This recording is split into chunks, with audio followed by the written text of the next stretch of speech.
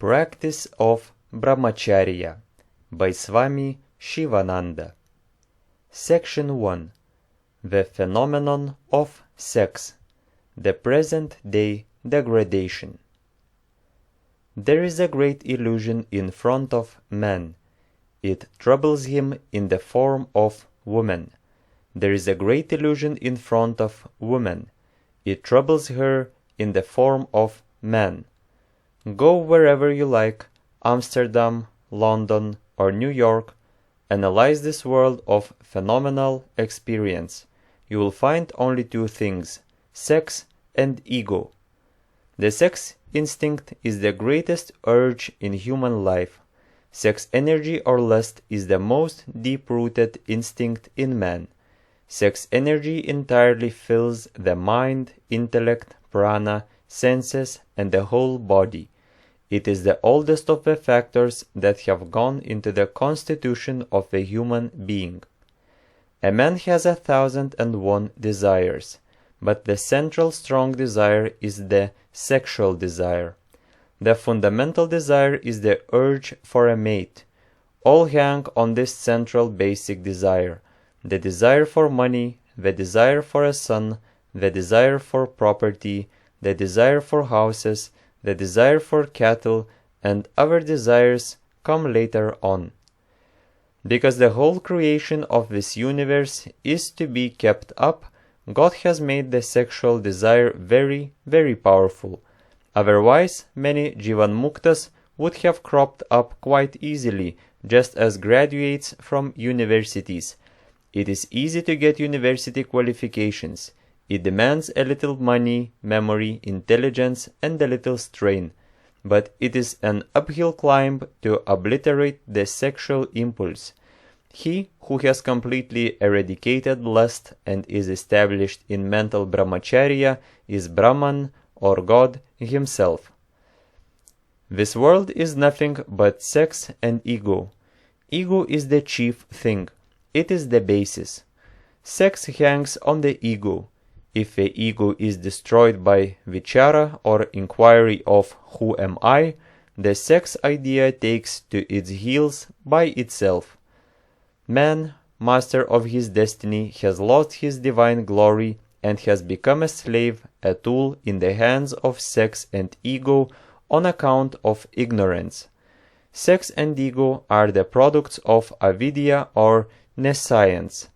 The dawn of knowledge of the self annihilates these two enemies of Atman, the two dacoits who are plundering the helpless, ignorant, little false jiva, the illusory I. Man has degraded himself to a great degree by becoming the puppet of passion. Alas, he has become an imitative machine. He has lost his power of discrimination. He has sunk into the most abject form of slavery. What a sad state! What a lamentable plight indeed! If he wishes to regain his lost divine state and Brahmic glory, his whole being must be transformed, his sex desire must be completed, transmuted by sublime divine thoughts and regular meditation. Transmutation of the sex desire is a very potent, efficacious, and satisfactory way to realize eternal bliss. The world is all sexy. Passion reigns supreme in all parts of the world. The minds of people are filled with sexual thoughts. The world is all sexy. The whole world is under a tremendous sexual intoxication. All are deluded and move in the world with perverted intellects. No thought of God. No talk of God. It is all fashion, restaurants, hotels, dinners, dances, races, and cinema. Their life ends in eating, drinking, and procreating. That is all. Passion has introduced new fashions not only in London, Paris, and Lahore, but even in Madras, amongst the Brahmin girls of orthodox families who apply cherry blossom powder and hazeline snow to their faces, instead of the sacred turmeric powder, and dress their hair like the French girls. This sort of vile imitation has crept into the mind of our boys and girls in India. The sacred precepts and teachings of our ancient sages and rishis have been totally ignored. What a lamentable state! They will accept anything as true only if a Johnson or a Russell brings something by way of a theory of evolution, motion, atom, relativity, or transcendentalism. Shameful indeed! Their brains are all clogged with foreign particles. They do not have a brain to absorb anything good in others. There is a miserable degeneration in the present young men and women in India. This is the age when they cannot walk even a short distance without a rickshaw, a car, a tram, a bicycle, or a carriage. What an awful artificial life! Bobbing of the hair amongst the ladies in India has become a severe epidemic and has invaded the whole of India. This is all due to the mischief of passion and greed. Young men of the present day indiscriminately imitate the West, and this results in their own ruin. Men are swayed by lust. They lose their sense of righteousness and of time and place. They never discriminate between right and wrong. They lose all sense of shame. Read the history of the crimes, robbery, rapes, kidnapping, assaults, murders, that come up for trial before the sessions courts. Lust is at the root of all this. It may be lust for money or lust for carnal pleasure. Lust ruins life, luster, strength, vitality, memory, wealth, fame, holiness, peace, wisdom, and devotion. Man, with his boasted intellect, has to learn lessons from birds and animals. Even animals have more self-control than men. It is only the so-called man who has degraded himself much by indulgence.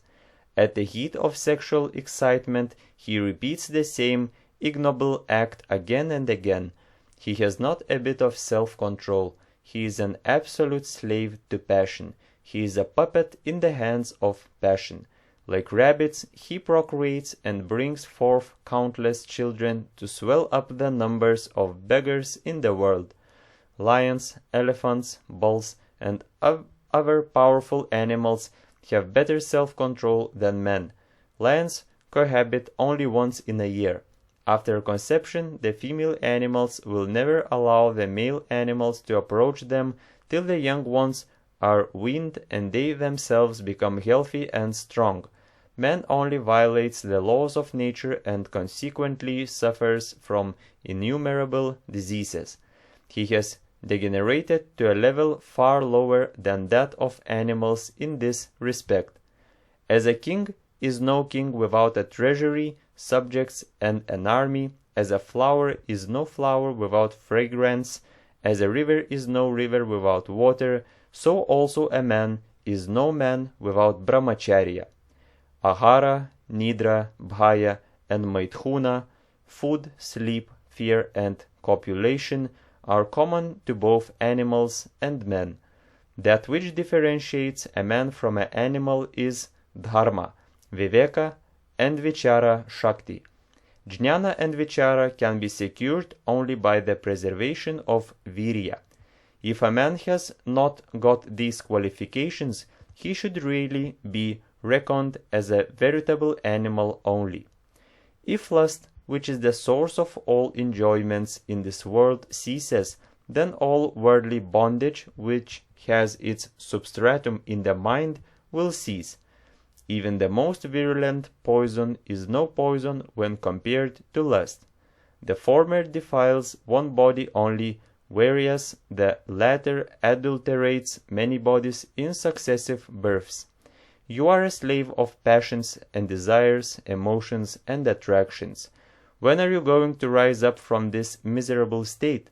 Those persons who, in spite of the knowledge of the non-existence of happiness, both in the past and in the present, in the baneful objects of the world, do yet entangle themselves in them with their thoughts clinging to them, deserve the appellation of an ass, if not a worse one. If you do not possess viveka, if you do not try your best for salvation, if you spend your lifetime in eating, drinking, and sleeping, you are a horizontal being only, having to learn some lessons from those animals which possess far more self-restraint. The sexual degradation that has overtaken mankind today is due directly to the fact that people have assumed that there is a natural sexual instinct in human beings. It is not so. The natural instinct is the procreative one. If men and women restrict sexual indulgence to mere procreation, then that itself is observance of Brahmacharya. As this found to be impossible in the vast majority of cases, total abstinence is enjoined on those who seek the higher values of life. As far as the sadhaka of burning mumukshutva is concerned, celibacy is a sine qua non, as he cannot afford to waste his vital energy at all. The gratification of every worldly desire is sinful. The flesh should be the abject slave of the spirit intent upon divine things. Man was created for a life of spiritual communion with God, but he yielded to the seduction of evil demons who availed themselves of the sensuous side of his nature to draw him away from the contemplation of the divine and lead him to the earthly life. Moral goodness, therefore, consists in renouncing all sensuous pleasures, in separating from the world through discrimination and dispassion, in living solely after the Spirit, in imitating the perfection and purity of God. Sensuality is inconsistent with wisdom and holiness. The great business of life is to avoid impurity. Spiritual sadhana is the answer to sex attraction. Real culture is the establishment of perfect physical and mental brahmacharya. Real culture is the realization of the identity of the individual soul with the Supreme Soul through direct experience.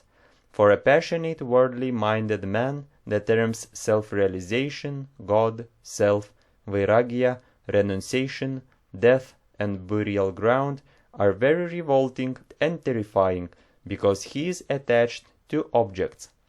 The terms singing, dancing, talks about women, and so on are very pleasing. The attraction for objects will gradually vanish if one begins to think seriously of the unreal nature of the world.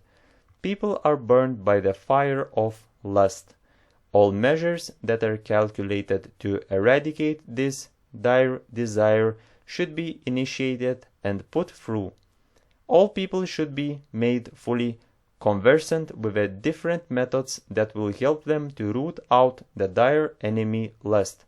If they fail in one method, they can take recourse to another. Lust is a brutal instinct in unregenerated man.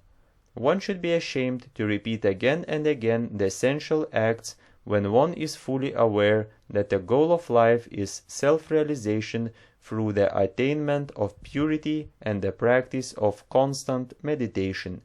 An objector may say that these topics should not be dealt with openly, but should rather be talked about secretly. This is wrong. What is the use of hiding things? Hiding a thing is a sin. In these days of modern culture and new civilization, in this era of scientific advancement, these lines may not be relished by some people.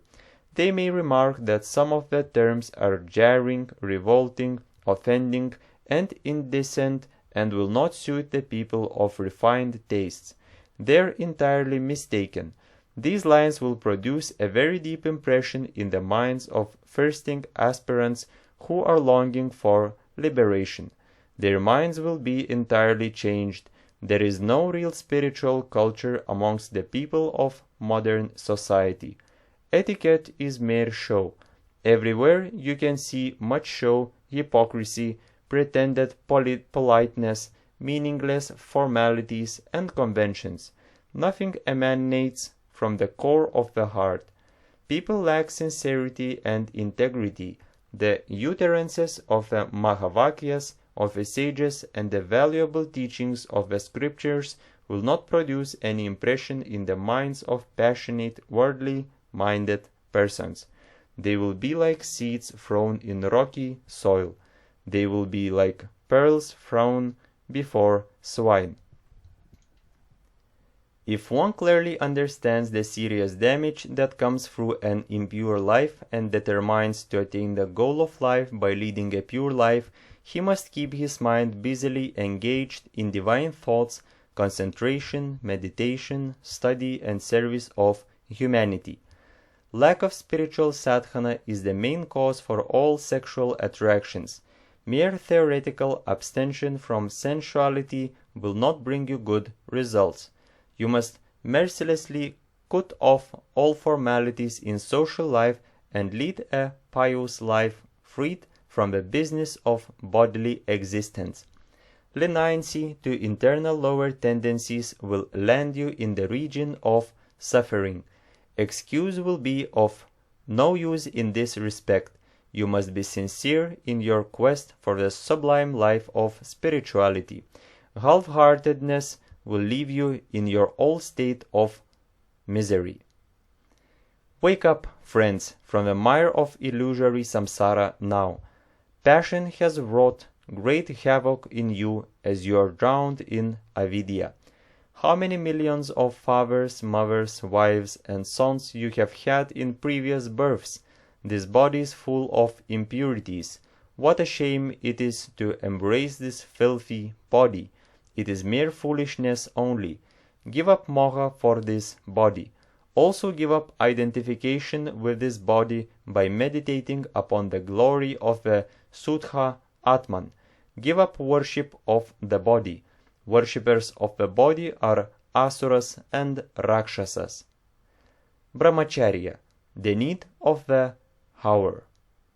My dear brothers, remember that you are not this perishable body of flesh and bones. You are the immortal, all-pervading Sat Chit Ananda Atman. Thou art Atman. Thou art living truth. Thou art Brahman. Thou art absolute consciousness. You can attain this supreme state only by leading a life of true Brahmacharya. The spirit of Brahmacharya must pervade your entire life and all your actions. People talk of Brahmacharya, but practical men are rare indeed. A life of continence is really beset with difficulties, but the path becomes smooth for a man of iron determination, patience, and perseverance. We want real practical men in the field, men who are practical brahmacharis, men who can impress people by their strong physique, ideal lives, noble character, and spiritual strength. Mere idle talk is of no use whatsoever.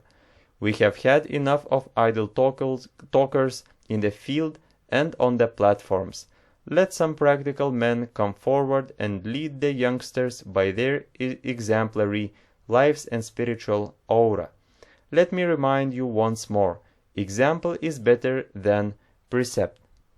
The average life of mankind has shrunk to 40 years as against a natural 100 years. Every well-wisher of a country must think over the most disgraceful and disastrous state of affairs very carefully and apply the proper remedies in time. The future well-being of a country rests entirely on the youth. It is the duty of the sannyasins, saints, teachers, professors, and parents to reintroduce the life of celibacy in youngsters.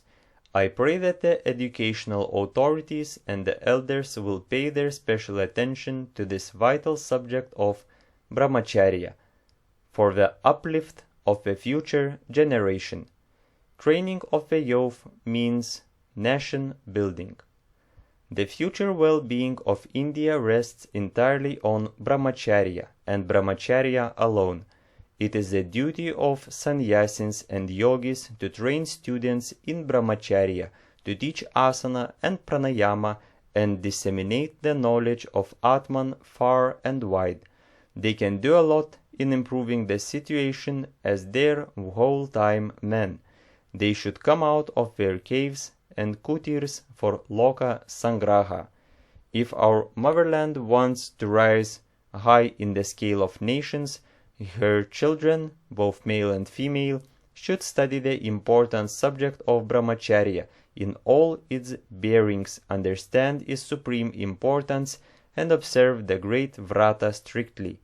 In conclusion, I fervently pray with folded hands that you all should sincerely struggle hard to control passion, the enemy of peace and prosperity, by sadhana. A true brahmachari is the real mighty emperor of this world. My silent adorations to all brahmacharins. Glory unto them. May you be seated firm as the Mahameru in your Sachitananda Svarupa without any impure lustful thought. May God bless the aspirants with strength and energy for keeping up brahmacharya. May you, with a pure stainless mind, unintermittently be in the cognition of your atmic reality. May you, without worldly desires and ambition, rest in that whichever is in the midst of the enjoyer and the enjoyed. May the divine splendors shine in your face. May the divine flame grow brighter in you all. May the divine power and peace abide in you forever. Om Shanti Shanti Shanti. 2. The working of the sex impulse. Man wishes to have children to maintain the race or line. This is the reproductive instinct. The desire to copulate proceeds from this sexual instinct. The strength of the sexual desire depends upon the sexual impulse. According to the Gita, impulse is vegam or force. Lord Krishna says, "He who is able to endure here on earth, before he is liberated from the body, the force born of desire and passion, he is harmonized, he is a happy man." Impulse is a mighty force. It exerts influence on the mind. It is a force suddenly communicated to the mind. Just as petrol or steam moves the engine, the instincts and impulses move this body. The instincts are the prime movers of all human activities. They give a push to the body and move the indriyas to action. The instincts create habits. The instinctive impulses supply the driving power by which all mental activities are kept up. These impulses are mental forces. They operate through the mind and the intellect. They mold the life of a man. The mystery of life lies in them. The attraction towards women in men is born in rajas. That unknown attraction and happiness in their company is the seed of the sex impulse. This attraction, which is like a bubble in the beginning, later on assumes the form of a formidable, uncontrollable wave of strong passion or sexual appetite. Beware! Generate the spiritual wave of devotion through japa, satsanga, meditation, and vichara, and kill this attraction in the bud. You must understand the psychological working of a sex impulse. When there are itches on the body, mere scratching of them is a pleasure. The sex impulse is only a nervous itching. The satisfaction of this impulse begets a delusive pleasure, but it has a disastrous effect on the spiritual well-being of the person. The flowery bow of Cupid. Lust is powerful. It carries a flowery bow equipped with 5 arrows, namely Mohana, Stambhana, Unmadana, Soshana, and Tapana, fascination, stupefaction, intoxication, emaciation, and burning. One arrow causes fascination in young men when they see a beautiful form. Another arrests their attention. The third intoxicates them.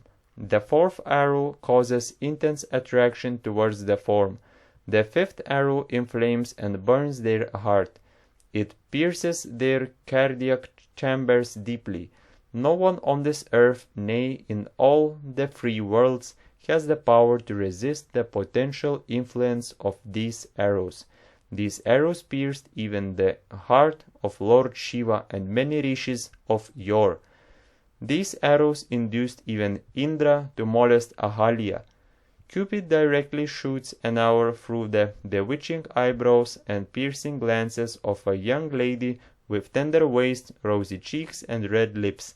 Moonlight night, scents and perfumes, flowers and garlands, sandal paste, meat and liquor, theatres and novels are his mighty weapons to delude the passionate young man.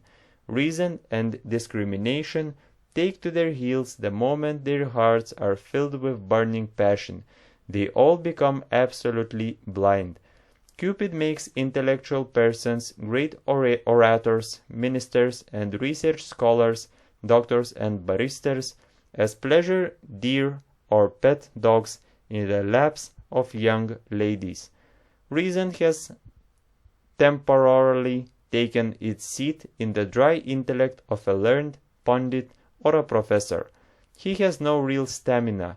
Cupid knows his strength. Cupid reigns supreme everywhere. He penetrates the hearts of all.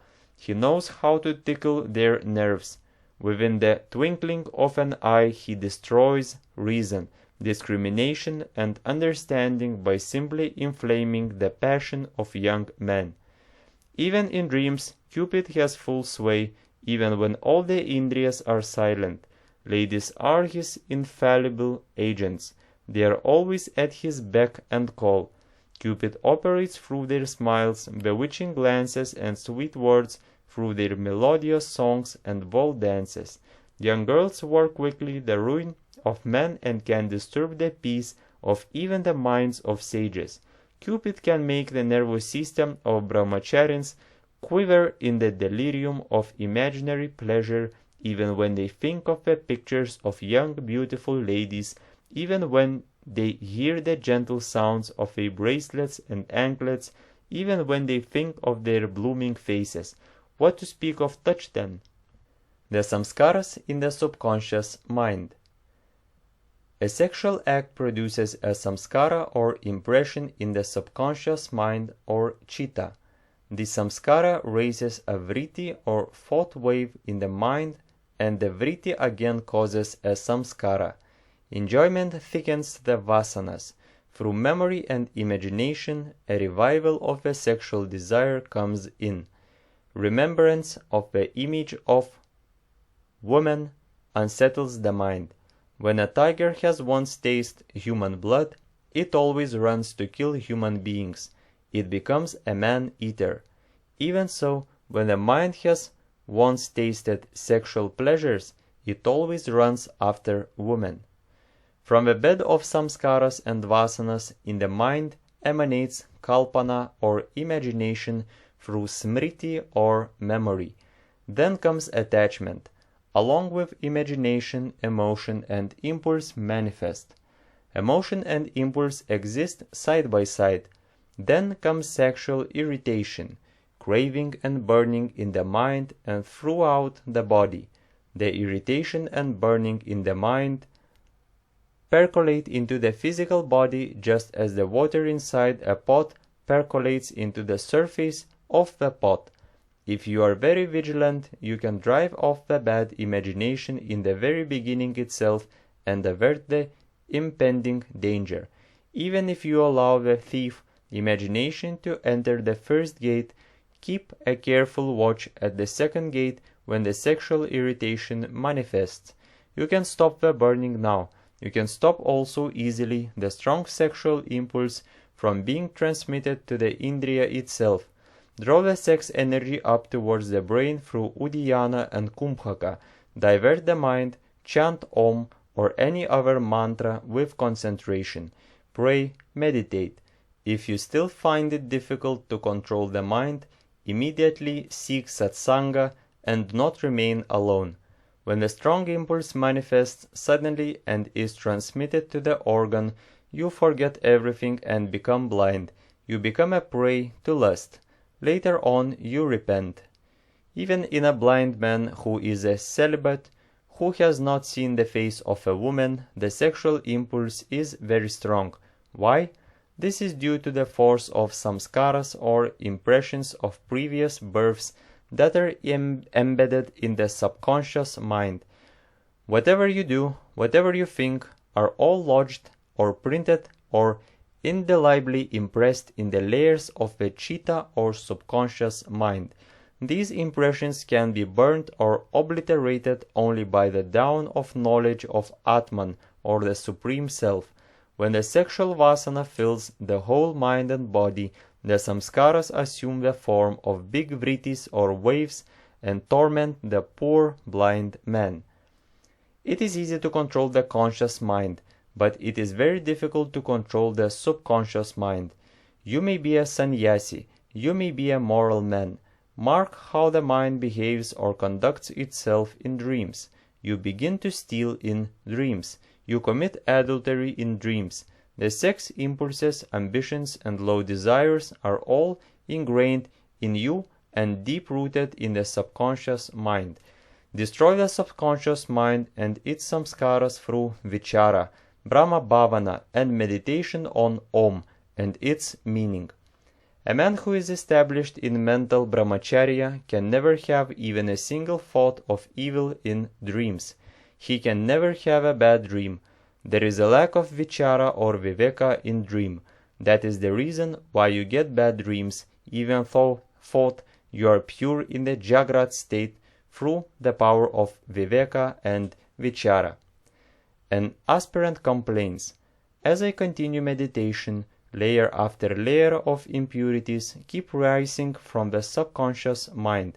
Sometimes they are so strong and formidable that I am bewildered as to how to check them. I am not perfectly established in truth and in brahmacharya. The old habits of lust and of speaking lies are still lurking in me. Lust is troubling me vigorously. The very idea of woman agitates my mind. My mind is so sensitive that I am not able to hear or think of them. As soon as the thought comes in the mind, my sadhana gets disturbed and also the peace of the whole day is spoiled.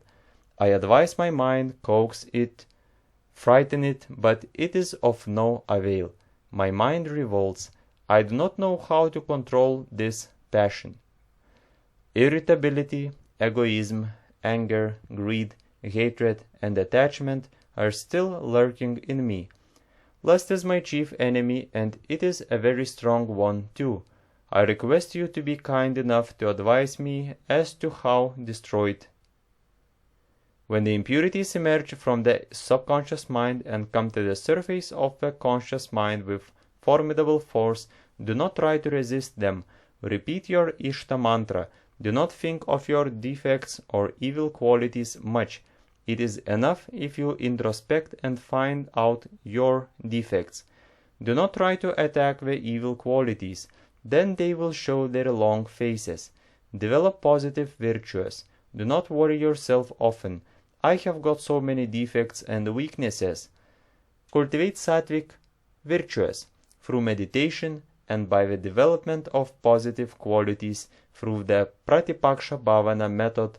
All the negative qualities will die by themselves. This is the right method. You may become old, your hair may turn gray, but your mind is ever young. The capacity may vanish, but the craving remains even when you have reached advanced senility. Cravings are the real seeds of birth. These craving seeds give rise to sankalpa and action. The wheel of samsara is kept revolving by these cravings. Nip them in the bud. Then only will you be safe. You will get moksha. Brahma bhavana, Brahma chintana, meditation on Om, and devotion will root out these craving seeds which are laid deep. You will have to dig them out properly in various corners and burn them beyond resurrection. Then only your efforts will bear the fruit of nirvikalpa samadhi. One student writes to me, "The impure flesh and skin appear to me as a very pure and good. I am very lustful. I try to develop mentally the bhava of mother in all women. I prostrate before a lady mentally, thinking that she is an image of goddess Kali, and yet my mind is extremely lustful. What shall I do now? I desire again and again to have a glimpse of a beautiful lady. Obviously, viragya and discrimination have not dawned in his mind even a bit. The old wishes, samskaras and vasanas are very powerful. Even a pure brahmachari will be troubled in the beginning by curiosity. He will be curious to know and feel what sort of happiness the sexual enjoyment will give. He thinks sometimes, let me have the carnal knowledge of a woman once, then I will be able to root out this sexual impulse and desire completely. This sexual curiosity is troubling me very much. Mind wants to delude this brahmachari. Maya havocks through curiosity. Curiosity is transmuted into a strong desire. Enjoyment cannot bring satisfaction of a desire. The wise way is to kill the strong wave of curiosity by vichara or inquiry about the pure sexless Atman, by totally eradicating the sexual desire through constant meditation and by thinking over the glory of brahmacharya and the defects of an impure life. How to gauge your own mental purity. The sight of a young beautiful girl produces in a passionate young man attraction and agitation in the mind, piercing of the heart and serious intoxication. If these symptoms are absent in a man, then it is a sign to denote that he is established in brahmacharya. The sight of the pairing or mating of birds and animals, or the sight of the bare body of a lady should not produce the least agitation in the mind. If a feeling arises in the mind of a brahmachari for the company of a woman during times of ailment, if there is a strong desire to be in her company, if there is a desire to talk, play, and joke with her, if there is a desire to look at young beautiful girls, if a look is unholy and unchaste, and if there is a desire in the mind when there is pain in the body for touch by the hands of females, remember that lust is still lurking in his mind. There is deep sexual craving. This should be destroyed. The old thief is still hiding. Such a brahmachari must be very careful. He is still within the danger zone. He has not attained the state of purity. Even in dreams, there should not arise in the mind any craving for the touch of a female and the company of a woman. One's purity can be gauged by one's experiences in dream. If one is entirely free from any sexual thought in dreams, he has reached the climax of purity. Self-analysis and introspection are indispensable requisites to determine the state of one's mind. A jnani will have no wet dreams. He who is established in brahmacharya will not get even a single bad dream. Dream serves as a criterion to judge our mental state or the degree of our mental purity. If you do not get impure dreams, you are growing in purity. The very idea of sex should vanish from the mind. Sukadeva had this experience. Suka did not marry. He left his home and roamed about the world at large, stark naked. The separation was very painful for his father, Vyasa. Vyasa went out in search of his son. While he passed by Tang, the Apsaras, who were freely indulging in play, felt ashamed and put on their clothes hastily. Vyasa said, "Very strange indeed. I am old. I am putting on clothes. But when my son passed this way naked, you kept quiet, you remained unmoved."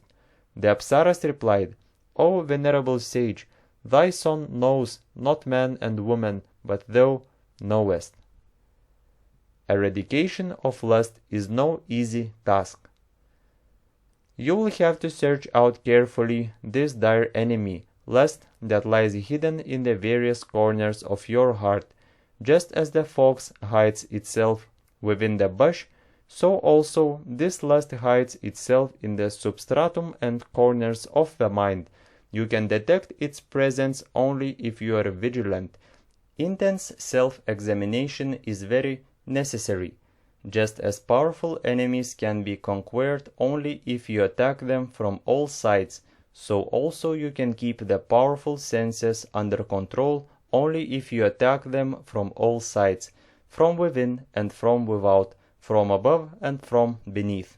The senses are very turbulent. The powerful virus that causes syphilis is attacked on all sides by the doctor by various contrivances such as inunction or local rubbing, injection, mixture, and powder.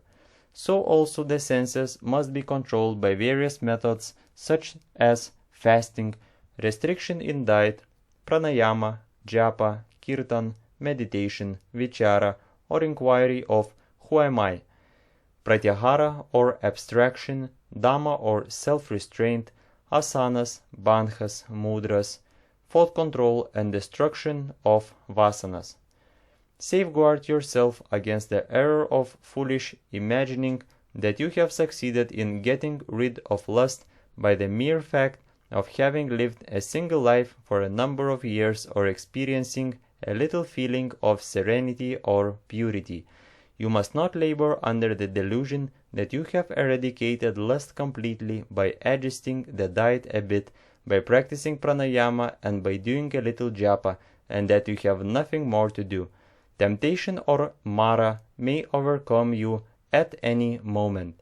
Eternal vigilance and rigorous sadhana are very essential. You cannot attain perfect brahmacharya by limited effort. Just as a machine gun is necessary to kill a powerful enemy, so also constant, vigorous, powerful sadhana is necessary to annihilate this powerful enemy, lust. You must not be puffed up with pride for your little achievement in celibacy. If you are put to test, you will hopelessly fail. You must be ever conscious of your shortcomings and you must constantly strive to get rid of them. The highest effort is necessary. Then only you will have sanguine success in this direction.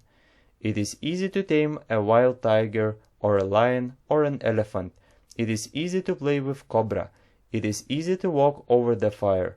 It is easy to devour fire and drink the waters of the ocean. It is easy to uproot the Himalayas. It is easy to get victory in the battlefield, but it is difficult to eradicate lust. Right from the earlier stages of evolution through the ages, the instinctive urge for reproduction and multiplication has been kept up only by the power of lust. Therefore, despite all efforts at controlling and subduing it, the power tries to manifest itself forcibly and overwhelm the sadhaka or aspirant. All the same, you need not despair even a bit. Have faith in God, in His name and His grace. Lust cannot be completely rooted out of the mind except by the grace of the Lord. You are bound to succeed if you have faith in Him. You can destroy lust in the twinkling of an eye. The Lord makes a dumb man speak and a lame man ascend a steep hill. Mere human effort alone will not suffice. The divine grace is needed. God helps those who help themselves. If you do total self-surrender, Mother herself does the sadhana. Regular meditation and japa of a mantra, sattvic diet, satsanga, practice of pranayama, shirsha and sarvanga asanas, study of religious books, vichara, and seclusion for 3 months on the banks of any holy river will entirely annihilate lust, however powerful the old samskaras and vasanas may be. The positive always overcomes the negative. You need not be discouraged at any rate. Plunge yourself seriously in meditation, kill this Mara and come out victorious in the struggle. Shine as a brilliant yogi, thou art ever pure Atman. Feel this, O Vishvaranjan. Sexual impulses can with difficulty be controlled. A rebellion of the sexual impulses takes place when you attempt to control them. Constant japa and meditation for a long period are necessary to direct the sex energy into the spiritual channel. Complete sublimation of the sexual energy into ojas shakti is necessary. Then only you are perfectly safe. Then only you will be established in samadhi, as rasasvad will entirely vanish. Extreme patience, constant vigilance, perseverance, and rigorous sadhana are necessary to eradicate the sexual impulses and attain perfect purity in thought, word, and deed.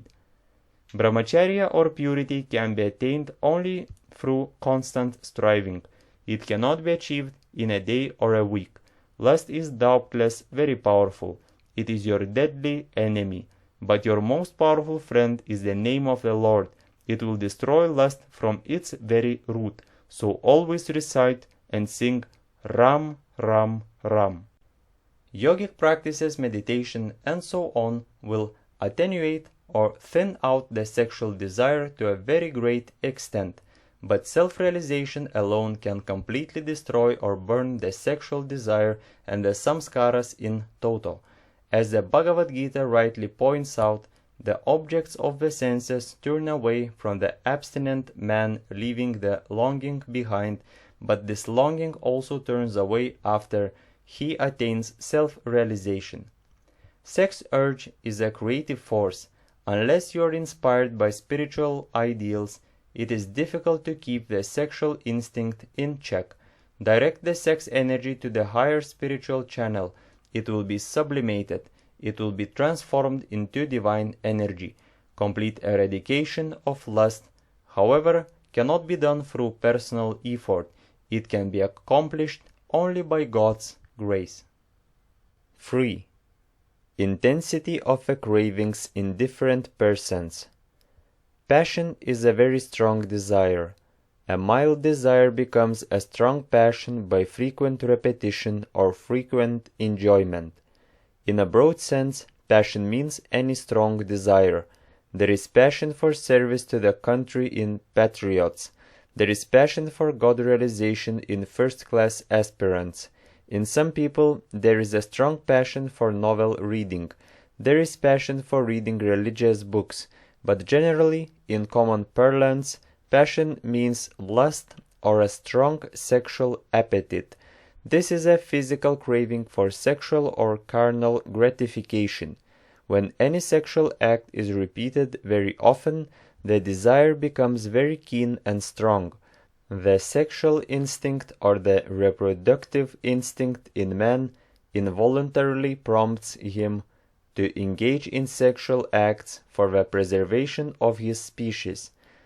Passion is the instinctive urge for externalization through self-preservation and self-multiplication. It is the diversifying power which is directly opposed to the force that moves towards the integration of being. Passion is an effect or product of avidya. It is a negative vikara in the mind. Atman is ever pure. Atman is vimala or nirmala or nirvikara. It is nitya shuddha. Avidya Shakti has taken the form of passion for keeping up the lila of the Lord. You will find in the Chandipath or Durga Saptasati, Yadevi Sarva Bhuteshu Kamarupena Samsthita, Namastasyei, Namastasyei, Namastasyei, Namo Namah. It means, I bow to that Devi who has taken the form of passion in all these beings. Even Brahma, the creator, does not know the exact seat wherein passion lies. In the Bhagavad Gita, you will find it mentioned that the senses, the mind and the buddhi are the seats of passion. The pranamaya kosha or the vital sheath is another seat. Desire is all-pervading in the body. Every cell, every atom, every molecule, every electron is surcharged with passion. There are undercurrents, cross-currents, intercurrents, and submarine currents in the mighty ocean of passion. You must completely annihilate each one of them. You must completely destroy passion in all places. Passion is a vritti or modification that arises from the mind lake when the Rajoguna predominates. Rajasic food such as meat, fish and eggs, Rajasic dress and the Rajasic way of living, scents, novel reading, cinema, talk on sensual things, bad company, liquor, intoxicants of all description, tobacco, all these excite passion. Passion in children, the youth, and the aged. Passion is in a seed state in young boys and girls. It does not give them any trouble. Just as the tree is latent in the seed, so also passion is in a seed state in the minds of children. In old men and women, passion gets suppressed. It cannot do any havoc. It is only in young men and women who have reached adolescence that this passion becomes troublesome. Men and women become slaves to passion. They become helpless. There is not much difference in sex between a male and a female, a boy and a girl, when they are very young. When they attain puberty, there is a drastic change. Feelings, gestures, body, gait, talk, look, movements, voice, qualities, and demeanor change altogether. The whole mango tree, with all its branches, leaves, and fruits, is contained in a subtle form in the seed. It takes time for manifestation. Even so, the vasana of lust lurks in the mind when you are a boy, manifests at 18, fills the whole body at 25, works havoc from 25 to 45, and then gradually declines. Various forms of wrongdoing and mischief are committed by human beings between 25 and 45. This is the most critical period of life. Sexual thought in sages, spiritual aspirants, and householders. In a jnani, the sexual craving is entirely eradicated. In a sadhaka, it remains well controlled. In a householder, when not controlled, it does havoc. It exists in him in its fully expanded state. He cannot resist it. He yields to it helplessly on account of his weak will and lack of firm resolution. In a jnani or a sage, no sensual thoughts will crop up in the mind. There will not be any difference in feeling when he sees a beautiful young girl, a child, or an old lady. He will see the one underlying eternal immortal self in a female and a male. He will not have any difference of feeling when he touches a book, a log of wood, a piece of stone, and the body of a female. There is no idea of sex in a jnani. Such must be the condition of mind of a man who is established in Brahmacharya. In an aspirant, there will be occasional sexual thoughts, but they are kept under check. They cannot do any havoc in him. A passionate householder, however, becomes a prey to sexual thoughts. A passionate man of the world wants the constant company of his wife. The idea of sex is ingrained in him. It is very powerful. He wants everything to be done by his wife. Then only he is pleased. This is simply due to passion. After the death of his wife, he never relishes his food even when it is prepared by expert cooks. Such persons are thoroughly unfit for the spiritual line. When a man feels disgust for the company of a woman and cannot tolerate her company, it is a sign to show the awakening of vairagya in him. If you keep lemon juice or tamarind juice in a golden cup, it is not spoiled or tainted. If you keep it in a brass or a copper vessel, it gets spoiled and becomes poisonous. Even so, if there are some Vishaya vrittis or sensual thoughts in the pure mind of a person who practices constant meditation, they will not pollute the man and induce vikara or passionate excitement. But if there are sensual thoughts in persons with impure minds, they can cause immediate excitement in them when they come across sensual objects. In the vast majority of persons, the sexual craving is very intense. They have got extreme sexual hankering. In some, the sexual desire occasionally comes, but passes off quickly. There is mere agitation only, of a simple nature in the mind, By the proper method of spiritual sadhana, this also can be completely eradicated. Lust in men and in women. Thought a lady appears to be gentle and soft, yet she becomes rude, rough, and distinctly masculine when she becomes angry. The feminine grace vanishes when she comes under the influence of wrath, indignation, fury, and resentment. Have you ever seen women fighting in the streets? Women are more jealous than men. They have more moha and passion also. They are 8 times more passionate than men. Women have more power of endurance. They are more emotional. Males are more rational. Thought females are more passionate, yet they have more power of restraint than males. After enticing men, they keep quiet. The real culprit is man only. He is aggressive. It is he who tastes the forbidden fruit first. He is active. He goes out of control and loses his intellect, power of understanding, and judgment when he is under the grip of passion and becomes the sporting lapdog of woman. When once man falls into the trap or net spread out by woman, there is no escape for him. Woman is passive. She only tempts and deludes man. She inflames and excites the heart of man. She smiles and glances and then keeps quiet. She waits, but man is the aggressor. He is the real culprit. Man is the worst culprit. He is the real seducer. He is the aggressor. He is the violator. All women would have become Miras, Madalasas, and Sulabhas had it not been for this vilest nature of man.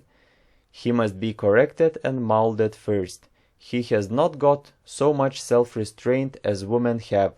Women are 8 times more passionate than men, but possess 8 times more strength of control over the sexual impulses or the sexual urge. This is the weakness of man. Thought he may be physically and intellectually more powerful than a woman. Women flatter, coax, and cajole you. They are experts in the art of blandishment. They have made you a slave by their winning expressions, actions, youthful charm, coquettish glances, gestures, and smile. A considerable portion of your life has been wasted pursuing the phantoms of flesh. Women appear charming only for a short time, but turn destructive of health and happiness soon after. Beware of these temptresses who entangle you by their blandishments. Pass your remaining days at least on the holy banks of the Ganga in silent japa and meditation.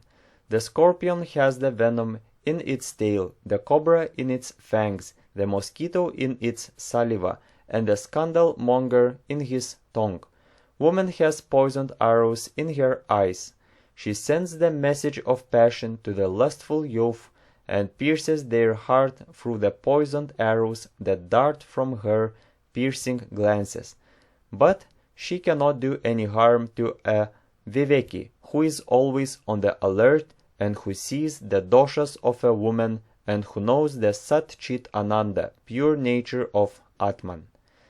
There are tongues and telegraphic instruments in the eyes of young passionate ladies. They send their love shafts and love messages through their smiling glances to passionate young men and thereby allure and bewitch them. Those young men who have no discrimination are excited by these love messages and become a prey to lust. They become pleasure deer or sporting lap dogs of ladies, thought they possess academic education and hold high position and title. What a shame! Reason, will, intellect vanish altogether. O aspirants, do not be very familiar with any woman. You should not sacrifice a noble idea of life for the sake of pleasing a bewitching woman. Think of a composition of a body. Keep the mental image of a dead body of a woman or a skeleton whenever passion troubles you. You will slowly gain strength to subdue the passion. Vairagya will slowly down. The cause for attraction towards woman is the presence of vasanas or subtle desires in the mind. Wipe them out. There will be no attraction. Those who have renounced women and money have really renounced the world. 4. Sex is in imagination. Sex is the distinction between male and female. It is a mental creation. It is a kalpana or imagination. There is no sex in the 5 elements of which the body is composed. The human body is nothing but a combination of the 5 elements. How then has the sex idea come? The sex idea is illusory. It is a trick of the mind. It is jugglery of Maya. It is a notion. The sex idea is deep-rooted. Man can never think that he is a female. A female can never think that she is a male. For a liberated sage, this world is full of Brahman only. For a passionate man, this world is full of woman. He falls in love with a wooden post if it is wrapped in a silken gown or a beautiful cloth with attractive borders and a petticoat. Passion is a terrible curse.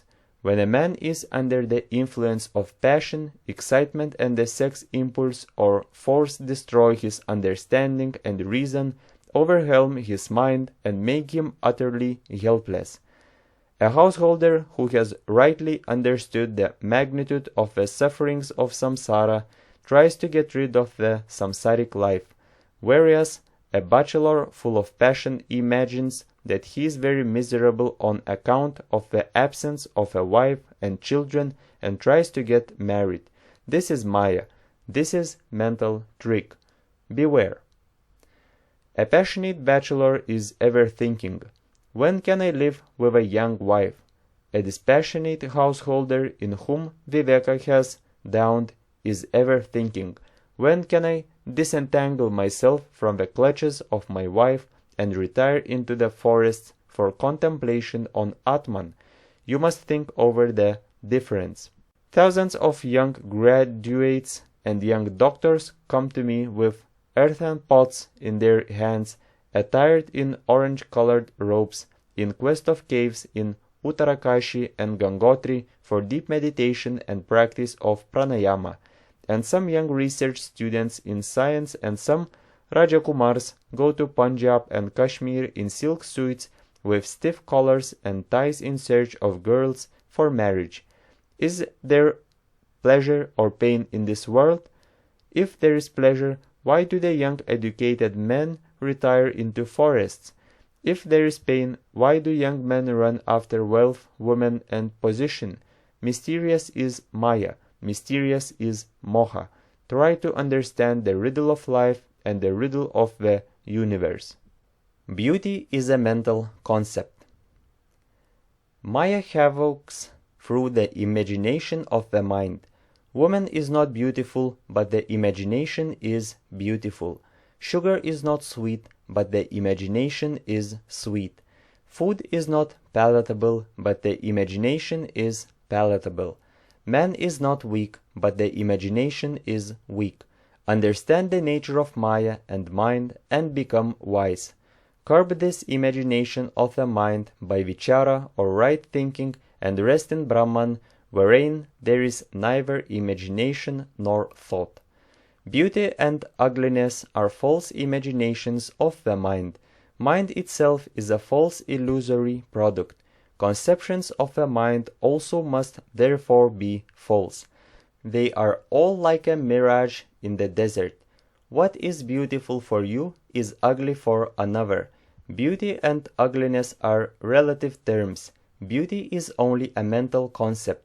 It is only a mental projection. It is only a civilized man who talks much of the symmetry of form, good features, graceful gait, elegance of manners, and graceful form. An African Negro has no idea of all these things. Real beauty is in the self only. Beauty resides in the mind and not in the objects. Mango is not sweet. The idea of mango is sweet. It is all vritti. It is all mental deception, mental conception, mental creation, mental shrishti. Destroy the vritti, beauty vanishes. The husband stretches his own idea of beauty in his ugly wife and finds her very beautiful through passion. Shakespeare has rightly expressed this in his Midsummer Night's Dream. Cupid is painted blind. It finds Helen's beauty in the brow of Egypt. The Indriyas and the mind delude you at every moment. They are your real enemies. Beauty is a product of mental creation. Beauty is a product of the imagination. An ugly woman appears very beautiful only in the eyes of her husband. Where is the beauty, my dear friends, in the wrinkled skin of an old woman? Where is the beauty when your wife is bedridden? Where is the beauty when your wife gets angry? Where is the beauty in the dead body of a woman? The beauty in the face is a mere reflection. The real, undecaying beauty of beauties, the fountain of beauties, can be found in the Atman only. You have ignored the substance and caught hold of a broken piece of glass. What a serious blunder have you committed by your impure thoughts, impure mind, impure buddhi, and impure way of living. Have you realized your mistake? Will you open your eyes at least now? A beautiful wife is very charming. She is very sweet when she is young, when she smiles, when she puts on beautiful dress, when she sings and plays on the piano or the violin, when she dances in the ballroom, but she is horrible to look at when she loses her temper, when she quarrels with the husband for not getting silk saris and gold necklace, when she suffers from acute abdominal colic or some such disease, and when she becomes old. For a few years nature bestows on woman her gift of special beauty, charm, and elegance, in order that she may capture the hearts of men. Beauty is skin deep only. It will soon fade. The hair will become gray, and the skin will soon be filled with wrinkles. The tailor, the weaver, the embroiderer, the toilet maker, and the goldsmith make us beautiful for a few seconds. Man, in his excitement, infatuation, and delusion, forgets this point. This is Maya. Never trust this Maya. Beware, O man, wake up. Find out the beauty of beauties which is within you, which is your innermost self. O woman, sing like Mira and merge in Mira's Girdhar Nagar. Have you ever paused and considered what constitutes the basic ladies who excite lust in you? A bundle of bones, flesh, blood, urine, fecal matter, pus, perspiration, phlegm, and other dirt. Will you allow such a bundle to become the master of your thoughts? Will you exchange your birthright of eternal peace and happiness for such a fleeting, filthy mess of pottage? Shame on you! Were your will, your reason, and your discrimination given to you only for such an inglorious end? Have you not heard and seen that physical beauty is only skin deep and at the mercy of every passing accident, illness, and year? Misleading descriptions of a woman's beauty. Poets have exaggerated the beauty of ladies. They are misguided persons who put young men on the wrong path. Descriptions like damsels with bewitching eyes, face like the moon, rosy cheeks, and honeyed lips are false and imaginary. Where is the beauty in the dead body, in old women, in sick ladies? Where is the beauty when a lady is infuriated? You are aware of this, and yet you cling to their bodies. Are you not confirmed fools? This is due to the force of Maya. How mysterious is the power of Maya and Moha! The beauty of a woman is false, artificial, and decaying. Real beauty is undecaying and eternal. The Atman is the source of all beauties. His beauty is everlasting and undecaying. It is ornaments, silken clothing with fanciful borders, dressing of the hair with golden hairpins, flowers, application of powder to their faces, lipstick to the lips, and unguent to their eyes that lend a temporary decoration and artificial glittering to the woman, deprive them of their face powders, their ornaments, and gaudy dress, and ask them to wear a simple white cloth without any border. Where is the beauty now? The beauty of the skin is a delusion only. Poets describe in their fanciful, passionate moods that honey flows from the lips of a young, beautiful lady. Is this really true? What do you actually see? The stinking pus from the sockets of the teeth that are affected with dreadful piorrhea, the nasty and abdominal sputum from the throat, and foul saliva dribbling on the lips at night. Do you call all this a honey and nectar? And yet the passionate, lustful, and sex-intoxicated man swallows these filthy excretions when he is under the sway of excitement. Is there anything more revolting than this? Are not these poets culpable when they have given such a false description, when they have caused great havoc and damage to passionate young men? Behind the shining skin there is the raw flesh. Behind the smiles of a young lady are hidden frown and anger. Behind the rosy lips lie germs of diseases. Behind the gentleness and kind words are hidden harsh words and abuses. Life is fleeting and uncertain. O passionate man, realize the beauty of the Atman in the heart. The body is the abode for diseases. The net of affection in this world is strengthened by long indulgence. It has entwined its thick knotted twine around your neck. Minus skin, minus dress, minus ornaments, woman is nothing. Just imagine for a moment that her skin is removed. You will have to stand by her side with a long stick to drive away crows and vultures. Physical beauty is superficial, illusory, and fading. It is skin deep. Do not be deluded by external appearances. It is the jugglery of Maya. Go to the source, Atman, the beauty of beauties, the everlasting beauty. Passion blinds the intellect. Sexual pleasure is an illusion. It is Bhranti Sukha. It is no real happiness at all. It is mere nerve tickling. All worldly pleasures appear as nectar in the beginning. They become poison in the end. Reflect well, O Saumya, my beloved son. Do not be led away by impulses and passion. Nobody has been benefited in this world by this Maya. People weep in the end. Ask any grown-up householder whether he finds even an iota of happiness in this world. The fly runs towards the fire or lamp, thinking that it is a flower and gets burnt up. Even so, the passionate man runs towards a false beautiful form, thinking that he can get there the real happiness, and gets himself burned up in the fire of lust. Just as the silkworm entangles itself in its self-woven cocoon, so also you have entangled yourself in the meshes of your own desires.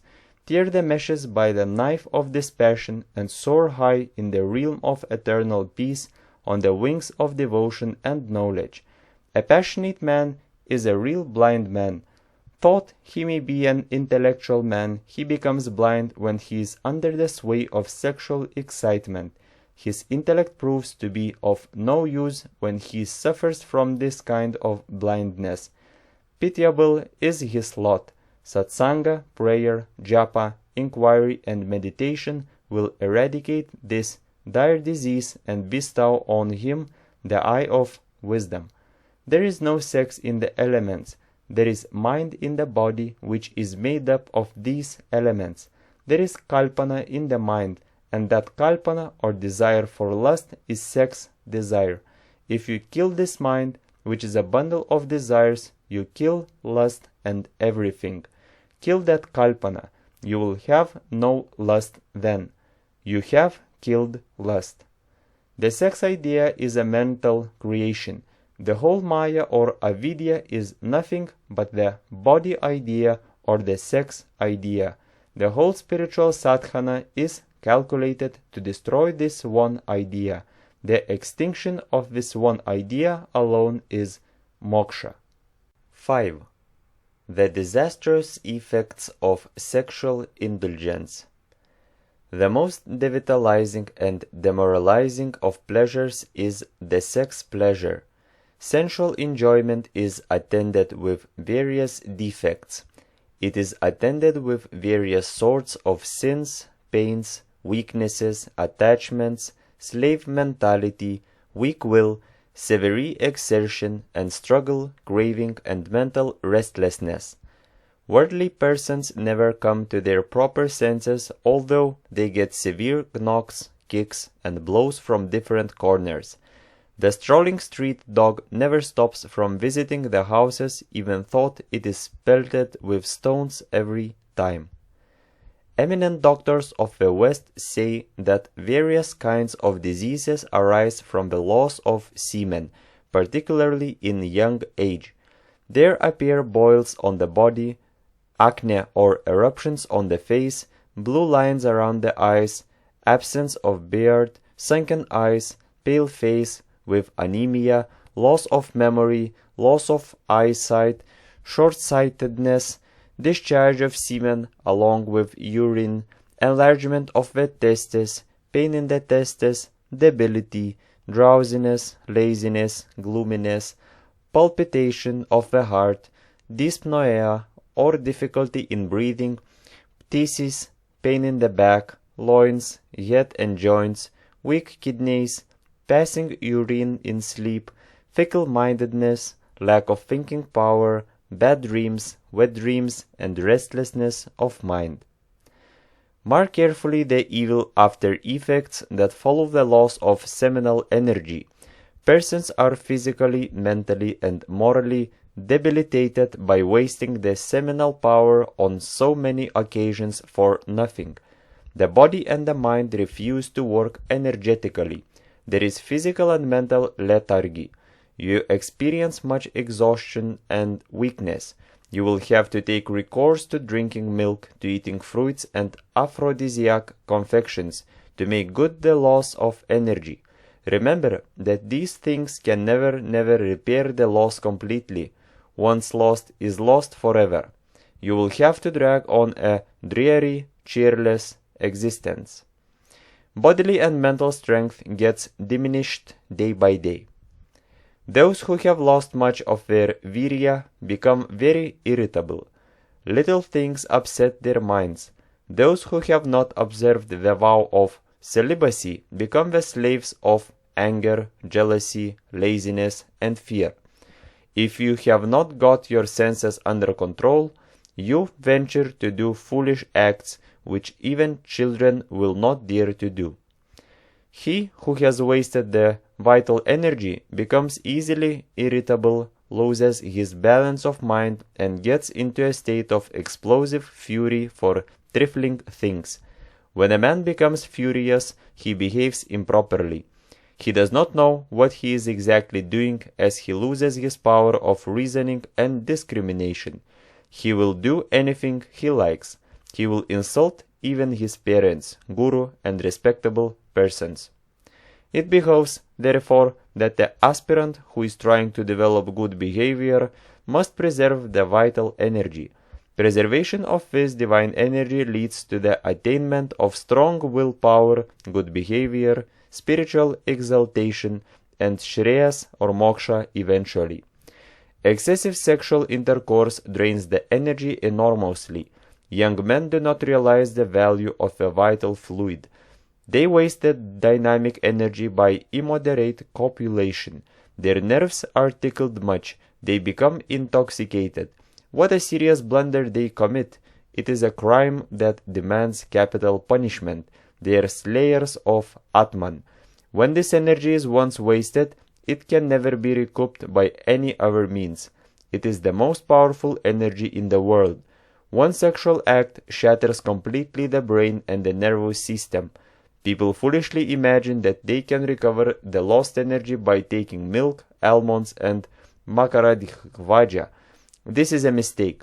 You must try your level best to preserve every drop, although you are a married man. Self-realization is the goal.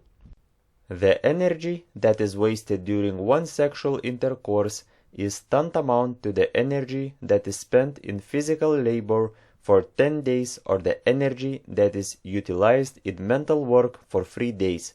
Mark how precious is the vital fluid, semen. Do not waste this energy. Preserve it with great care. You will have wonderful vitality. When virya is not used, it is all transmuted into ojas, shakti, or spiritual energy, and stored up in the brain. Western doctors know little of this salient point. Most of your ailments are due to excessive seminal wastage. Wet dream and voluntary copulation, a vital difference. A sexual act shatters the nervous system. The whole nervous system is shaken or agitated during the act. There is excessive loss of energy. More energy is wasted during coition. But it is not so when emission occurs during the dreaming state. In a wet dream, it may be the outflow of the prostatic juice only. Even if there is loss of the vital fluid, there is not much draining. The actual essence does not come out during wet dreams. It is only the watery prostatic juice with a little semen that is discharged during nocturnal pollutions. When nocturnal emission takes place, the mind which was working in the inner astral body suddenly enters the physical body vehemently in an agitated condition. That is the reason why emission takes place suddenly. The night discharge may not stimulate the sexual desire, but a voluntary copulation in the case of a sincere aspirant is highly detrimental to his spiritual progress. The samskara created by the act will be very deep, and it will intensify or strengthen the force of the previous samskaras that are already embedded in the subconscious mind and will stimulate the sexual desire. It will be like pouring ghee in the fire that is slowly getting extinguished. The task of obliterating this new samskara will be an uphill work. You should completely give up copulation. This mind will try to delude you in a variety of ways by giving wrong counsel. Be on the alert. Do not hear its voice, but try to hear the voice of the conscience, or the voice of the soul, or the voice of the discrimination. Youth with bloodless faces. A good lot of energy is wasted during copulation. Bad memory, premature old age, impotence, various sorts of eye diseases, and various nervous diseases are attributable to the heavy loss of this vital fluid. It is greatly shocking indeed to see many of our youth walking with tottering steps, with pale, bloodless faces owing to loss of this vital fluid, instead of jumping hither and thither with agile, nimble steps with vigor and vitality like the squirrel. Some people are so passionate and weak that even the thought or sight or touch of a woman causes discharge of semen. Pitiable is their lot. What do we see in these days? Boys and girls, men and women are drowned in the ocean of impure thoughts, lustful desires, and little sensual pleasures. It is highly deplorable indeed. It is really shocking to hear the stories of some of these boys. Many college boys have personally come to me and narrated their pitiable lives of gloom and depression brought about by heavy loss of semen resulting from unnatural means. Their power of discrimination has been lost owing to sexual excitement and lustful intoxication. Why do you lose the energy that is gained in many weeks and months for the sake of a little momentary sensual pleasure? 6. The value of semen. My dear brothers, the vital energy, the virya that supports your life, which is the prana of pranas, which shines in your sparkling eyes, which beams in your shining cheeks, is a great treasure for you. Remember this point well. Virya is the quintessence of blood. 1 drop of semen is manufactured out of 40 drops of blood. Mark here how valuable this fluid is. A tree draws the essence or rasa from the earth. This essence is circulated throughout the tree, its twigs, branches, leaves, flowers, and fruits. The shining colors and life in the leaves, flowers, and fruits are due to this rasa. Similarly, the virya that is manufactured by the cells of the testes out of blood gives color and vitality to the human body and its different organs. According to Ayurveda, semen is the last dhatu that is formed out of food. Out of food is manufactured chyle. Out of chyle comes blood. Out of blood comes flesh. Out of flesh comes fat. Out of fat comes bone. Out of bone comes marrow. Out of marrow comes semen.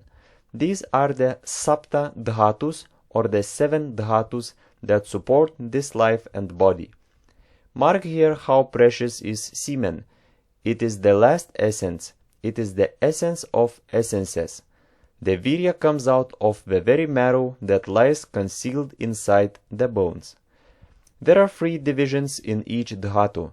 Semen nourishes the physical body, the heart, and the intellect. Only that man who uses the physical body, the heart, and the intellect can have perfect brahmacharya. A wrestler who uses his physical body only, but keeps the intellect and the heart undeveloped, cannot expect to have full brahmacharya. He can have brahmacharya of the body only, but not of the mind and the heart. The semen that belongs to the heart and the mind will certainly flow out. If an aspirant does only japa and meditation, if he does not develop the heart, and if he does not practice physical exercise, he will have only mental brahmacharya. The portion of the semen which goes to nourish the heart and the body will flow out, but an advanced yogi who dives deep in meditation will have full brahmacharya even if he does not take physical exercise. Semen is the quintessence of food or blood. 1 drop of semen is manufactured out of 40 drops of blood according to modern medical science.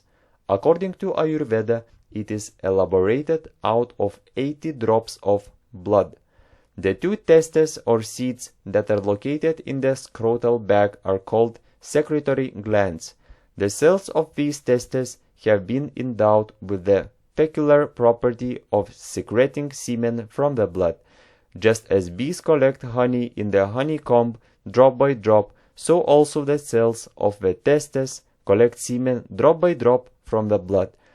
Then this fluid is taken by the 2 ducts or tubes to the vesicula seminalis. Under excitement, it is thrown out by special ducts called ejaculatory ducts into the urethra, where it is mixed with the prostatic juice. Semen is found in a subtle state in all the cells of the body, just as sugar is all-pervading in the sugar cane, butter in milk, so also semen is pervading the whole body. Just as the buttermilk is thin after the butter is removed, so also semen is thinned by its wastage. The more the wastage of semen, the more is the weakness. In the Yoga Shastras it is said, Maranam bindu patanat, jivanam bindu rakshanat.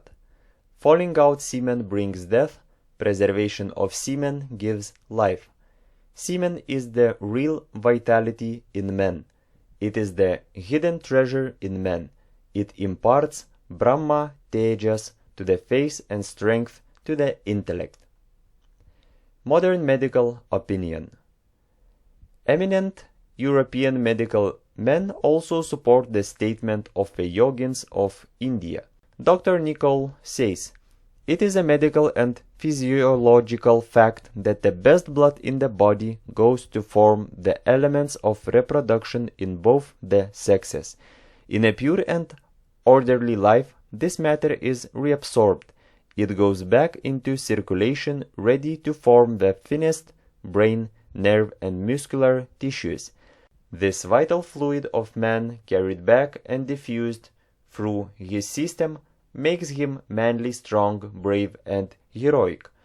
If wasted, it leaves him effeminate, weak, and physically debilitated and prone to sexual irritation and disordered function, a wretched nervous system, epilepsy, and various other diseases and death.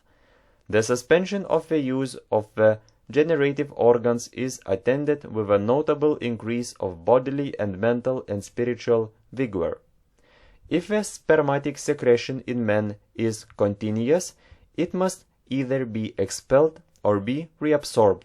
As a result of the most patient and persevering scientific investigations, it has been found that whenever the seminal secretions are conserved and thereby reabsorbed into the system, it goes towards enriching the blood and strengthening the brain. Dr. Dio Lewis thinks that the conservation of this element is essential to strength of body, vigor of mind, and keenness of intellect. Another writer, Dr. E. P. Miller, says, "All waste of spermatic secretions, whether voluntary or involuntary, is a direct waste of the life force. It is almost universally conceded that the choicest element of the blood enters into the composition of the spermatic secretion. If these conclusions are correct, then it follows that a chaste life is essential to man's well-being." Mind, prana, and virya. Mind, prana, and virya are the three links of one chain. They are the three pillars of the edifice of Jivatma. Destroy one pillar, mind, prana, or virya, and the whole building will fall to pieces. Mind, prana, and virya are one. By controlling the mind, you can control prana and semen. By controlling prana, you can control the mind and semen. By controlling semen, you can control the mind and prana. Mind, prana, and virya are under the one sambandha, or connection or circuit. If the mind is controlled, prana and virya are controlled automatically. He who suspends or restrains prana restrains all the working of the mind and the movement of the virya. Again, if a virya is controlled, and if it is made to flow upwards into the brain by pure thoughts and the practice of viparita karani mudras, such as sarvangasana and shirshasana and pranayama, the mind and the prana are automatically controlled. The mind is set in motion or rendered active by two things, the vibration of prana and the vasanas or subtle desires. Where the mind is absorbed, there the prana is restrained, and where the prana is fixed, there the mind also is absorbed. Mind and prana are intimate companions, like a man and his shadow. If the mind and the prana are not restrained, all the organs of sensation and action keep actively engaged in their respective functions. When a man is excited by passion, the prana is set in motion. Then the whole body obeys the dictate of the mind, just as a soldier obeys the command of his commander. The vital air or prana moves the internal sap or semen. The semen is put into motion. It falls downwards just as the clouds burst into rain water, just as the fruits, flowers, and leaves of the trees drop down by the force of the blowing winds. If the virya is lost, prana gets unsteady. Prana is agitated. The man becomes nervous. Then the mind also cannot work properly. The man becomes fickle-minded. There is mental weakness. If the prana is rendered steady, the mind also becomes steady. If the virya is steady, the mind also is steady. If the virya is steady, the mind also is steady. If a drishti or vision is steady, the mind also becomes steady. Therefore, control the prana, the virya, and the drishti. God is rasa. Raso vaisah. Rasa is virya, and the vital fluid or semen. You can get eternal bliss by the attainment of rasa or virya only. Raso hyavayam labdhva anandi bhavati. Grasp fully the importance and value of this vital essence of life. Virya is all power. Virya is all money. Virya is God. Virya is Sita. Virya is Radha. Virya is Durga. Virya is God in motion. Virya is dynamic will. Virya is Atma Bal. Virya is God's Vibhuti. The Lord says in the Gita, Paurusham Nrishu, I am the seed or virility in men. Virya is the essence of life, thought, intelligence, and consciousness. Therefore, preserve this vital fluid very, very carefully, my dear readers. Section 2. The glory of Brahmacharya. 7. The meaning of Brahmacharya. Brahmacharya literally means achara or conduct that leads to the realization of Brahman or one's own self. It means the control of semen, the study of the Vedas, and contemplation on God. The technical meaning of Brahmacharya is self-restraint, particularly mastery of perfect control over the sexual organ or freedom from lust in thought, word, and deed. Strict abstinence is not merely from sexual intercourse, but also from autoerotic manifestations, from homosexual acts, and from all perverse sexual practices. It must further involve a permanent abstention from indulgence in erotic imagination and voluptuous reveria. All sorts of sex anomalies and evil habits of various sorts like masturbation and sodomy must be completely eradicated. They bring about a total breakdown of the nervous system and immense misery. Brahmacharya is purity in thought, word, and deed. It is celibacy and continence. Brahmacharya is the vow of celibacy. The term celibacy is from the Latin celebs, meaning unmarried or single, and signifies the state of living unmarried. But Brahmacharya is not mere bachelorhood. It includes the control not only of the sex or reproductive indriya, but also of all other indriyas in thought, word, and deed.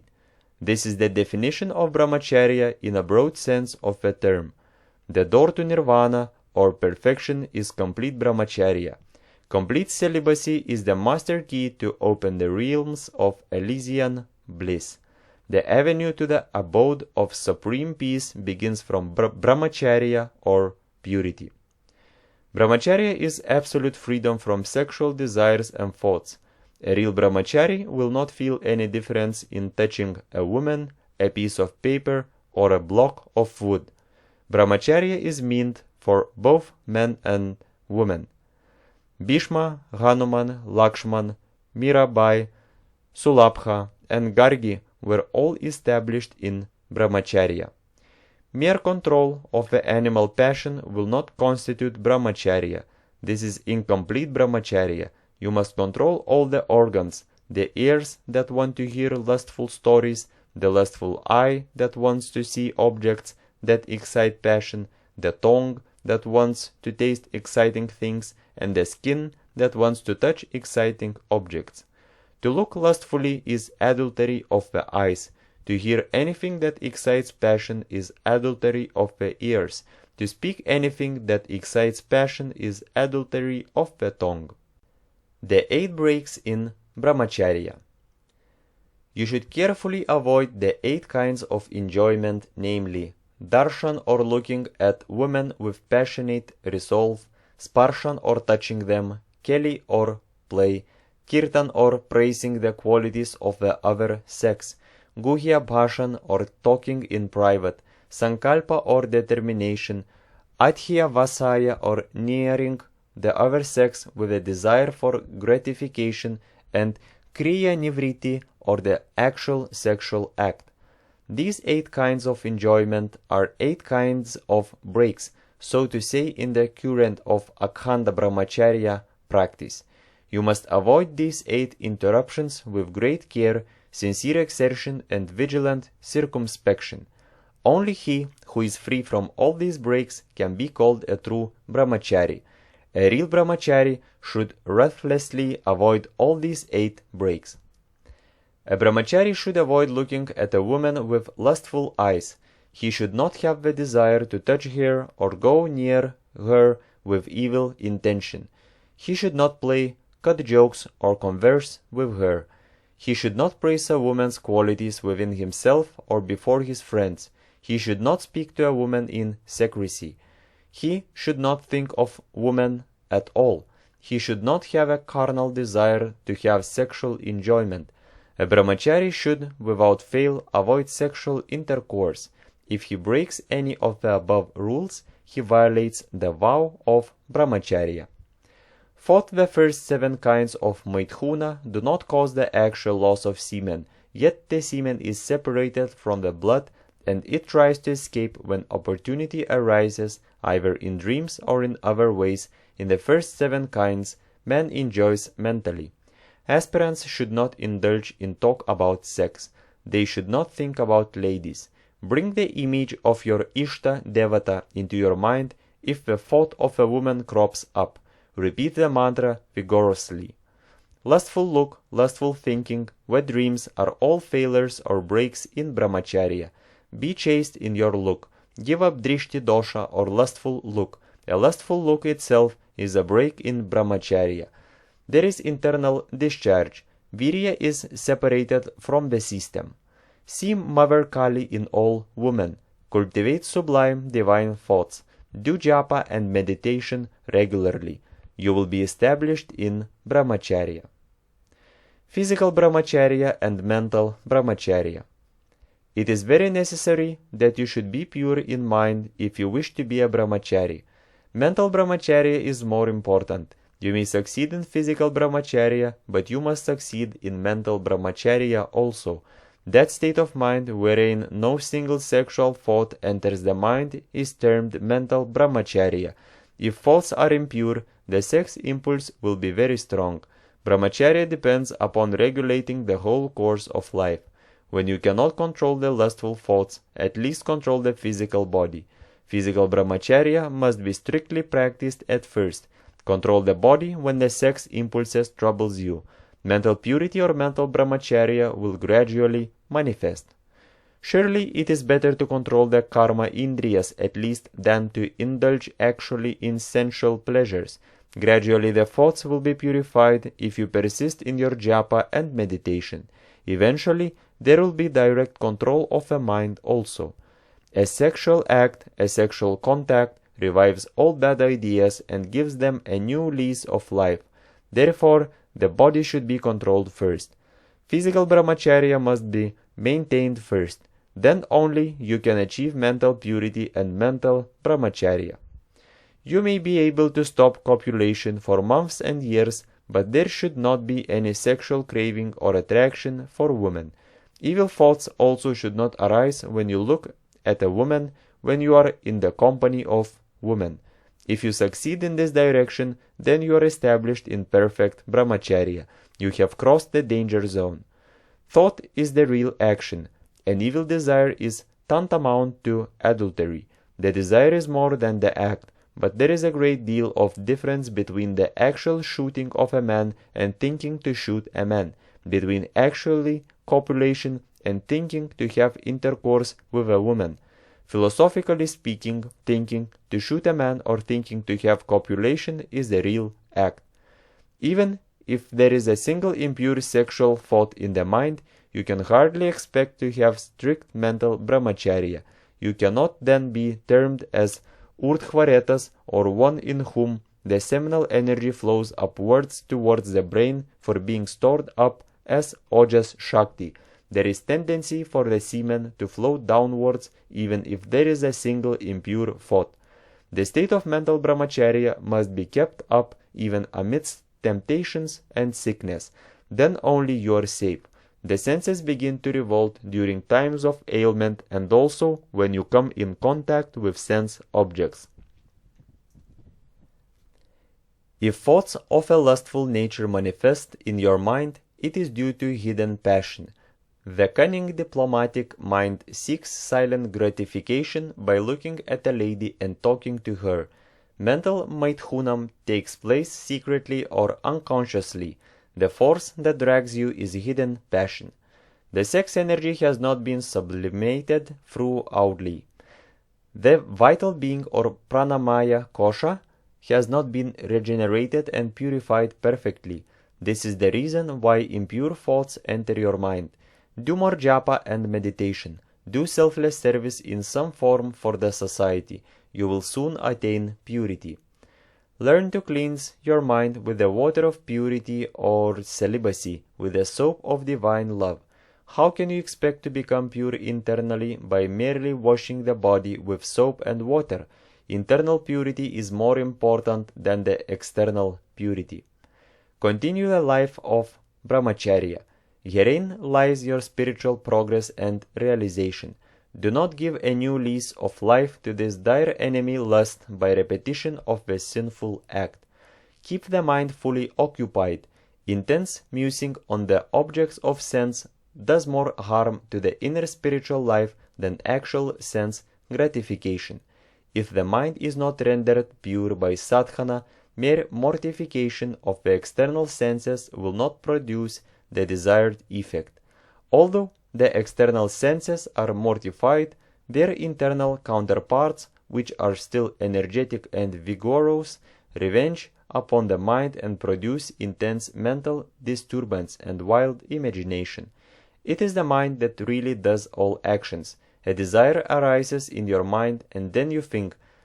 Then you proceed to act. The determination of the mind is put into action. First there is sankalpa or thought and then comes action. Therefore, do not allow the sexual thoughts to enter the mind. No space is empty at any time. This is the law of nature. If one thing is removed from a place, immediately another comes in to take its place. The same law holds good in the case of the inner mental world also. Therefore, it is necessary to entertain sublime divine thoughts to replace evil thoughts. As you think, so you become. This is the immutable psychological law. The vicious mind is gradually divinized by entertaining divine thoughts. A common complaint.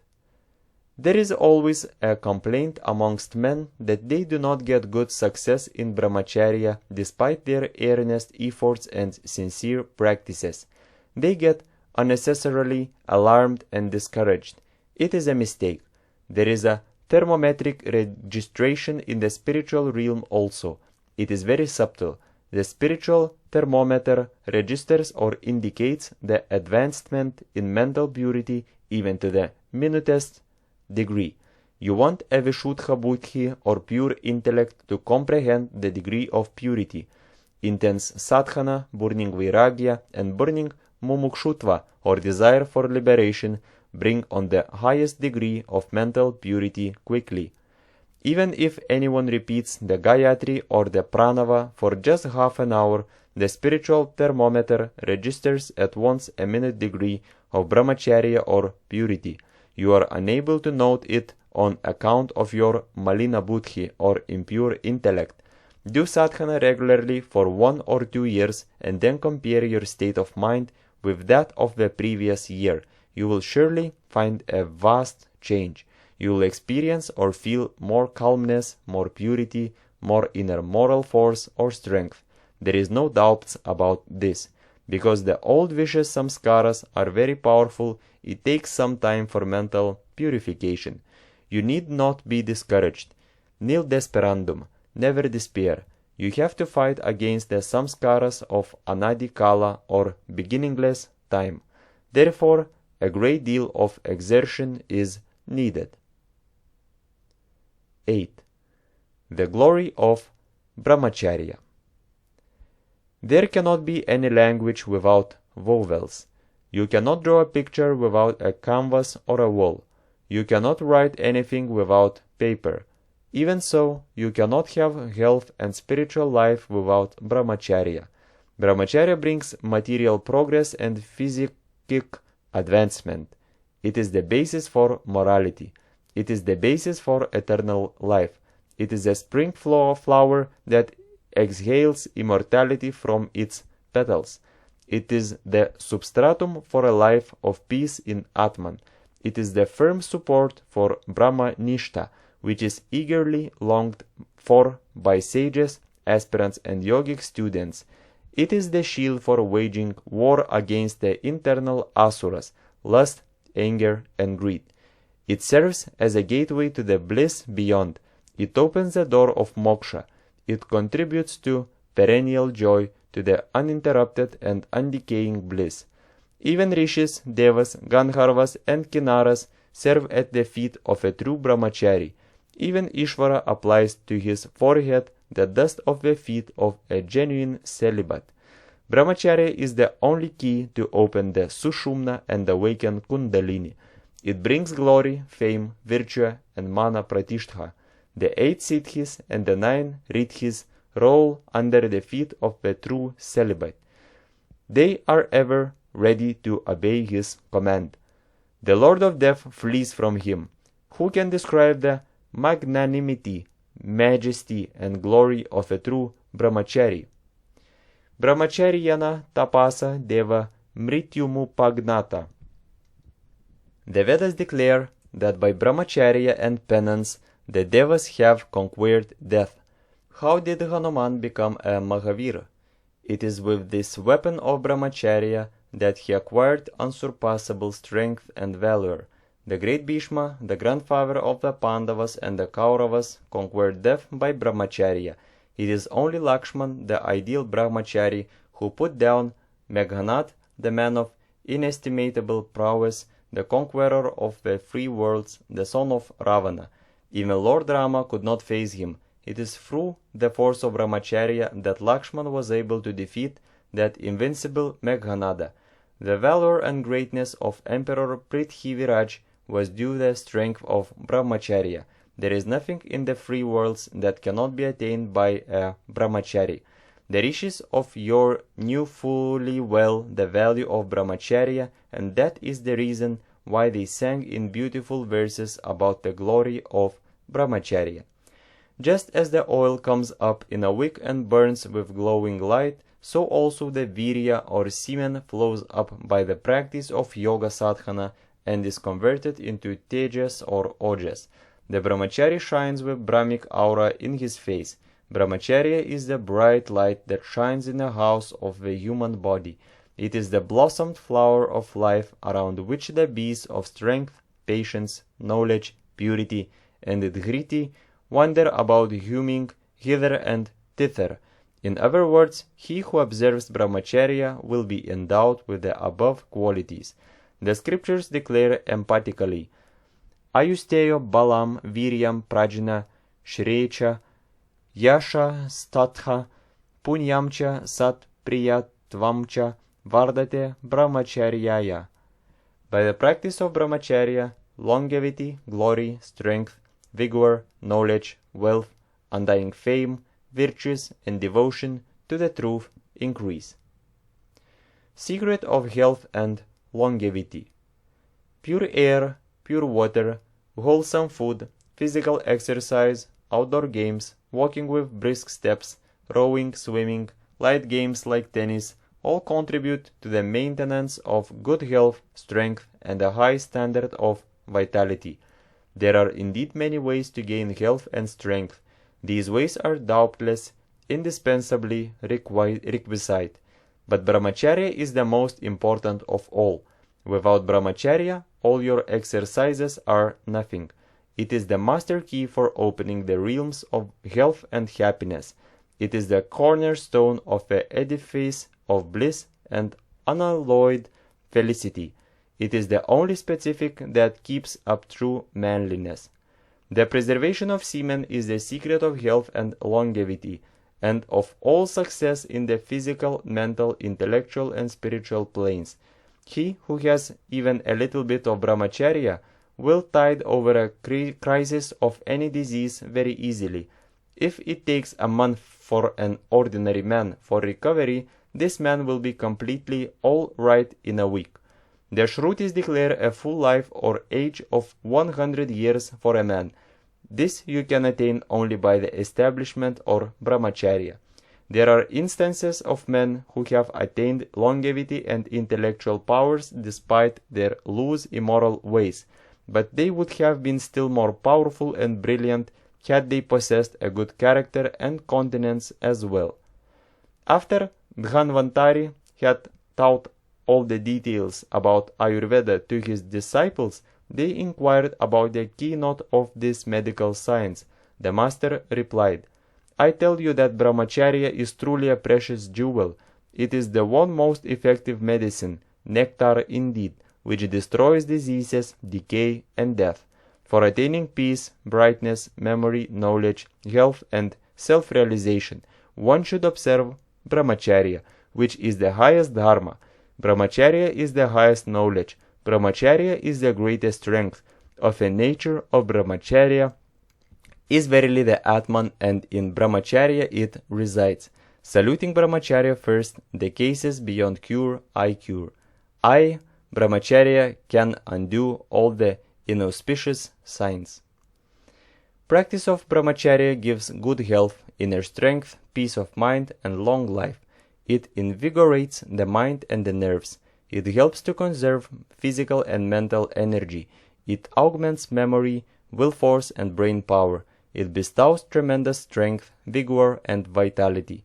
Strength and fortitude are obtained. The eye is the window of the mind. If the mind is pure and calm, the eye also is calm and steady. He who is established in Brahmacharya will have lustrous eyes, a sweet voice, and beautiful complexion. Celibacy promotes concentration. By the establishment of continence, vigor is obtained. The yogi gets siddhi or perfection by attaining perfect mental and physical Brahmacharya. Brahmacharya helps him in gaining divine knowledge and other siddhis. When there is purity, the rays of the mind are not dissipated. Focusing of the mind becomes easy. Concentration and purity go together. Although a sage talks a few words only, a deep impression is produced in the minds of the hearers. This is due to his ojas shakti, which is conserved by the preservation of semen and its transmutation.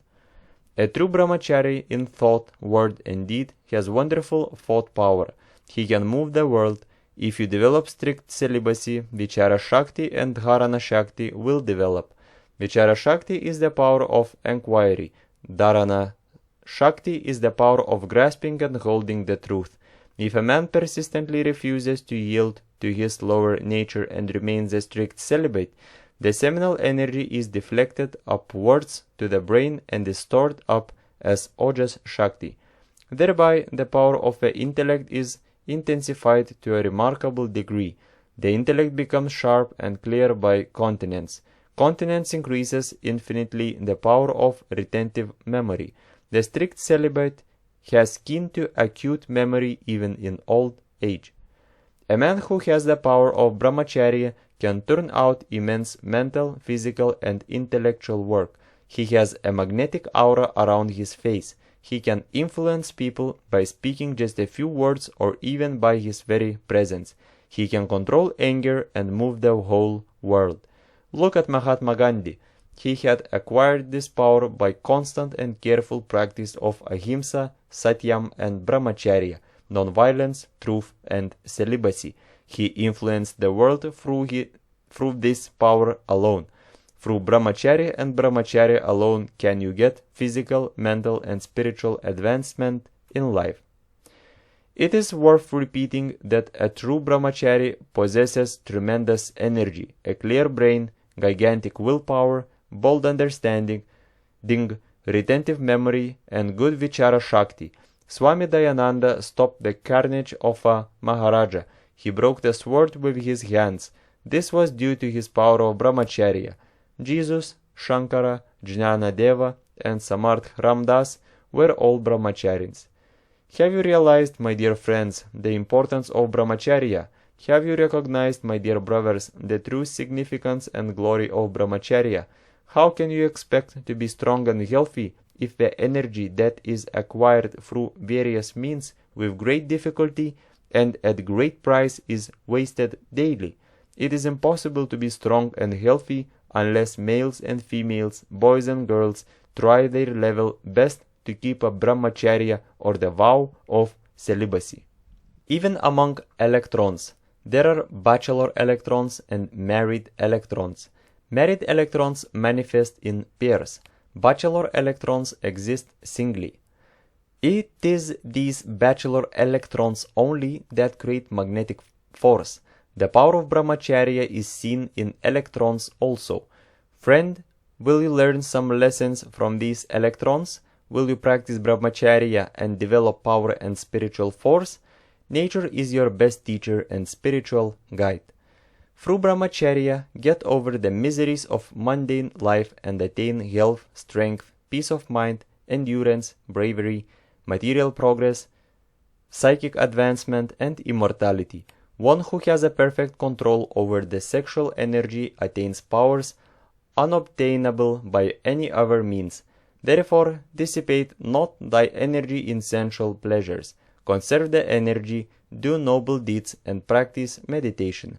You will soon become a superman. You will commune with God and attain divinity. 9.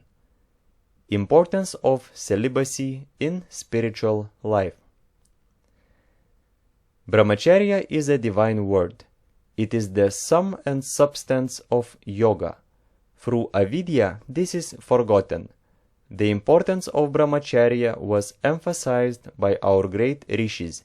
It is the supreme yoga which Lord Krishna emphasizes repeatedly in his immortal song. In chapter 6, shloka 14, it is very clearly stated that the vow of Brahmacharya is necessary for meditation. Brahmachari vrit sthita.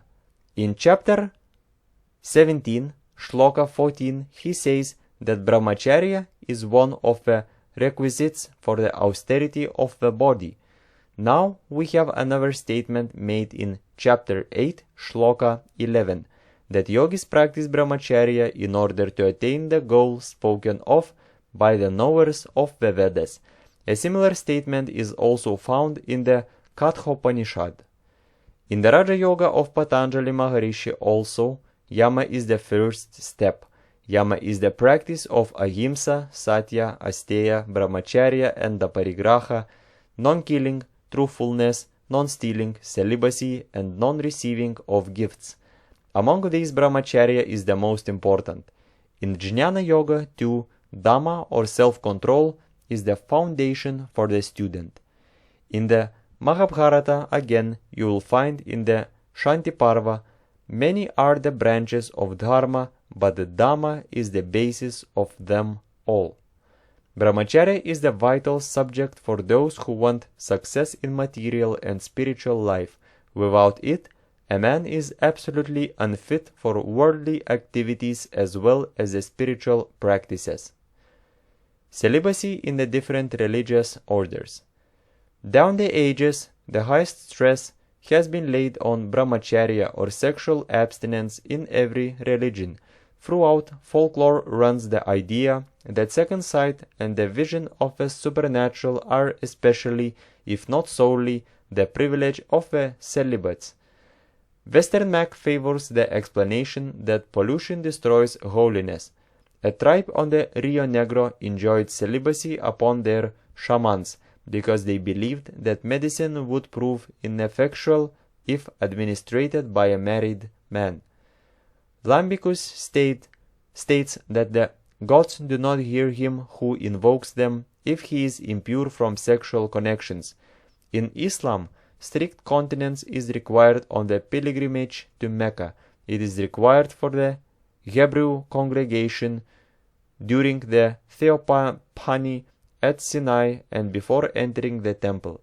Ancient India, Egypt, and Greece enforced the rule that the worshipper must abstain from intercourse during and before worship. In Christianity, continence was required as a preparation for both baptism and Eucharist. The highest type of Christian was a celibate. Christian teachers praised celibacy, and marriage came to be, in their eyes, only a secondary good for those who were unable to serve continence. The bishops of the Greek Church are always celibates, being chosen from the monks. The monk who lowers himself to touch a woman's person with corrupt thoughts, while he clasps her hands or clasps her hair or touches one part or another of her body brings shame and degradation on the order. The present ordination vow is to abstain from all sexual intercourse as long as life shall last. The Jains force on their munis the rule to abstain from all sexual relations, not to discuss topics relating to women, not to contemplate the forms of women. Lust is thus condemned. Of the myriad vices, lust is the worst. There are other rules subsidiary to this, forbidding all actions of an unchaste kind, especially any act of word which might either lead to a breach of the principal rule or give rise to an impression that it was not being strictly observed. A bhikshu is not to sleep in any place where a woman is present, or to preach the sacred doctrine in more than 5 or 6 words to a woman unless a grown-up man be present, or to exhort the sisters unless specially deputed to do so, or to journey along the same road with a woman. On this round for alms he is to be properly clad, and he is to walk with downcast eyes. He is not to accept a robe from any woman not related to him, except under specified conditions. He is not to sin in a secluded place with a woman, much less to touch or speak to her with impure intent. The Buddhist order of mendicants was governed by the 227 rules of the Patimokkha. Of these, the first 4 were of specific gravity. A breach of any one of the 4 rules involved expulsion from the order, and they were therefore called the Parajika, or the rules as to acts involving defeat. The first rule says, "Whatsoever bhikshu who has taken upon himself the system of self-training and rule of life, and has not thereafter withdrawn from the training or declared his inability to keep the rule, shall have carnal knowledge of any living thing, down even to an animal. He has fallen into defeat, he is no longer in communion." Withdrawn from the training was a technical expression for throwing off the ropes, retiring from the order, and returning to the world, a step which any member of the order was at liberty to take at any time. Numa was said to have instituted the order of Vestal Virgins. They remained unmarried for 30 years. Burial alive was the penalty for breaking the vow of chastity. The virgins were distinguished by extraordinary influence and personal dignity. They were treated with marks of respect usually accorded to royalty. Thus, on the streets, they were preceded by a lictor, and the highest magistrates made way for them. They enjoyed sometimes the exceptional privilege of riding in a carriage. At public games, a place of honor was assigned to them, and after death they, like the imperators, were allowed to be buried within the city, because they were above the laws. They enjoyed the royal privilege of mercy, for if they met a criminal on his way to execution, his life was spared. In the large colony of Tibetans at Darjeeling, several hundreds of the men doing coolies work are ex-lamas who fled from Tibet with their paramours or singly in order to escape the severe penalties attaching to their breach of celibacy. The delinquent is denounced, and if caught, is subject to corporal chastisement in public, as well as to a heavy fine and expulsion from the order in disgrace. The Peruvian Virgins of the Sun, a type of priests, were punished with living burial if detected in misconduct. Brahmacharya, the foundation of spiritual life. Brahmacharya is a sine qua non of spiritual life. It is a great desideratum. It is of vital importance. Without perfect brahmacharya, you cannot have substantial spiritual progress. Abstinence or continence is the cornerstone on which the pedestal of moksha stands. If the cornerstone is not very strong, the superstructure will fall down when there is heavy rain. Even so, if you are not established in Brahmacharya, if your mind is agitated by evil thoughts, you will fall down. You cannot reach the summit of the ladder of yoga or the highest nirvikalpa samadhi. There is no hope for you to have self-realization or knowledge of the self if you are not well established in Brahmacharya. Brahmacharya is the master key to open the realms of eternal bliss. Brahmacharya is the very foundation of yoga. Just as a house that is built on a rotten foundation will surely fall down, so also you will fall down from your meditation if you have laid no proper foundation, namely the attainment of perfect Brahmacharya. You may meditate for a period of 12 years and yet you will have no success in samadhi if you have not destroyed the subtle lust or the craving seed that lingers in the innermost recesses of your heart. Brahmacharya is the basis for the attainment of kaya siddhi. Complete celibacy must be observed. This is of paramount importance. By the practice of yoga, the semen becomes transmuted into ojas shakti. The yogi will have a perfect body. There will be charm and grace in his movements. He can live as long as he likes. This is also known as Ichcha Mrityu or death at will. The practice of Brahmacharya is the most important qualification for the spiritual aspirant, no matter what his chosen path may be, Karma Yoga, Upasana, Raja Yoga, Hatha Yoga or Vedanta. The discipline of complete abstinence is demanded from all aspirants. A true Brahmachari only can cultivate bhakti. A true Brahmachari only can practice yoga. A true Brahmachari only can acquire jnana. Without Brahmacharya, no spiritual progress is possible. Lust deals a deadly blow to the spiritual caliber of man. It is not possible for you to enter the spiritual path that leads to union with God unless and until you control lust and become established in Brahmacharya. As long as lust smells sweet in your nostrils, you cannot entertain sublime divine thoughts in your mind. That man in whom the sex idea is deep-rooted can never dream of understanding Vedanta and realizing Brahman even within Sata Koti Janma, even within 100 crores of births. Truth cannot dwell where passion lives. Sexual indulgence is a great obstacle in the spiritual path. It bars spiritual practices definitely. The sexual urge must be controlled by entertaining sublime thoughts and regular meditation. There must be complete sublimation of the sexual energy. Then only the aspirant is absolutely safe. The total annihilation of the sexual desire is the ultimate spiritual ideal. Sex attraction, sexual thoughts, and sexual urge are the three great obstacles in the path of God realization. Even if a sexual urge vanishes, the sex attraction remains for a long time and troubles the aspirants. Sex attraction is very, very powerful. Sex attraction binds one to this world.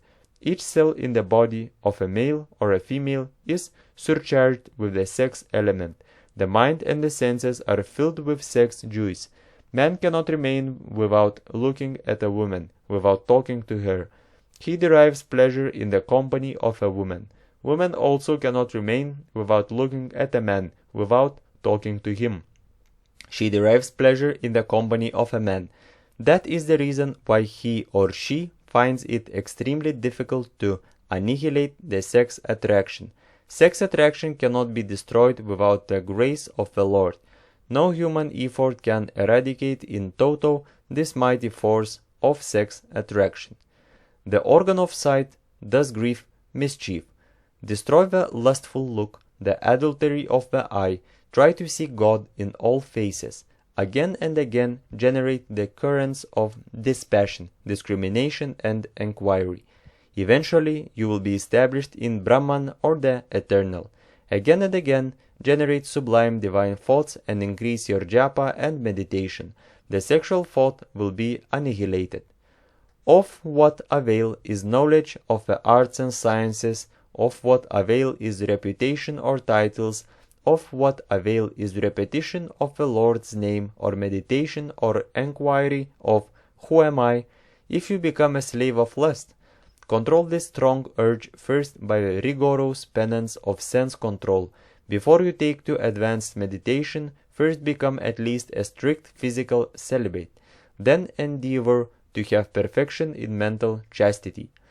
Amongst you all, there may be a hidden Shakespeare or a Kalidasa, a hidden Wordsworth or a Valmiki, a potential saint, a Saint Javier, an Akhanda Brahmachari like Bhishma Pitamaha, a Hanuman or a Lakshman, a Vishwamitra or a Vasishta, a great scientist like Dr. J.C. Bose or Raman, a yogi like Jnana Deva or Gorakhnath, a philosopher like Shankara or Ramanuja, a bhakta like Tulsidas, Ramdas or Eknath.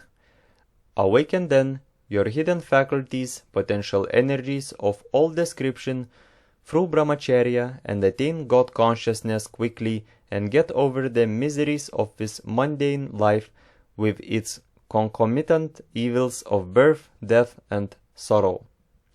Blessed is the Brahmachari who has taken the vow of celibacy till the end of life.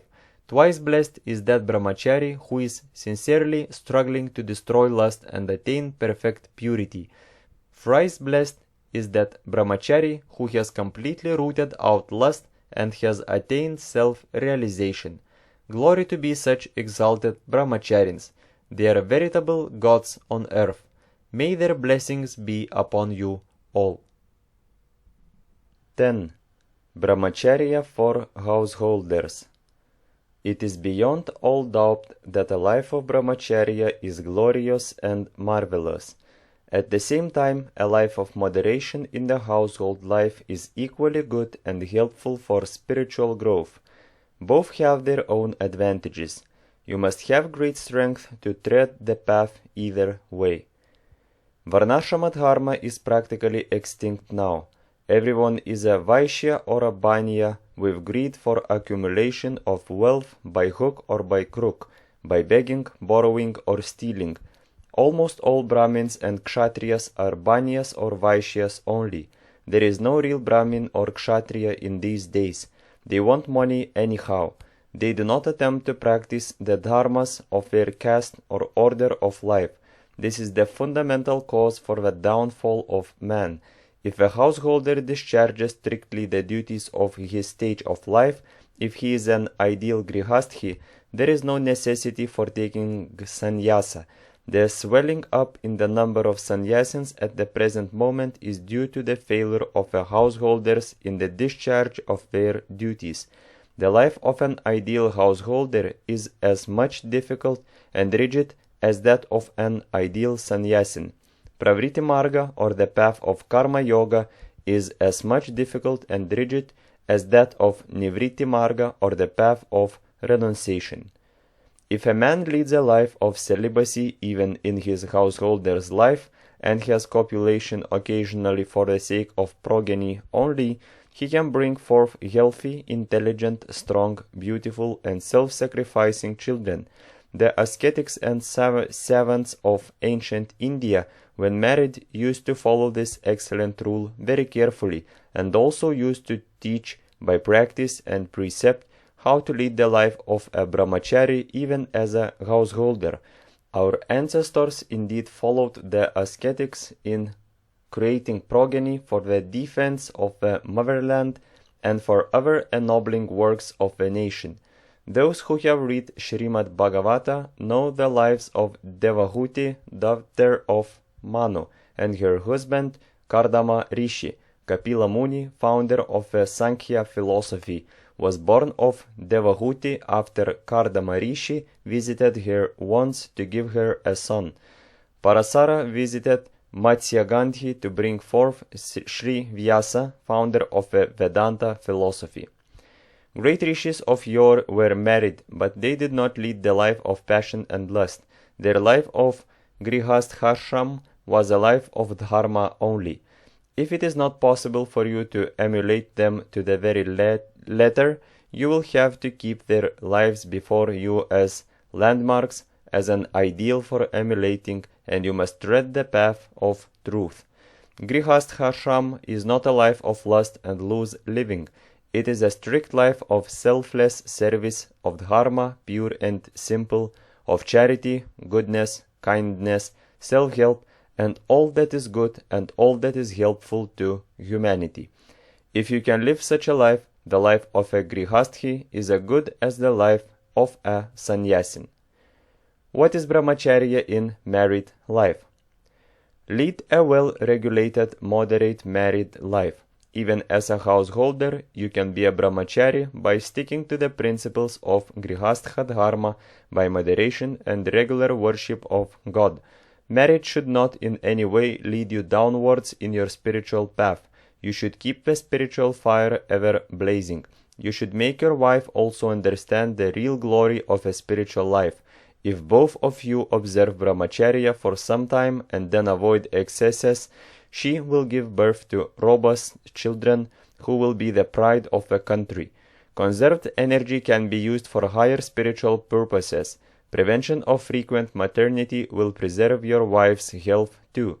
Brahmacharya in grihasthashram is absolute moderation in sexual intercourse. Householders are allowed to visit their wives once in a month at the proper time without the idea of sexual enjoyment, just to get progeny to keep up the line. This is also brahmacharya vrata. They are also brahmacharins. Householders should ask their wives also to observe fasts and to do japa meditation and other practices which will enable them to keep up this brahmacharya vrata. They should train their wives also in the study of the Gita, the Upanishads, the Bhagavata and the Ramayana, and in diet regulation. If you want to practice brahmacharya, think and feel that your wife is your sister. Destroy the idea of husband and wife and develop the idea of brother and sister. You both will develop pure and strong love because the impurity of lust will be removed. Talk to your wife always on spiritual matters. Narrate to her stories from the Mahabharata, the Bhagavata. Sit with her on holidays and read some religious book. Gradually, her mind will be changed. She will take interest and delight in spiritual practices. Put this into practice if you want to get rid of the miseries of samsara and enjoy the eternal bliss of the soul.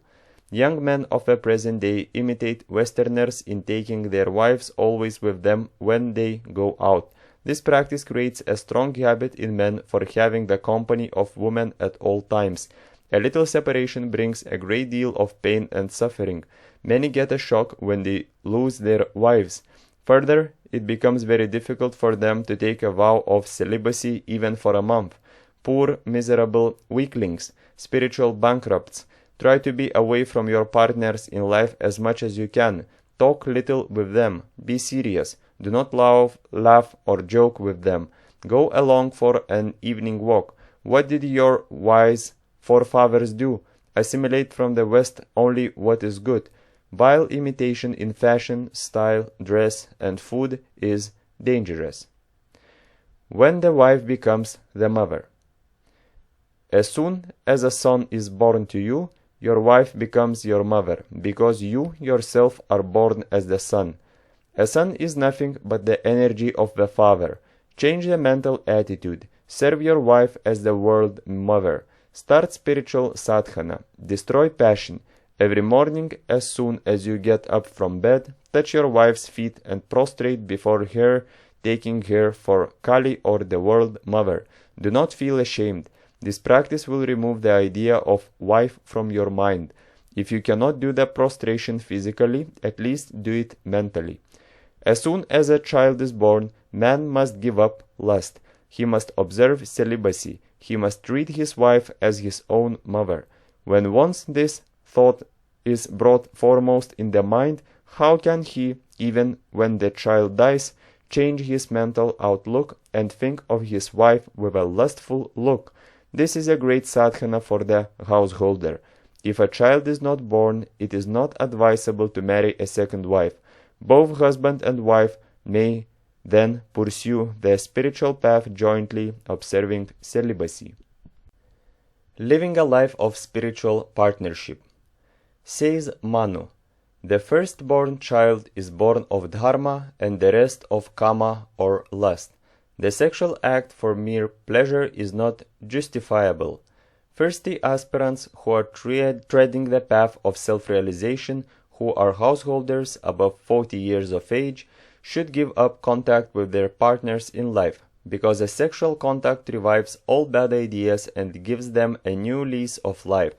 Marriage should now be considered a God-ordained holy alliance of two souls for the complete divinization of their nature and for realizing the goal of life, God realization through a well-ordered dharmic grihastha life. The husband and the wife should from now on observe perfect physical brahmacharya if they want rapid spiritual progress and self-realization in this very birth. There are no halfway measures in the spiritual path. Are you a householder above 40 years of age? Then you must become a perfect brahmachari now. Your wife also must observe fast on Ekadashi. Do not say now, Swamiji, what can I do? I am a householder. This is a lame excuse. How long do you want to remain as a passionate householder? Is it till the end of life? Is there not a nobler mission in life than eating, sleeping, and procreating? Do you not want to enjoy the eternal bliss of the self? You have tasted enough of the mundane pleasures. You have passed the stage of a householder. I can excuse you if you are a young man, but not now. Now get ready for the stage of vanaprastha and mental sannyasa while remaining in the world. Color your heart first. This will be a noble life indeed. Prepare yourself. Discipline the mind. Real sannyasa is mental non-attachment. Real sannyasa is destruction of vasanas, I-ness, my-ness, selfishness, and moha for children, body, wife, and property. You need not retire into the Himalayan caves. Attain the above state of mind. Live in the world with family and children amidst peace and plenty. Be in the world, but be out of the world. Give up worldliness. This is real sannyasa. This is what I really want. Then you will become a king of kings. I am shouting at the top of my voice like this for many years, but only very few persons follow my teaching. A good wife, a worthy jewel, is the materialization of the Lord's infinite grace for one who treats the pravriti marga. Harmony in every walk of life is a rare gift of the Lord to a couple. Each partner should be to the other a true companion in every sense of the term. Grihastha ashrama is a safe rung in the ladder of evolution to Godhead. Follow the scriptural laws and enjoy infinite bliss. True union can be established on the spiritual basis. Both of you should aspire to realize the common goal of life, God realization. When the couples who live around you with one another in materialism and in their individual capacity to drag each other down, both of you should compete with each other in advancing rapidly in spiritual sadhana. What a novel competition! What a blessing it is to have such a competitor as the life partner. 11. Woman and Brahmacharya. An aspirant writes, I would like to know whether the same theory regarding the formation of virya and loss of the same holds good in the case of women also. Are they actually affected to the same extent as men? The question is an important and pertinent one. Yes, indulgence in the sexual act is exhausting to the female system and a drain upon the vitality as in men. The nervous strain it imposes on the system is very great indeed.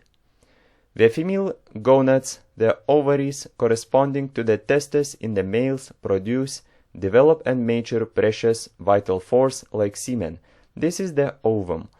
Thought the woman does not actually lose this out of her body, as in the case of semen in man, yet, due to the sexual act, it leaves the ovaries and is taken up in the process of conception to form the embryo, and one knows only too well what a strain and drain on strength childbearing is to a woman. Repeated depletion of this force and the strain of childbirth makes wrecks of healthy ladies and works havoc with their strength, beauty, and grace, as well as their youth and mental power. Eyes lose their luster and sparkle that are indicative of the inner forces. The intense sensuous excitement of the act shatters the nervous system and causes debility too. Their system being more delicate and high-strung, females are often more affected than men. Women should preserve their precious vital force. The ovum and the hormones secreted by the ovaries are very essential for the maximum physical and mental well-being of women. Women also should observe the vow of celibacy. They also can remain as naistic brahmacharins like Mirabai and devote themselves to the service and devotion of God, or they can do Brahmavichara like Gargi and Sulabha. They will be styled as Brahmacharins, enquirers of Brahman, if they adopt this path. Grihastha dharminis, or householders among women, should observe Pativrata dharma, or the vow of chastity, and should keep Savitri, Anasuya, as their ideal. They should see Lord Krishna in their husbands and realize God like Laila in Majnu. They also can practice all the kriyas such as asanas and pranayamas. They should do vigorous sankirtan, japa and prayer daily in their houses. Through bhakti they can easily destroy passion because by nature they are devotional. Many women of yore had done miraculous deeds and shown to the world the power of chastity. Nalaini, by the power of chastity, stopped the rising of the sun to save her husband's life. Anasuya turned the Trimurtis, Brahma, Vishnu and Maheshwara into babies when they wanted nirvana bhiksha. It is through the power of chastity only that she was able to turn the great deities into babies. Savitri brought back the life of Satyavan, her husband, from the noose of Yama by her chastity. Such is the power of chastity or Brahmacharya. Women who lead an ideal householder's life with chastity can also become like Anasuya, Nalaini or Savitri.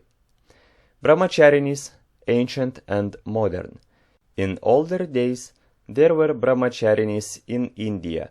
They were Brahmavadinis. They discoursed on Brahman.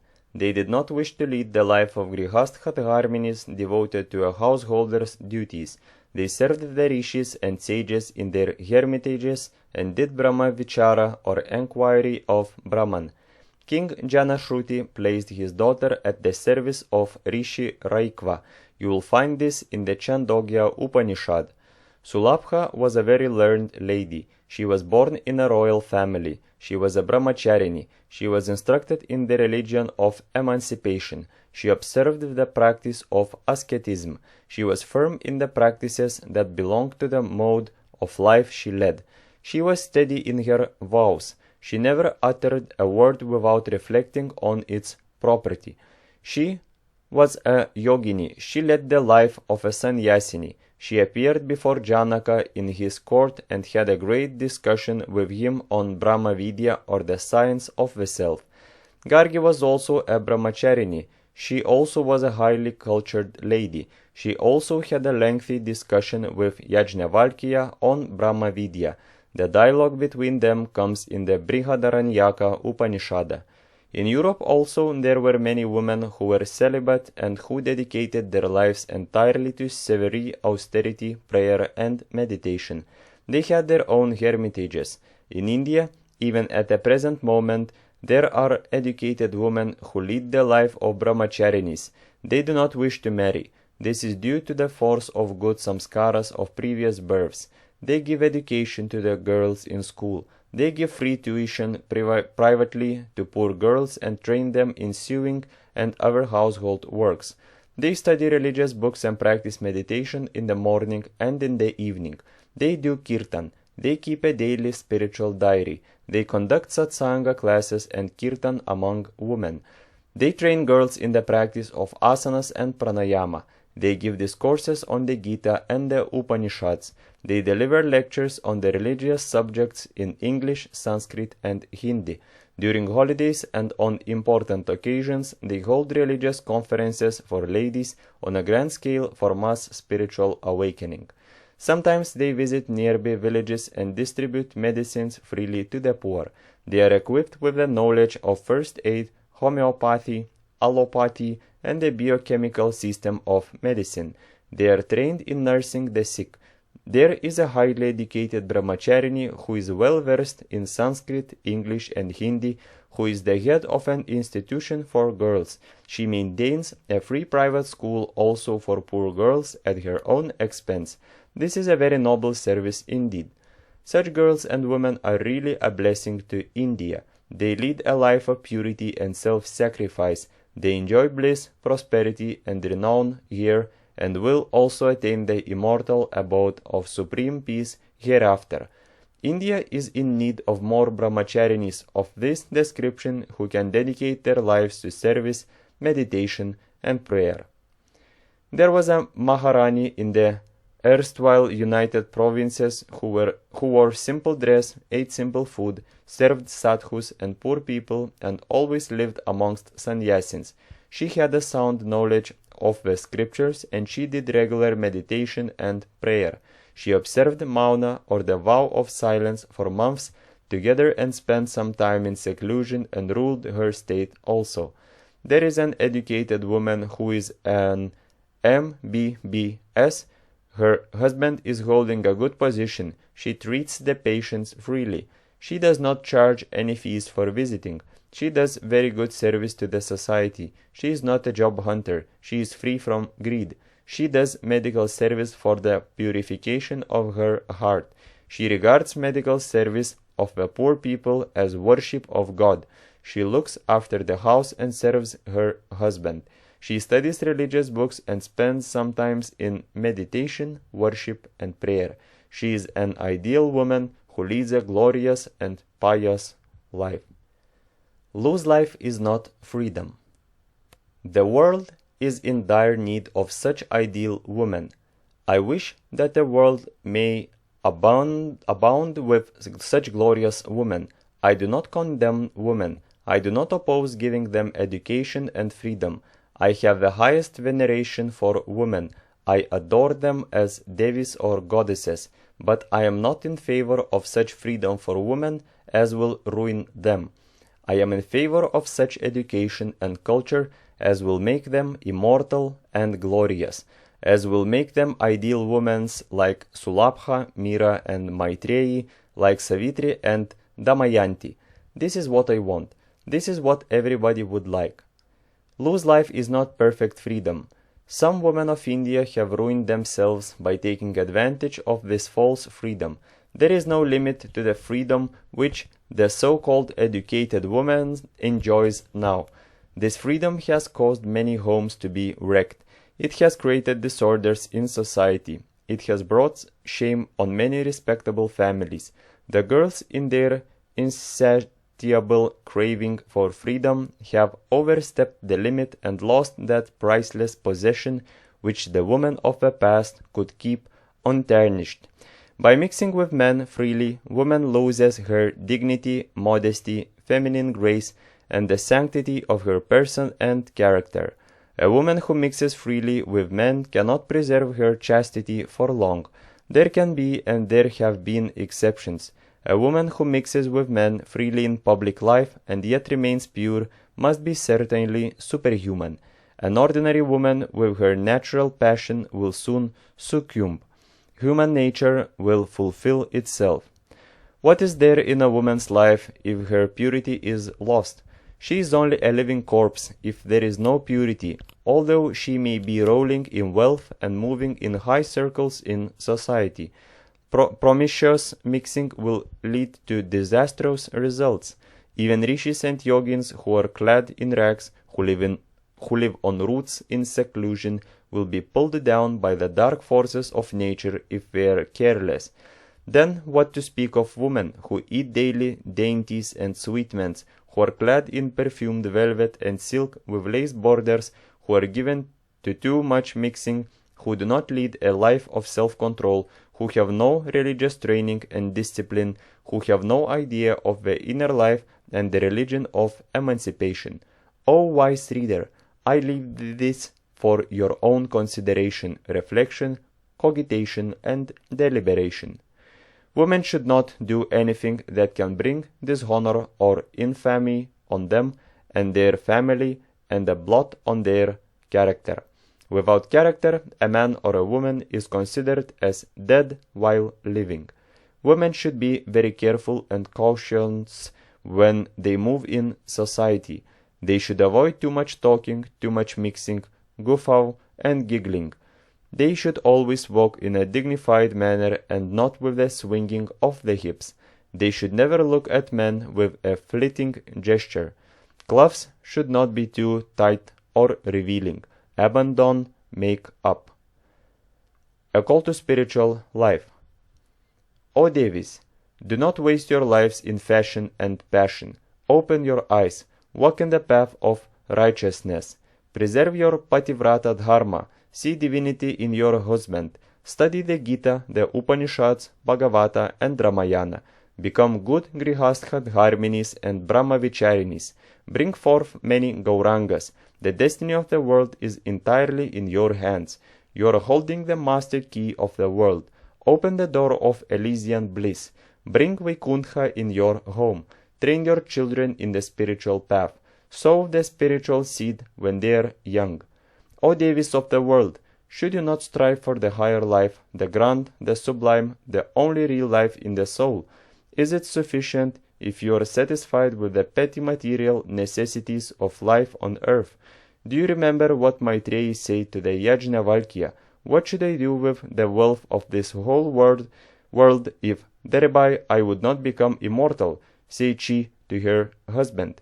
How many ladies of this world will be bold enough to assert this wise saying of the Upanishadic ideal of a woman? To chain themselves with the bondage of samsara is not the birthright of the mothers and sisters of the world. To get stuck up in family, children, and relatives is not the ideal of courageous and discriminative women. Every mother of the world should realize her responsibility to awaken herself, her children, her family, and her husband to the true light and splendor of spiritual life. What a glorious mother was Madalasa! Did she ask her children to study up to the postgraduate examination and then seek for some employment?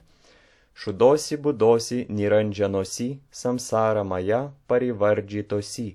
You are pure, you are consciousness, you are taintless, you are devoid of a maya of samsara. Such was the Advaitic instruction which Madalasa gave to her children when she rocked them in the cradle. How many mothers of the present-day world have got the fortune to teach their children such profound knowledge? On the other hand, the present-day mothers would try to crush the spiritual tendency of their children, even if it is found in them in a microscopic state. What a sad and pitiable condition! Wake up, O mothers, sisters, wake up from your deep sleep. Recognize your responsibility, spiritualize yourselves, spiritualize your children, spiritualize even your husbands, for you are the makers of a family. Remember how Chudala illumined her husband. You are the makers of the nations. You are the builders of the world. Therefore, spiritualize yourselves. Assert in yourselves the spirit of Sulabha, Maitreyi, Gargi. Do not be cowardly. Come out of your fleshy homes, the homes of delusion, the homes of vanity. Be you all real sannyasinis and bring real glory, real greatness, for that is real boldness and courage, that is real wisdom and understanding. A woman is not a woman if she is devoid of spiritual fire in her, if she is ignorant of a higher life in the soul. A woman's duty is not merely family, her duty is also to transcend the family. Her duty does not lie in sons, bangles, jackets, powders, and scents. Her duty does not lie in getting employment for her children. Her duty is also concerned with the self, the Atman, the Brahman. Such a woman is a real symbol of God. She is to be adored, she is to be worshipped. 12. Brahmacharya and the educational curriculum. If you compare the present system of education with our ancient Gurukul system, there is a wide gulf between the two. In the first place, the present system of education is very costly. The moral side of education is absolutely ignored at the present moment. Every student in the Gurukul was pure. Every student had perfect moral training. This was the predominating feature of ancient culture. Every student had a knowledge of pranayama, mantra yoga, asanas, the code of morals, Gita, Ramayana, Mahabharata, and the Upanishads. Every student possessed humility, self-restraint, obedience, a spirit of service and self-sacrifice, good demeanor, politeness, a courteous nature, and last but not the least, a desire to acquire Atma Jnana, a vital drawback in the present educational system in India. The college students of the present day do not possess any of the above virtues at all. Self-control is a thing unknown to them. Luxurious living and self-indulgence begin from their very boyhood. Arrogance, impertinence, and disobedience are deep-rooted in them. They have become confirmed atheists and rank materialists. Many are ashamed to say that they believe in the existence of God. They have no knowledge of Brahmacharya and self-control. Fashionable dress, undesirable food, bad company, frequent attendance at the theaters and the cinema, and applying Western manners and customs have rendered them weak and passionate. Brahmavidya, Atmajnana, Vairagya, the wealth of moksha and atmic peace and bliss are quite foreign to them.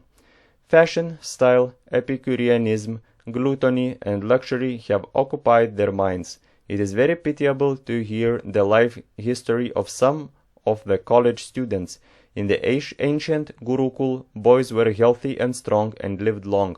It has indeed been detected that the health of the students has deteriorated throughout India. Moreover, the vices and bad practices that are ruining their health are on the increase. There is no ethical culture in modern schools and colleges. In the present system, the moral side of education is absolutely ignored. Modern civilization has enfeebled our boys and girls. They lead an artificial life. Children beget children. There is racial degeneration. The cinema has become a course. It excites passion and emotion. Nowadays in the cinema, vulgar scenes and immoral plays are enacted even when they show stories from the Mahabharata and the Ramayana. Again, I have to reiterate with force that the present system of education in India needs a thorough, drastic overhauling immediately. Any system of education which is not based on the principles of Brahmacharya and has not in its curriculum a compulsory study of Sanskrit literature will not be good for the Hindus. It is bound to fail. Those who are responsible for giving them a proper system of education are ignorant on this important point, and hence the numerous unfortunate experiments in education. Professors of some colleges insist on the students putting on fashionable dress. They even dislike students who wear clean but simple clothing. A great pity. Cleanliness is one thing and fashion is another thing. The so-called fashion takes root in worldliness and sensuality. Cleanliness of life is very necessary for physical and spiritual growth. Boys and girls suffer in silence on account of ignorance, on account of misuse of bodily parts, which constitutes a definite drain upon the vitality. This retards normal mental and physical progress. When the human system is deprived of its natural secretions, there must be a corresponding decline in nervous energy. This is the reason why functional disorders develop. The number of wrecks is increasing. Young boys suffer from anemia, bad memory, and debility. They have to discontinue their studies. Diseases are increasing. Thousands of injections have come into the pharmacy, hospitals, and dispensaries. Thousands of doctors have opened their clinics and shops. Yet misery is increasing day by day. People do not get success in their enterprises and business. What is the reason for this? The reason is not far to seek. It is because of wastage of a vital force or semen through evil habits and immoderate sexual intercourse. It is because of an unclean mind and an unclean body. Duty of teachers and parents. A great and onerous duty rests with the teachers and professors of schools and colleges to train the students in the path of sadachara, or right conduct, and to mold their character properly. Brahmacharya includes character building or right molding of character. They say that knowledge is power, but I assert boldly, with great assurance and practical experience, that character is power, and that character is far superior to knowledge even. Every one of you should endeavor your level best to mold your character properly. Your whole life and your success in life depend entirely upon the formation of your character. All the great persons in this world have achieved their greatness through character and character alone. The brilliant luminaries of the world have won their laurels of fame, reputation, and honor through character and character alone. The teachers themselves should be strictly moral and pure. They should be endowed with ethical perfection. Otherwise, it will be like the blind leading the blind. Before taking to the profession of a teacher, every teacher should feel the high responsibility of his position in the educational line. Mere intellectual achievement in the art of delivering dry lectures will not suffice. This alone will not adorn a professor. When students reach the age of maternity, certain growths and changes take place in the physical body. The voice changes, new emotions and sentiments arise. Naturally, the youngsters become curious. They consult the street boys. They get ill-advised. They ruin their health by vile habits. A clear knowledge of sexual health, hygiene, and brahmacharya, of how to attain longevity and how to control passion, should be imparted to them. Parents should teach their children the various stories from the Mahabharata and the Ramayana that relate to brahmacharya and right conduct. Parents should advise their children often and often on the subject of brahmacharya. This is their imperative duty. Candid talks to the boys and girls are very necessary when they begin to show signs of puberty. It is no use beating about the bush. Matters that relate to sex should not be kept hidden. It will be only false modesty if the parents feel shy to talk to their children on this important subject. Silence will only excite the curiosity of the adolescent children, whereas if they can understand these things clearly in time, surely they will not be misguided by evil companions and they will not develop bad habits. Teachers and parents should give proper instructions to the boys and girls as to how they should lead a clean life of brahmacharya. They should get rid of their false sense of modesty and shame. They are a good deal responsible for the ignorance of the boys and girls. There has been more suffering caused by ignorance of these matters than by anything else. You are paying the price of ignorance, of the false modesty that matters of sex and sexual physiology should not be discussed. The teachers and parents should diligently watch the conduct of the youngsters and clearly impress on their mind the vital importance of a clean life of brahmacharya and the dangers of an unclean life. Pamphlets on brahmacharya should be freely distributed to them. Magic lantern demonstrations on the subject of brahmacharya, on the lives of brahmacharins of yore, on the stories of the Mahabharata and the Ramayana should be regularly conducted in the schools and colleges. This will be a great help in elevating and inspiring the students to a high moral standard. O teachers and professors, wake up now! Train the students in the path of brahmacharya and righteousness and morality. Make them true brahmacharins. Do not neglect this divine work. You are morally responsible for this onerous task. This is your yoga. You can have self-realization if you take up this work in right earnest. Be true and sincere. Open your eyes now. Explain to the boys and the girls the importance of brahmacharya and instruct them in the various methods by which they can preserve the virya, the soul force or atma shakti that is hidden in them. Teachers who have disciplined themselves first should hold private talks with students and give them regular practical lessons on brahmacharya. Rev. Pakenham Walsh, who was principal of the SRG College, Tiruchirappalli, a few decades ago, and who later became a bishop, used to hold regular talks with his students on the subject of brahmacharya and self-control. The future destiny of the world rests entirely with the teachers and students.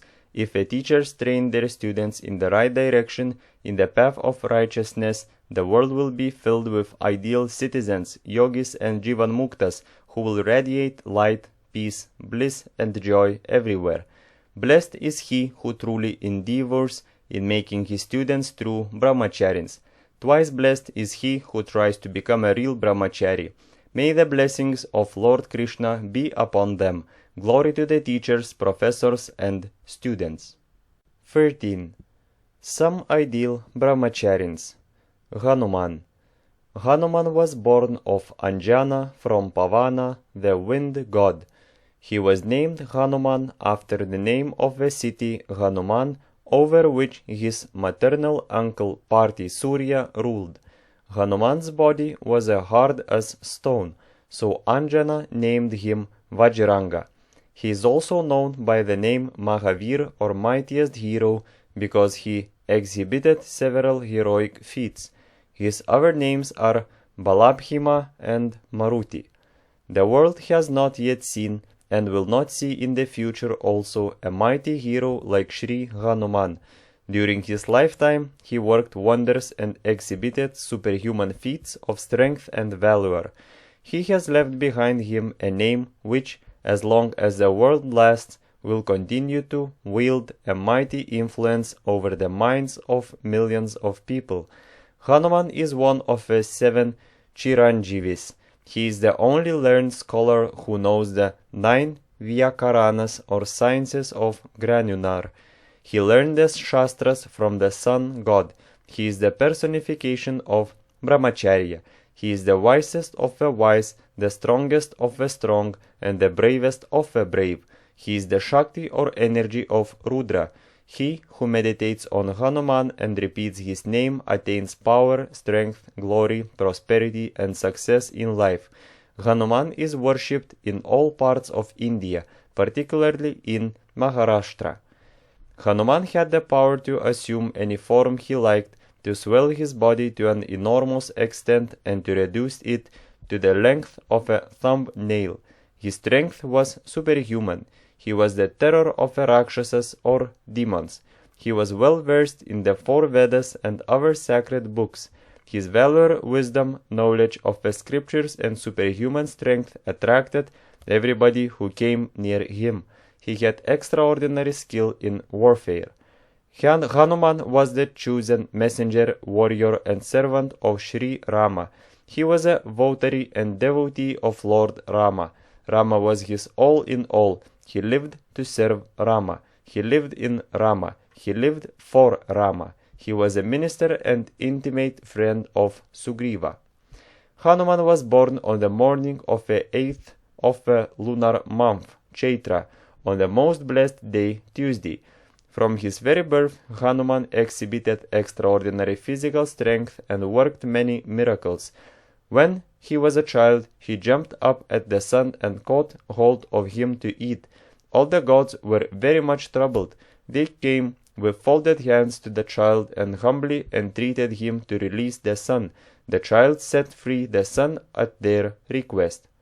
A rishi pronounced a curse on Hanuman for his wrong action, that he would remain unconscious of his great strength and prowess till he met Sri Rama and served him with devotion.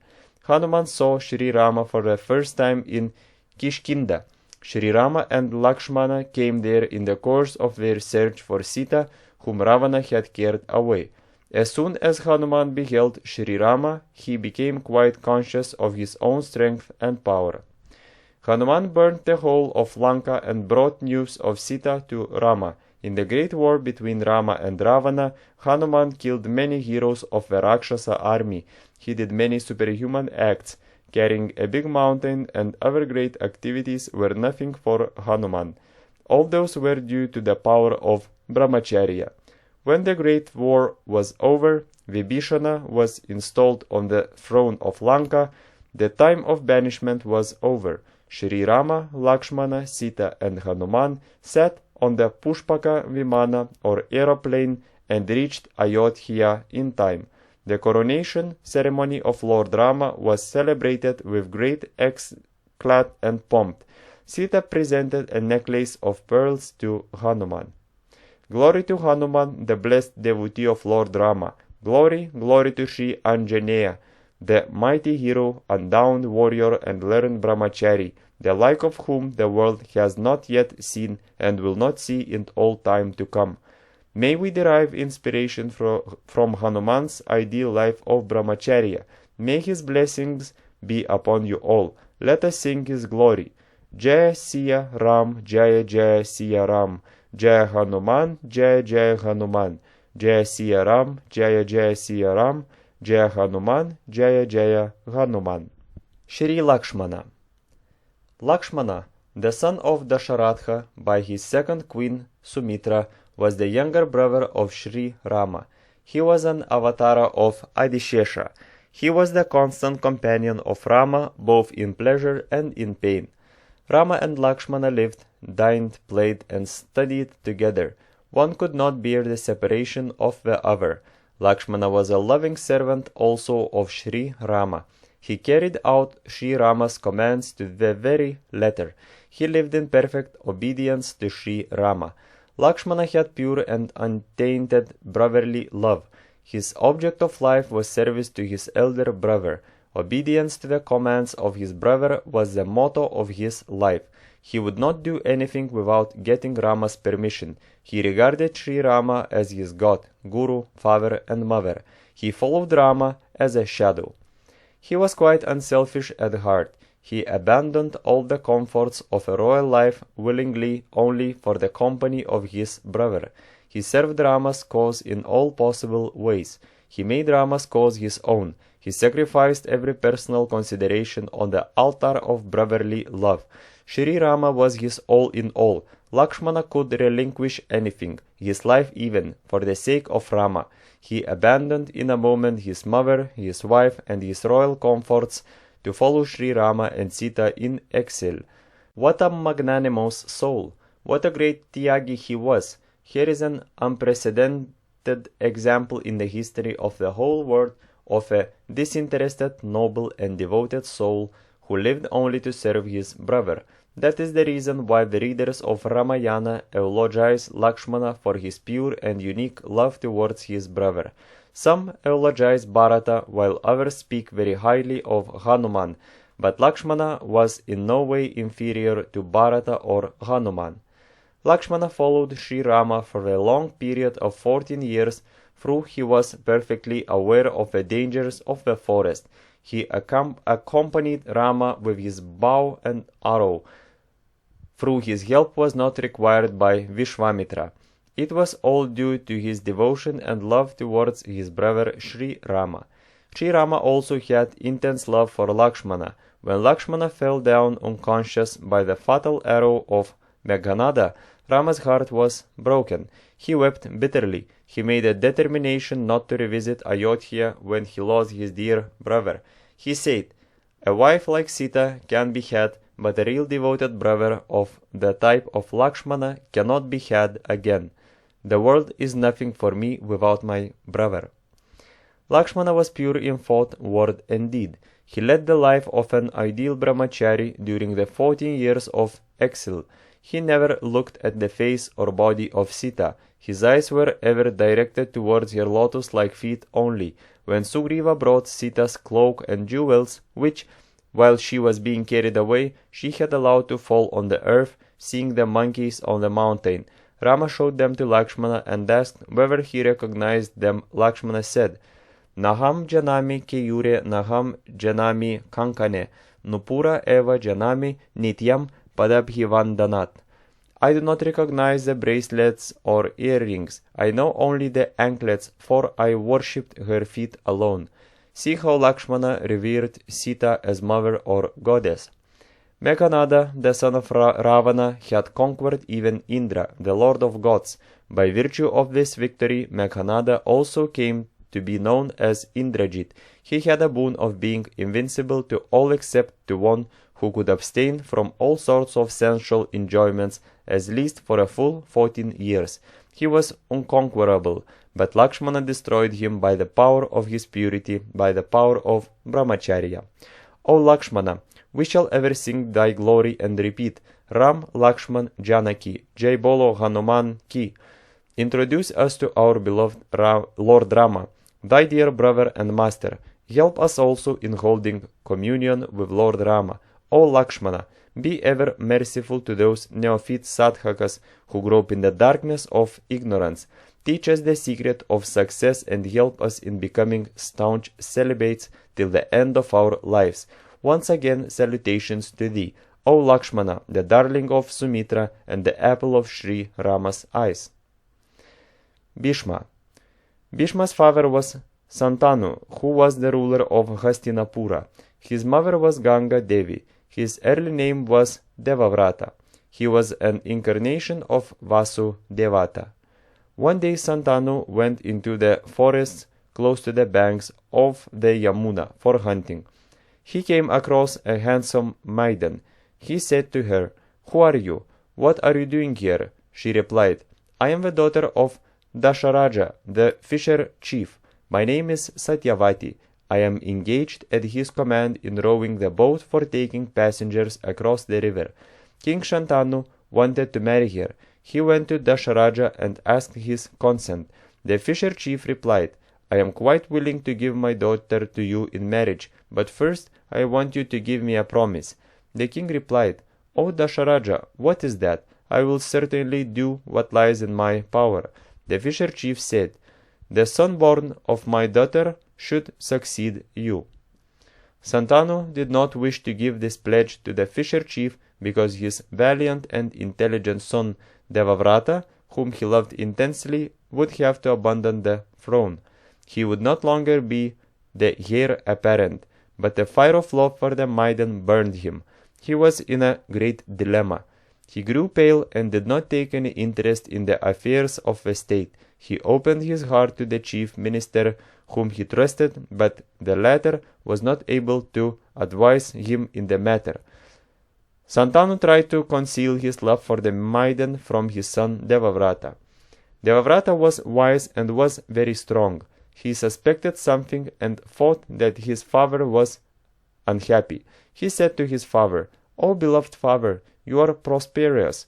You have got everything. There should be no cause for your anxiety. Why are you cheerless now? You are losing your vigor and strength. Kindly let me know the reason for your grief. I am ever ready to do what lies in my power to remove it."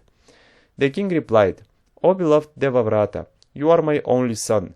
If any calamity falls on you, I will become sonless. I will be deprived of heaven. You are equal to 100 sons. Therefore, I do not want to marry again. But one son is no son according to the words of the rishis. These thoughts are troubling me in my mind."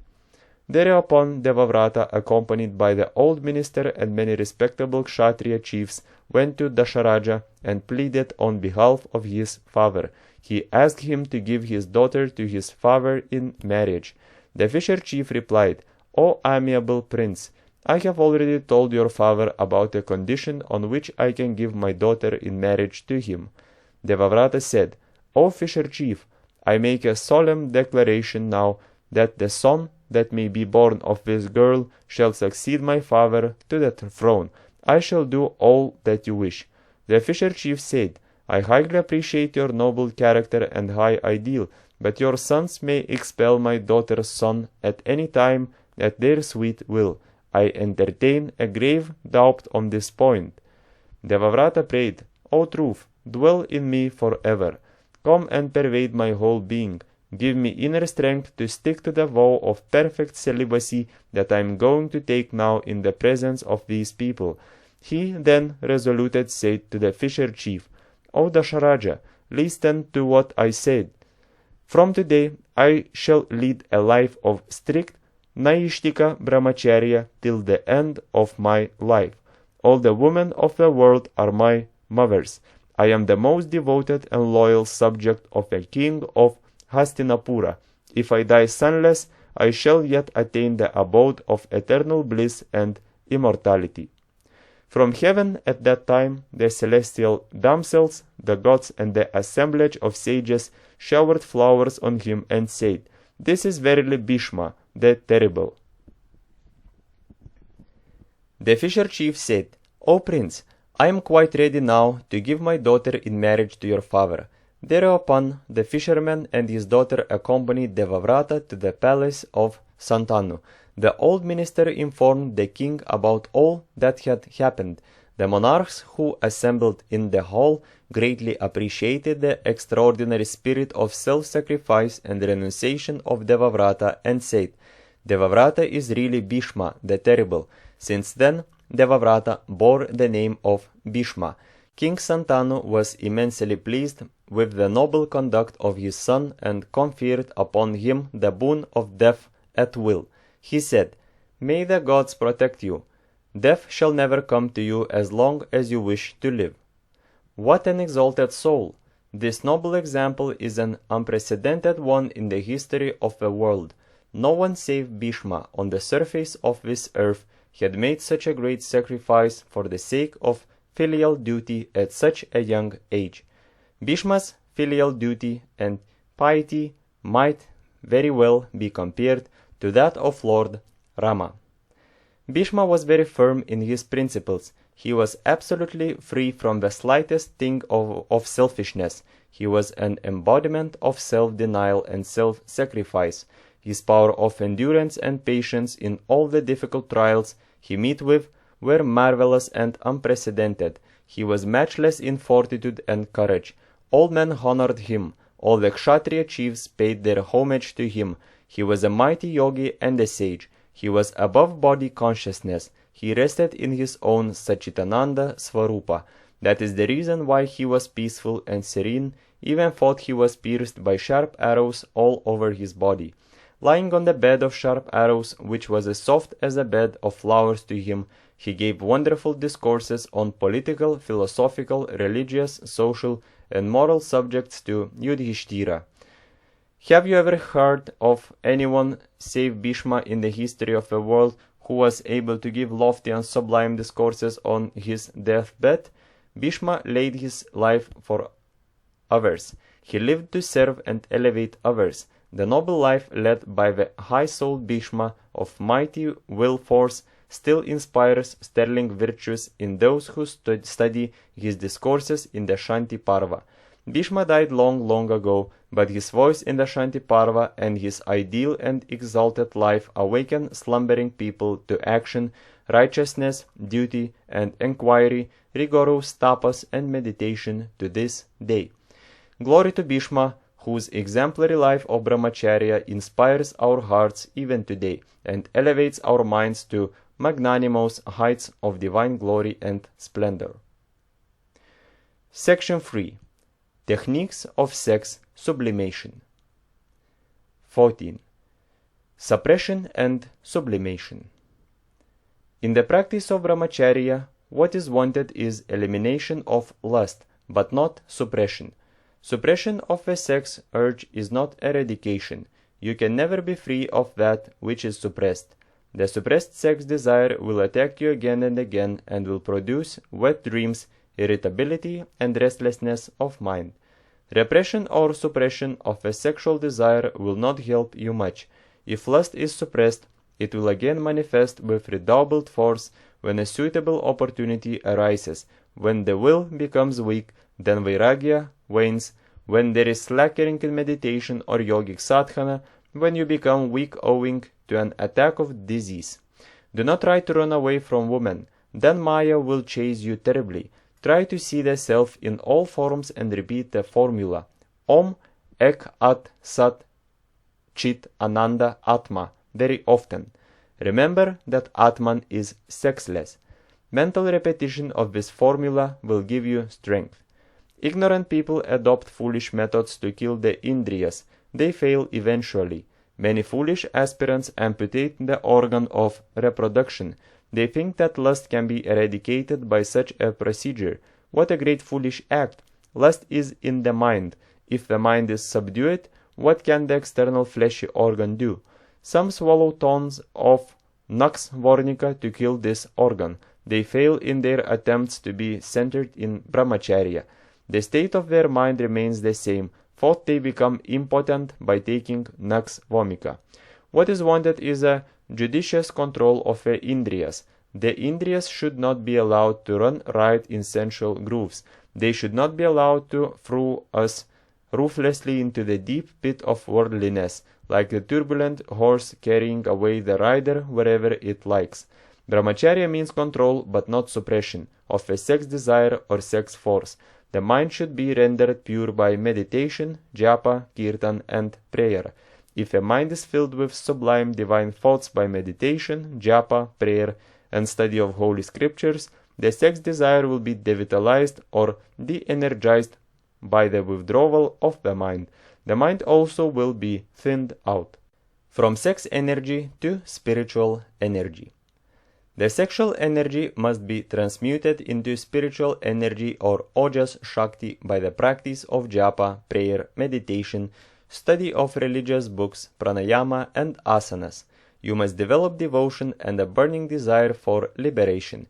You must constantly meditate on the pure, immortal, sexless, bodiless, desireless Atman. Then only the sexual desire will be annihilated. If the sexual energy is transmuted into ojas or spiritual energy by pure thoughts, it is called sex sublimation in Western psychology. Sublimation is not a matter of suppression or repression, but a positive dynamic conversion process. It is the process of controlling the sex energy, conserving it, then diverting it into higher channels, and finally converting it into spiritual energy or ojas shakti. The material energy is changed into spiritual energy, just as heat is changed into light and electricity. Just as a chemical substance is sublimated or purified by raising the substance through heat into vapor, which again is condensed into solid form, so also the sexual energy is purified and changed into divine energy by spiritual sadhana. Ojas is spiritual energy that is stored up in the brain.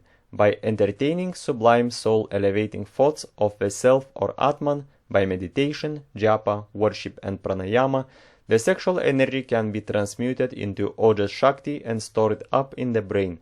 This stored up energy can then be utilized for divine contemplation and spiritual pursuits. Anger and muscular energy can also be transmuted into ojas. A man who has a great deal of ojas in his brain can turn out immense mental work. He is very intelligent, he has lustrous eyes and a magnetic aura in his face. He can influence people by speaking a few words. A short speech of his produces a tremendous impression on the minds of the hearers. His speech is thrilling. He has an awe-inspiring personality. Sri Shankara and Akhanda Brahmachari worked wonders through his powers of ojas. He did Digvijaya and held controversies and heated debates in different parts of India with learned scholars through his power of ojas. A yogi always directs his attention to the accumulation of this life energy by unbroken chastity. In yoga it is called urdhvaretas, and urdhvareta yogi is one in whom the seminal energy has flown upwards into the brain as ojas shakti. There is now no possibility of the semen going downwards by sexual excitement. The secret of sex, sublimation. According to yogic science, semen exists in a subtle form throughout the whole body. It is found in a subtle state in all the cells of the body. It is withdrawn and elaborated into a gross form in the sexual organ under the influence of a sexual will and sexual excitement. An urdhvareta yogi not only converts the semen into ojas, but checks through his yogic power, through purity in thought, word, and deed, the very formation of semen by the secretory cells of the testes or seeds. This is a great secret. Alopats believes that even in an urdhvareta yogi, the formation of semen goes on incessantly and that the fluid is reabsorbed into the blood. This is a mistake. They do not understand the inner yogic secrets and mysteries.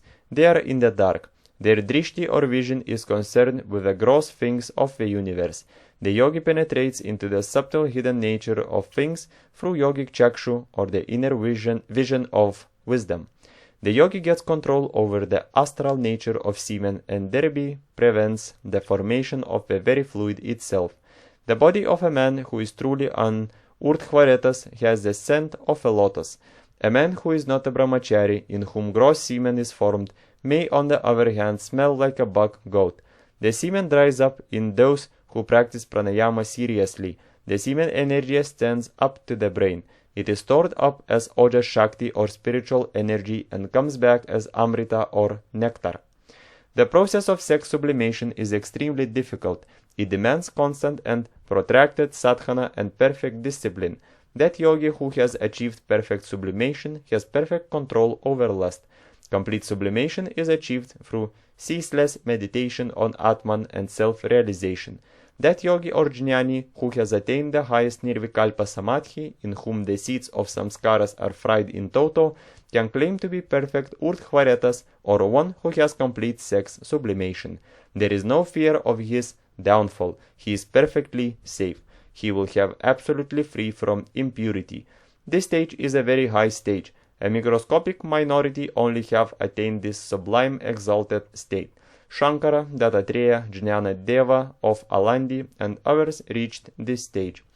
There is another sect called Dhiryaretas, or those persons who previously a prey to lustful thoughts and deviated from Brahmacharya, later take to the practice of strict celibacy. Such a person, if he practices strict celibacy for 12 years, can acquire superhuman powers. Madhanathi or Buddhinathi is reformed in him. By means of this, he can have retentive memory of anything as long as he lives, and he will be in a position to learn all kinds of subjects. By observance of unbroken brahmacharya in thought, word and deed for a period of full 12 years, one is bestowed even with the vision of God if one aspires for it. He can solve the most abstruse and complicated problems easily, but this kind of observance should commence before the 32nd or the 34th year. That yogi who has disciplined himself through ceaseless protracted sadhana, continuous meditation, pranayama and atmic vichara, the practice of sama, dhamma, yama and niyama, is also safe, although he has not attained the stage of perfect sex sublimation. Woman will hold no attraction for him. He has thinned out his mind. The mind is starved to death. It cannot raise its hood. It cannot hiss. Total sublimation is difficult, yet not impossible. The process of sex sublimation is very difficult, and yet it is most necessary for the aspirant in the spiritual path. It is the most important qualification for the sadhaka, be he in the path of karma yoga, upasana, raja yoga or Vedanta. It is a fundamental prerequisite for an aspirant. If one has this qualification or merit, all other merits will come and cling to him. All good qualities will come by themselves. You must achieve this at any cost. You will surely attempt this in future births. But why not now? The total annihilation of a sexual desire is the ultimate spiritual ideal. Complete sublimation alone will make you free. But perfect sublimation can hardly be achieved within a day or two. It demands continuous struggle with patience and perseverance for some time. Even the householders should keep the above ideal before them and try to realize it gradually. If a state of perfect sublimation is attained, there will be purity in thought, word and deed. No sexual thought will enter the mind at any time. It is through constant vichara and Brahma bhavana that the mind has to be weaned from lustful thoughts and tendencies. You must remove not only the sexual craving and the sexual impulses, but also the sex attraction. Think of the miseries that you get from a married life with its various entanglements and bondage. Make the mind understand the repeated autosuggestion and hammering that sexual pleasure is false, worthless, illusory and full of pain. Place before the mind the advantages, bliss, power and knowledge of a spiritual life. Make it understand that the exalted eternal life is in the immortal Atman. When it hears constantly these suggestions, it will slowly leave off its old habits. The attraction for sex will slowly die. Then only real sex sublimation will take place. Then only you will become an urdhvareta yogi. There are two kinds of force in the mind, namely hostile or antagonistic force and friendly or favorable force. Passion is a hostile force that drags you down. Pure reason is a favorable force that elevates you and transmutes you into divinity. Develop therefore, my child, pure reason to get unalloyed bliss and supreme Brahmic knowledge. Passion will die by itself. Sex sublimation is within your reach if you wish to attain it. The path is quite clear, straight and easy if you understand it and if you apply yourself with patience, perseverance, determination, and strong will. If you practice discipline of the indriyas, right conduct, right thinking, right acting, regular meditation, assertion, autosuggestion, and inquiry of who am I? Atman is sexless. Atman is nirvikara. Feel this. Can there be any trace of lust or impurity in the eternal, pure Atman? Glory to those yogis who have attained urdhvaretas or full sex sublimation and who are resting in their own svarupa. May we all practice perfect celibacy through the practice of sama, dhamma, viveka, vichara, vairagya, pranayama, japa, and dhyana and reach the goal of life. May the indweller of our hearts grant us spiritual strength to control the indriyas and the mind. May we all become full urdhvareta yogis like Shankara and Jnana Dev of yore. May their blessing be upon us all. 15. To marry or not to marry. Is celibacy possible? It is quite possible for a man to practice celibacy while remaining in the world, albeit there are various sorts of temptations and distractions. Many have achieved this in times of yore. There are many even at the present moment also. A well-disciplined life, a sattvic and moderate diet, study of religious scriptures, satsanga, japa, dhyana, pranayama, daily introspection and inquiry, self-analysis and self-correction, sadachara, practice of yama and niyama, physical, verbal and mental tapas, in accordance with the teachings of the 17th chapter of the Gita, all will pave a long way in the attainment of this end. People have an irregular, unrighteous, immoderate, irreligious, indisciplined life. Hence they suffer and fail in the achievement of the goal of life. Just as the elephant throws sand on its own head, so also they themselves bring difficulties and troubles on their own heads on account of their foolishness. Those who practice Brahmacharya generally complain that they get mental fatigue owing to continence. This is only a deception of the mind. You get sometimes a pseudo-hunger, whereas when you actually sit for dinner, you have no real good appetite and you do not take any food. So also there is a false mental fatigue. If you observe Brahmacharya, you will have immense mental strength. You will not be able to feel it always. You will manifest it when the occasion arises, in the same way as a wrestler manifests his physical strength in the area through his fields as normal man in ordinary times. Continence is not harmful. It conserves energy. It gives immense strength and peace. Sexual indulgence leads to moral and spiritual bankruptcy, premature death, and loss of faculties, talents, and capacities. The practice of celibacy is not attended with any danger or any dire desire or undesirable result, such as the various sorts of complex which are wrongly attributed to it by the Western psychologists.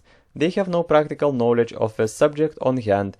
They have got a wrong, ill-founded imaginations that the ungratified sex energy assumes in disguise the various forms of complex, such as the touch phobia. The complex is due to same other causes. It is a morbid state of mind due to excessive jealousy, hatred, anger, worry, and depression brought about by various causes. On the contrary, even a little self-restraint or a little practice of continence is an ideal pick-me-up. It gives inner strength and peace of mind. It invigorates the mind and nerves. It helps to conserve physical and mental energy. It augments memory, will force, and brain power. It bestows tremendous strength, vigor, and vitality. It renovates the system or constitution, rebuilds the cells and tissues, energizes digestion, and gives power to face the difficulties in the daily battle of life. The special virtues of endurance and bravery are intimately connected with the cultivation of chastity. A perfect celibate can move the world, can stop the ocean waves like Lord Jesus can blow up mountains, can command nature and the 5 elements like Jnana Dev. There is nothing in the 3 worlds that cannot be achieved by him. All sit his and read his roll under his feet. A foolish argument of the Epicureans. Some ignorant people say, it is not right to check passion. We must not go against nature. Why has God created young beautiful women? There must be some sense in his creation. We should enjoy them and procreate as many as possible. We should keep up this progeny of the line. If all people become sannyasins and go to forests, what will become of this world? It will come to an end. If we check passion, we will get disease. We must get plenty of children. There is happiness in the house when we have abundant children. The happiness of married life cannot be described in words. It is the be-all and end-all of life. I do not like Vairagya, Tyaga, Sannyasa, and Nivritti. This is their crude philosophy. They are direct descendants of Charvaka and Virochana. They are life members of the Epicurean schools of thought. Gluttonism is their goal of life. They have a very large following. They are friends of Satan. Admirable is their philosophy. When they lose their property, wife and children, when they suffer from an incurable disease, they will say, O God, free me from this horrible disease. Forgive me my sins. I am great sinner. Passion should be checked at all costs. Not a single disease comes by checking passion. On the contrary, you will get immense power, joy, and peace. There are also effective methods to control passion. One should reach Atman, which is beyond nature, by going against nature. Just as a fish swims upstream against the current in a river, so also you will have to move against the worldly currents of evil forces. Then alone can you have self-realization. Passion is an evil force, and it should be checked if you want to enjoy undecaying atmic bliss. Sexual pleasure is no pleasure at all. It is a mental delusion. It is attended with dangers, pain, fear, exertion, and disgust. If you know yoga or the science of Atman, you can very easily control the dire malady, which is passion. God wants you to enjoy the bliss of Atman, which can be had by renouncing all these pleasures of this world. These beautiful women and wealth are the instruments of Maya, to delude you and entrap you into her nets. If you wish to remain always as a worldly man, with low thoughts, debasing desires, you can by all means do so. You are at perfect liberty. You can marry 350 wives and procreate as many children. Nobody can check you. But you will soon find that this world cannot give you the satisfaction you want, because all objects are conditioned in time, space, and causation.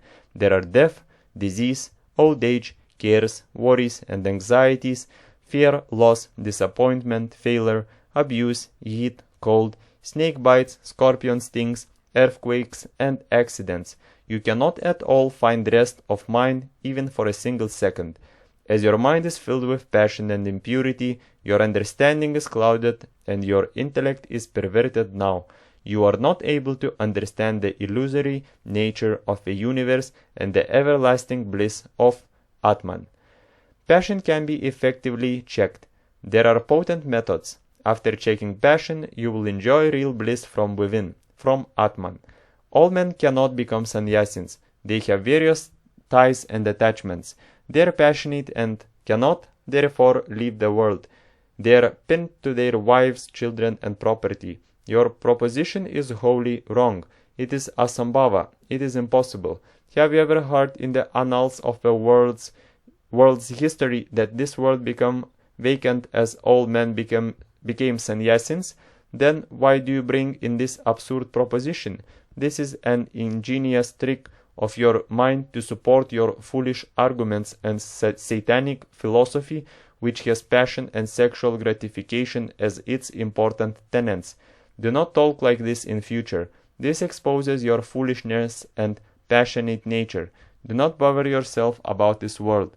Mind your own business. God is all-powerful. Even if this world is completely evacuated, when all people retire to the forests, God will immediately create crores of people by mere willing within the twinkling of an eye. This is not your lookout. Find out methods to eradicate your passion. Marriage cannot be taken as an indispensable factor in everyone's life. Rather, a true aspirant should definitely keep himself far, far away from the fetters of a married life. For him, marriage constitutes a curse, while at the same time for a man of a lustful disposition, for whom it is extremely difficult to get over carnal passions, it is a sort of offense and a protecting vow to his moral recklessness. Marriage is therefore prescribed for those, and it applies to the majority of mankind, who are not yet ready for a life of absolute self-restraint, and thus is to be regarded by them as a sacrament, and certainly not as a license to self-indulgence. Everyone born in this world need not necessarily marry. Marriage is meant to regulate one's life in the world, but for the institution of marriage in society, life would become irregular and beastly. But where there is no passion in the heart, where their desire for God is strong, where there is longing for spiritual pursuits, marriage is not compulsory. Such a man can lead a naistic brahmachari's life. Parents should not force marriage on their sons. They should not stamp out the spiritual samskaras of their children. Many young men in whom there is a spiritual awakening write to me in pitiable words, "Dear Swamiji, my heart throbs for higher spiritual things. I have no interest in worldly matters. The surroundings are not favorable. I am entangled in the meshes of marriage. My parents forced me, much against my will, to marry. I had to please my old parents. They threatened me in various ways. I now wept. What should I do now? Young boys who have no idea of this world and this life are married when they are 8 or 10 years of age. We see children begetting children. There are child mothers. A boy of about 18 has 3 children. What a horrible state of affairs. Early marriages have wrought early loss of semen. There is physical and mental degeneration. There is no longevity. All are short-lived. Frequent childbearing destroys the health of women and brings in a host of other ailments. You have adopted various habits from the West in matters relating to dress and fashion. You have become a creature of vile imitation. They in the West do not marry unless they are able to maintain a family decent. They have got more self-restraint. They first secure a decent station in life, earn money, save something, and then only think of marriage. If they have not got sufficient money, they remain bachelors throughout their lives. They do not want to bring forth beggars into this world just in the same manner as you do. He who has understood the magnitude of human suffering in this world will never dare to bring forth a single child from the womb of a woman. Nature of the love between husband and wife. The love between husband and wife is mainly physical, selfish, and hypocritical. It is not constant. It is of an ephemeral and changing nature. It is carnal passion only. It is sexual appetite. It is tinged with lower emotions. It is of bestial nature. It is finite, but divine love is infinite, pure, all-pervading, and everlasting. There is no question of divorce here. In reality, there is no internal union between husband and wife in the vast majority of cases. Savitri and Satyavan, Atri and Anasuya are very, very rare in these days. As husbands and wives are externally united only for selfish ends, there is only some show of smile and external love. It is all mere show only. As there is no real union in their hearts of hearts, there is always some kind of friction and rupture, wry faces and hot words in every house. If a husband does not take his wife to the cinema, there will be fighting in the house. Can you call this real love? It is mercenary commercial business. On account of lust, men have lost their integrity, independence, and dignity. They have become the slaves of women. What a pitiable spectacle you see! The key is with the wife, and even for 2 rupees the husband has to stretch his hands to her. Still he says, under delusion and intoxication of passion, "I have a sweet, loving wife. She is really a mirror. She can be really worshipped." In mercenary love, there cannot be any real happiness between the two, the lover and the beloved. If a husband is in a dying condition, the wife takes the bank passbook and walks to her mother's house quietly. If the husband loses his job for some time, the wife shows wry faces, speaks harsh words, and does not serve him properly with any love. This is selfish love. There is no real affection from the core of the heart. so there is always quarrel, fighting and Ashanti in the house. Husbands and wives are not really united. They pull on anyhow, dragging a dreary, cheerless existence. Passion is not love at all. It is an animal instinct. It is carnal love. It is of a beastly nature. It is shifting. If a wife loses her beauty on account of some incurable malady, she gets divorced and the husband marries a second wife. This state of affairs is going on in the world. A husband loves his wife not for the sake of his wife, but for the sake of his own self. He is selfish. He expects sensual pleasure from her. If leprosy or smallpox destroys her beauty, his love for her ceases. When the wife dies, the husband is drowned in sorrow not because of the loss of his loving partner in life, but because he cannot get sexual pleasure now. When your wife is young and beautiful, you admire her curly hair, rosy cheeks, fine nose, shining skin, and silvery teeth. When she loses her beauty on account of some chronic, incurable malady, she no longer holds any attraction for you. You marry a second wife.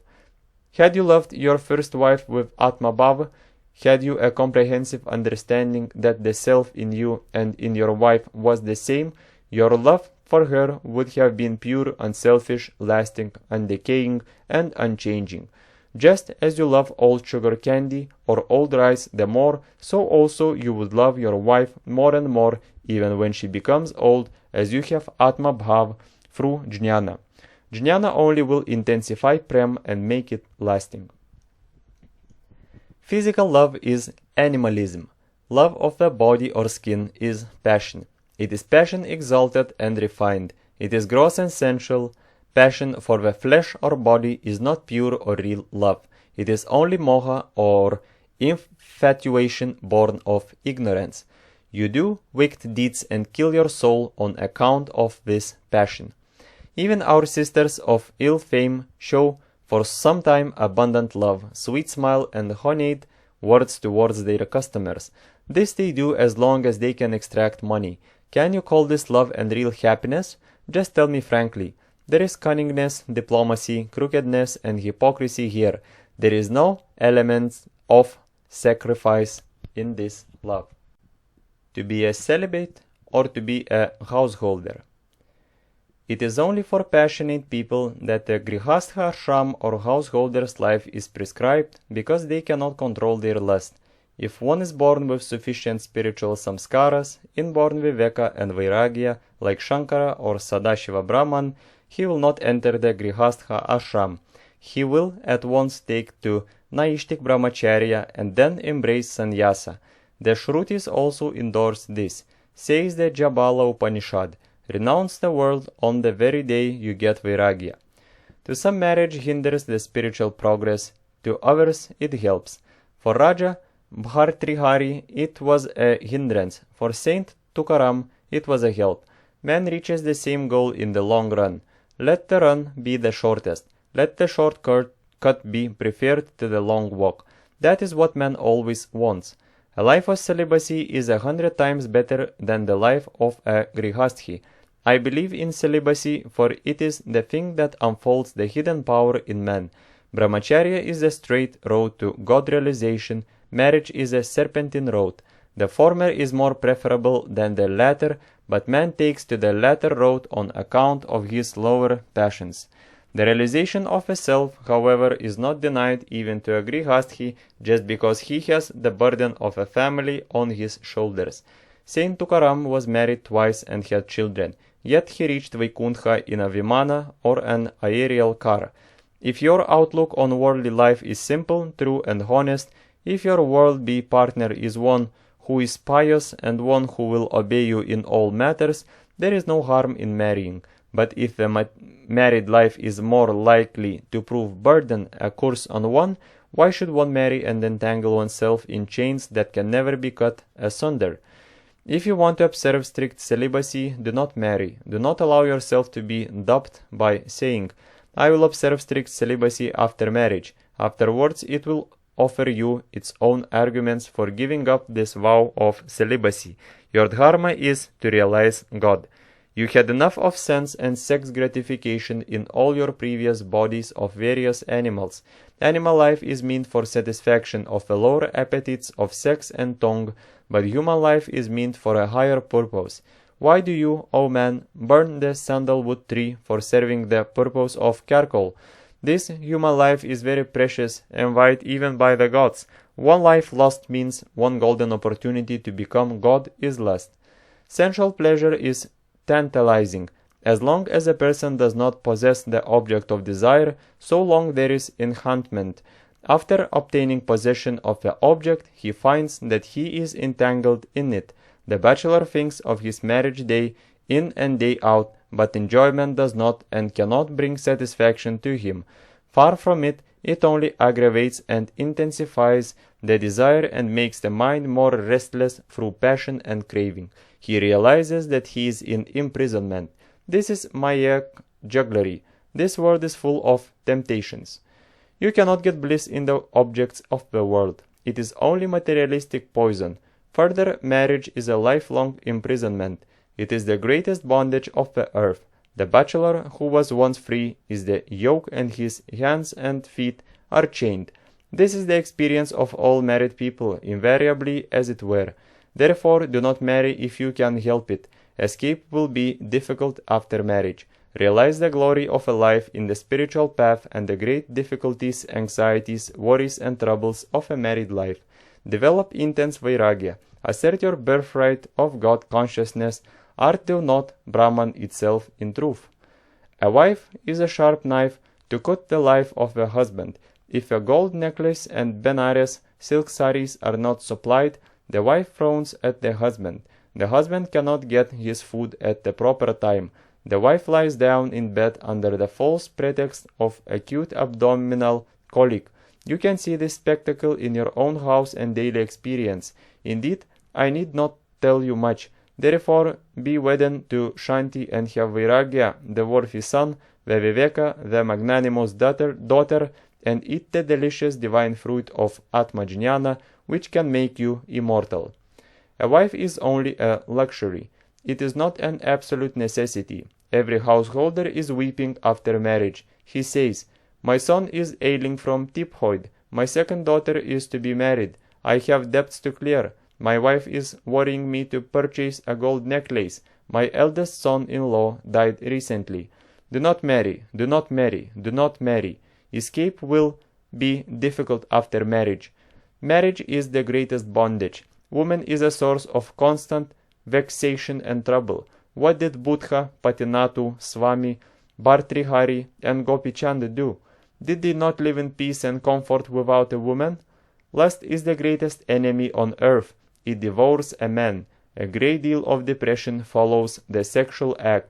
You have to exert a lot in earning money to please your wife and satisfy her wants and luxuries. You commit various sorts of sins in acquiring money. You mentally share her pains and sorrows and the pains and miseries of your children as well. You have to worry in 1,001 ways in running the family. As two minds cannot agree, there will always be quarrels in the house. You have to unnecessarily multiply your wants and responsibilities. Your intellect gets spoiled. On account of heavy loss of the seminal fluid, you will suffer from diseases, depression, weakness, and loss of vitality. Consequently, you will have an early death. Therefore, become an Akhanda Brahmachari or a lifelong celibate. Free yourself from all miseries, worries, and troubles.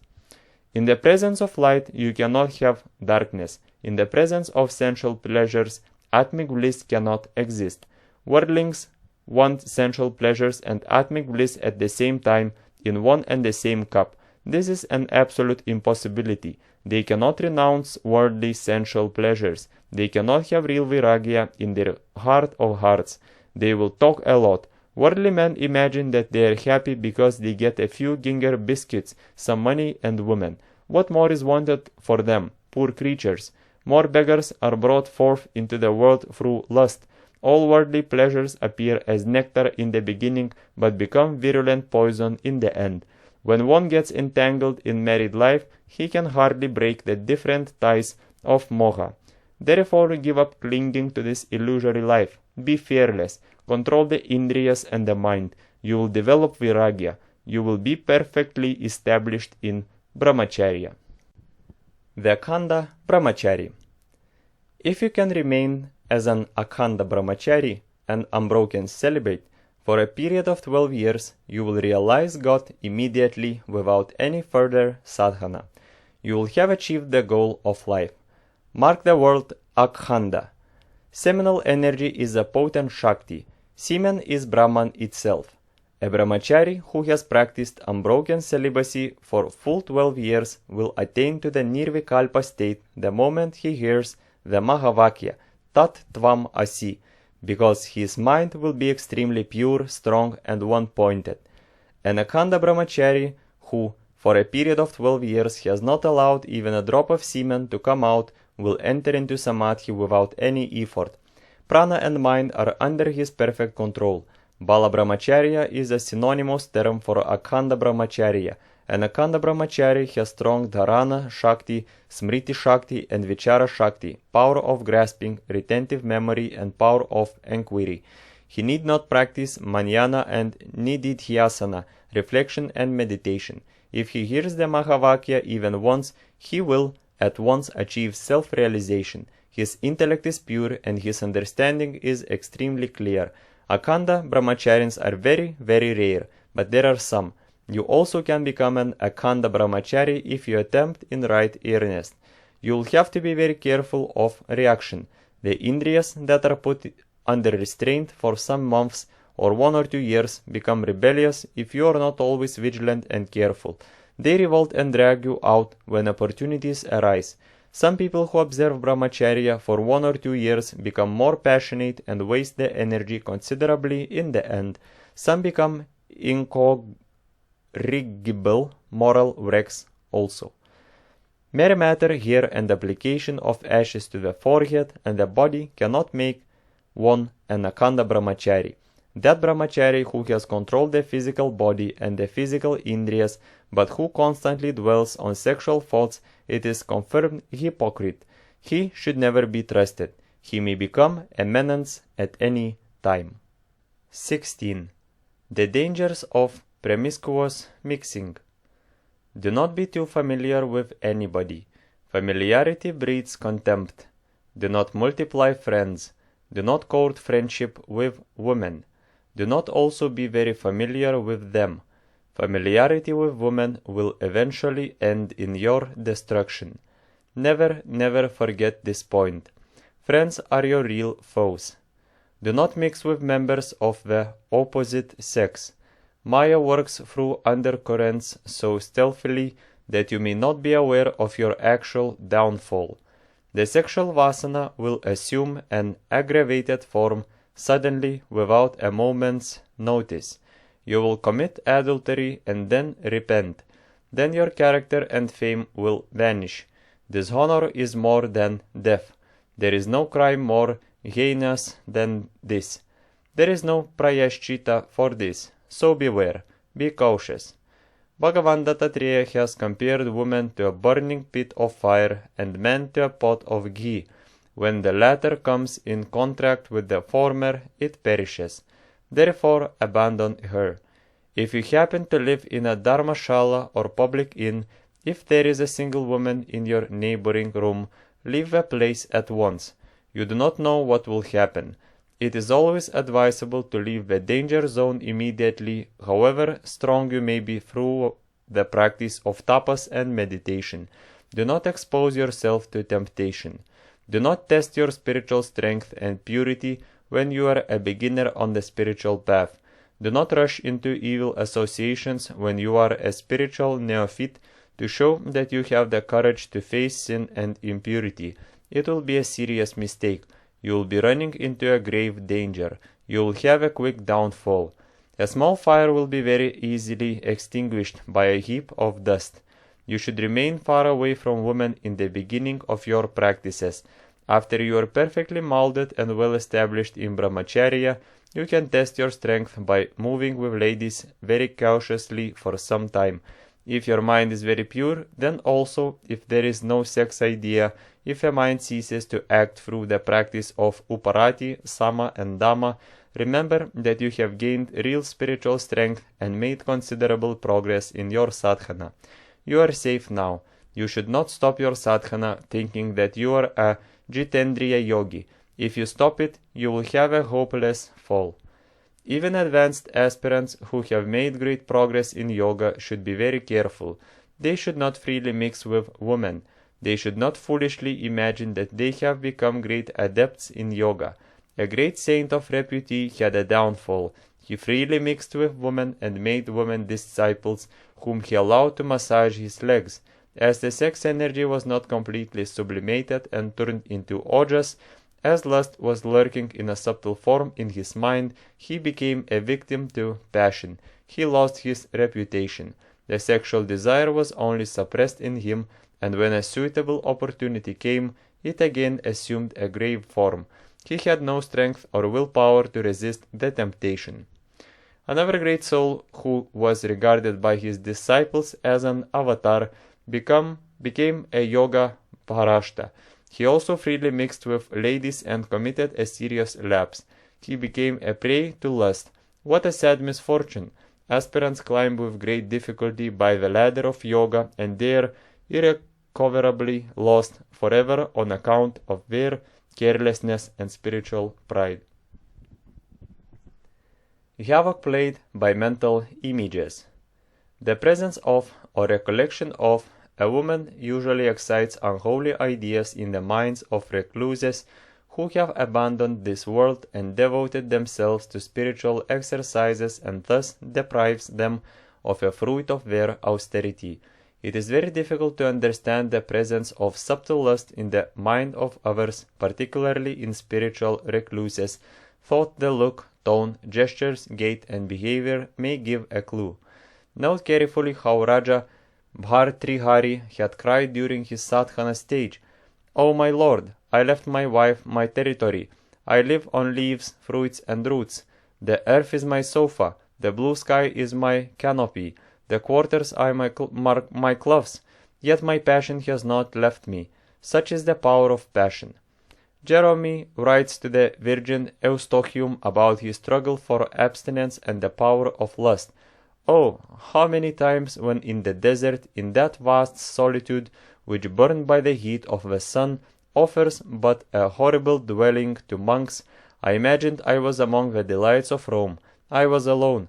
My limbs were covered by a wretched sack, and my skin was as black as the Ethiopians. Every day I wept and groaned, and if I was unwillingly overcome my sleep, my lean body lay on the bare earth. I say nothing of my food and drink, for in the desert even invalids have no drink but cold water. Well, I who, out of fear of hell, had condemned myself to this prison, companion of scorpions and wild beasts, often seemed in imagination among a band of girls. My face was pale with fasting, and my mind within my frigid body was burning with desire.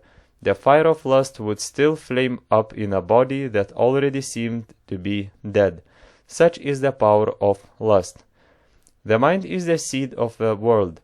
It is the mind that creates this world. There is no world quite apart from the mind. The images of all objects are contained in the mind. The mind plays with these images when it cannot get the objects and does great havoc. If you constantly think of the image of the Lord, the images of objects will die by themselves. The forbidden fruit, God's test for the spiritual aspirant. God places some temptations before the aspirant to test his spiritual strength. He gives him also strength to conquer the temptations. The strongest temptation in this world is lust. All the saints passed through temptations. Temptations are profitable. People are instructed and strengthened. Even Buddha was tested for his mental purity. He had no face temptations of every sort. He had to face Mara. It was only then, and not till then, that he had illumination under the Bodhi tree in Gaya. Satan tempted Jesus in a variety of ways. Passion is very powerful. Many aspirants fail in the tests. One has to be very careful. The aspirant will have to develop a very high standard of mental purity. Then alone he will be able to stand the test. God will place the aspirants in very unfavorable surroundings to test them. They will be tempted by young girls. Name and fame bring the householders in close contact with the aspirants. Women begin to worship them. They become their disciples. Gradually, the aspirants get a nasty downfall. Instances are many. Aspirants should hide themselves and pass for quite ordinary people. They should not show their chamatkaras. Although Rishi Vishwamitra was practicing severe austerities, he was carried away by his turbulent senses when he came across a celestial nymph sent by Indra to disturb his tapas. If Vishwamitra and Parasara, who were living on leaves, air and water, were victims of lust, what should be the fate of worldly people who are living on rich food? If they can control their passion, the Vindhya mountain will float on the ocean, fire will burn downwards. The sex instinct is most powerful. The sex urge is formidable. It may conceal itself in underground compartments in the mind and assail you when you are not vigilant. It will attack you with redoubled force. Vishwamitra fell a victim of Menaka. Another great rishi became a prey to Ramha. Jaimini got excited by false woman Masa. A powerful rishi was excited by the sight of a mating of a fish. A householder aspirant carried away even his guru's wife. Many aspirants are not aware of this secret urge, a treacherous enemy. They think that they are quite safe and pure. When they are put to test, they become hopeless victims. Always remain alone, meditate and slay this urge. Money and women shine more brightly than God for an ignorant, passionate man. Maya is powerful. Adam fell on account of one loose moment. Eve tempted on account of one desire. The forbidden fruit will ripen before the human eyes in no time.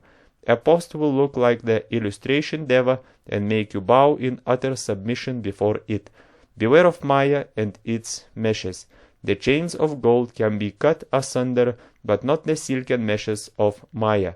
A single unguarded moment is sufficient to capsize the whole casket of pearls down into the dark abyss of passion and lust.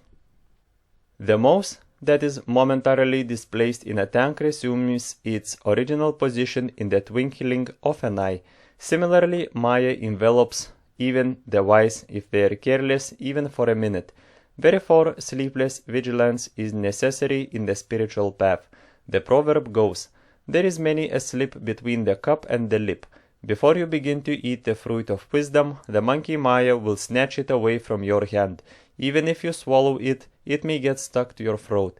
Therefore, you will have to be ever vigilant and careful till you attain Puma or the highest realization. You should not stop your sadhana falsely thinking that you have reached the goal. He who lives in seclusion is more exposed to temptations and danger. He will have to be very careful and vigilant. The mind will be tempted to do anything, as there is nobody to witness its evil action. All suppressed evil vrittis will be waiting for an opportunity to attack him with redoubled force. He is just like a man who is put in a big bag with a tiger, a serpent, and a bear. The enemy's anger, lust, and greed will take you unawares. When you walk alone in the spiritual path, they will attack you like the thieves who attack a lonely passenger in the dense forest. Therefore, be always in the company of the wise. Do not go astray. 17. Stop that lustful look. A gentleman who has given up smoking and drinking wants to practice Brahmacharya, thought married. His wife has no objection, but he himself finds this discipline hard. Especially, the trouble seems to be in the control of the sense of sight. "The street is my chief enemy," he said to me recently. This means that the eyes are attracted by well-dressed ladies. Another aspirant says, "While I practiced vigorously pranayama, japa and meditation, my mind was not polluted even if I saw half-nude young ladies. But when I left the practice, I was not able to control my sight and I was attracted by well-dressed ladies in the streets and half-nude pictures pasted in front of picture houses. The sea, beach and mall road are my enemies." Those who practice Brahmacharya should control the sexual gazing impulse. This kind of impulse is a great menace as it stimulates curiosity and sexual desire. Vasanas grow from lustful look. Looking at a woman will create a desire to talk to her. Talking to a woman will create a desire to touch her. Eventually, you will have an impure mind and will fall a victim. Therefore, never look at a woman. Never talk to a woman in privacy. Do not be familiar with any woman. Mind the feeling behind the look. There is no harm in looking at a beautiful object, but you will have to develop the divine bhav. You will have to feel that everything is a manifestation of God. Purify your thoughts and feelings. Purity is Brahman. Thou art pure is essence. Thou art an embodiment of purity. O Ram, repeat mentally the formula. Shuddhodam, Shuddhodam. I am purity, I am purity. And attain the state of pristine, matchless purity. You have no lustful look when you see your mother or sister, although they are beautiful, well dressed and decorated with ornaments and flowers. You look at them with affection and pure love. This is Shuddha Bhavana. There are no lustful ideas. You will have to develop such a pure love or bhavana when you look at other women also. If there is impurity behind the gaze, it tantamounts to adultery. Looking at a woman with a lustful heart is tantamount to sexual enjoyment. It is one form of maithunam. That is the reason why Lord Jesus says, if you have a lustful look at a woman, you have already committed adultery in your heart. There is no harm in looking at a woman, but you must have a perfectly chaste look. You must have Atma Bhav. When you look at a young lady, you can think within yourself, prostrations unto thee, O Mother. Thou art an image or manifestation of Mother Kali. Do not tempt, do not allure me.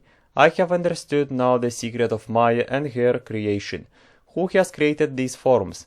There is an omnipotent, all-pervading and all-merciful creator behind these names and forms. This is all-decaying, false beauty. The creator or God is beauty of beauties. He is an embodiment of undecaying beauty. He is the fountainhead of beauty. Let me realize this beauty of beauties through meditation. You will have to cultivate feelings of devotion, admiration, and awe when you look at an alluring form by remembering the creator of that form. Then you will not be tempted. If you are a student of Vedanta, think and feel. Everything is self only. The names and forms are illusory. They are Mayak pictures. They have no independent existence apart from the self. If one should not look at a woman, how did the rishis of yore impart Atmajnana to ladies? Why did they keep them in their constant company for service? The dictum: do not look even at the picture of a woman, if for passionate people who have no self-control. Yajnavalkya taught Atma Vidya to his wife Maitreyi. Raikva had the daughter of King Janashruti to serve him. He was a Naishtik Brahmachari. Even in a Jivan Mukta or a liberated sage, the eyes will move towards the objects through the force of habit, but he can withdraw them completely and make them mere empty sockets if he wills. When he sees a woman, he does not see her outside himself. He sees the whole world within himself. He feels that a woman is his own self.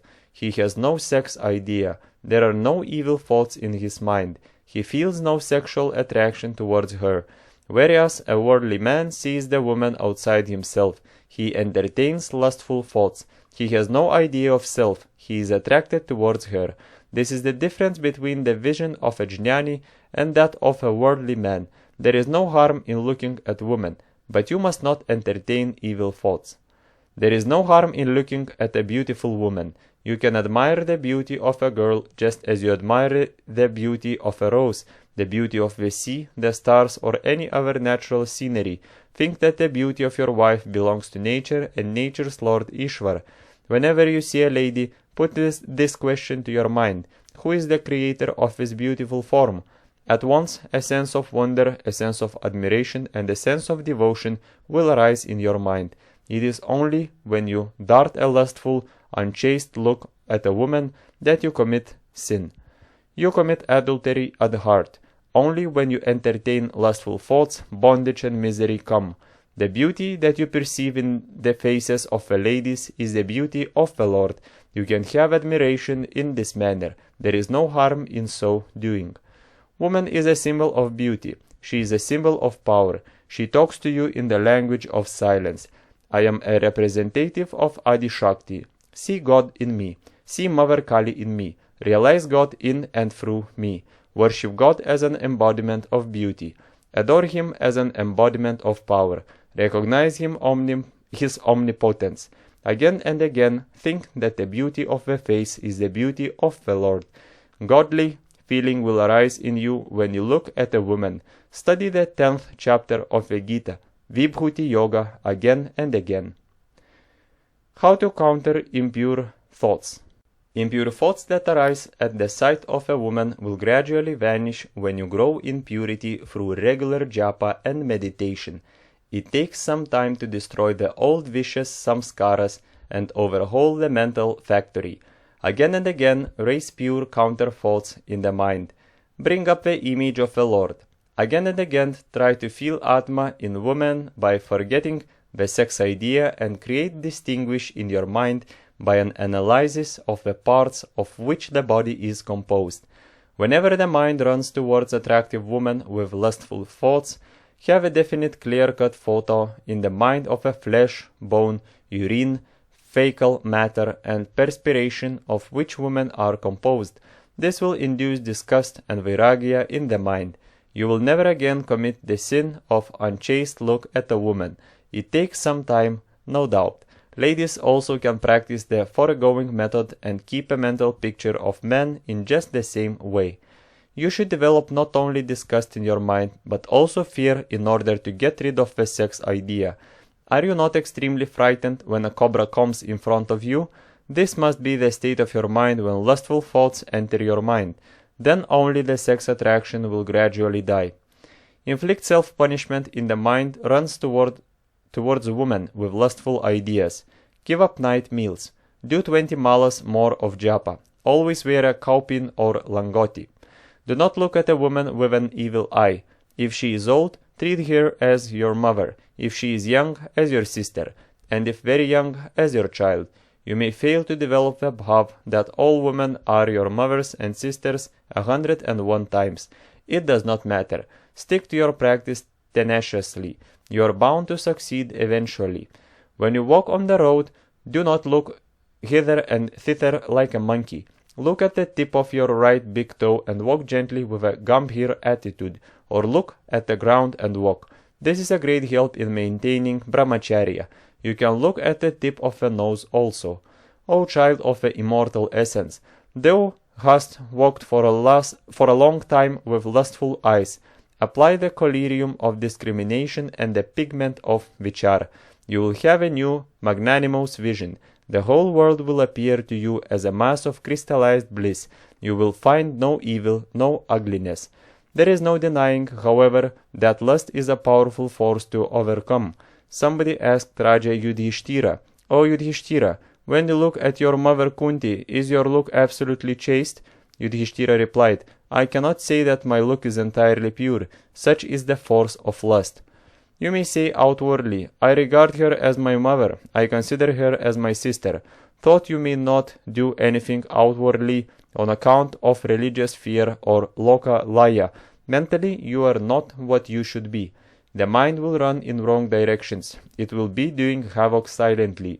Various kinds of evil thoughts and desires will arise in your mind. Desire or thought is more than the act. When you are put to test silently, you will fail hopelessly. You will not be able to have physical control even. There is nothing, however, that a sadhaka cannot achieve if he sets his mind to it. The greater the difficulty, the greater the glory of success.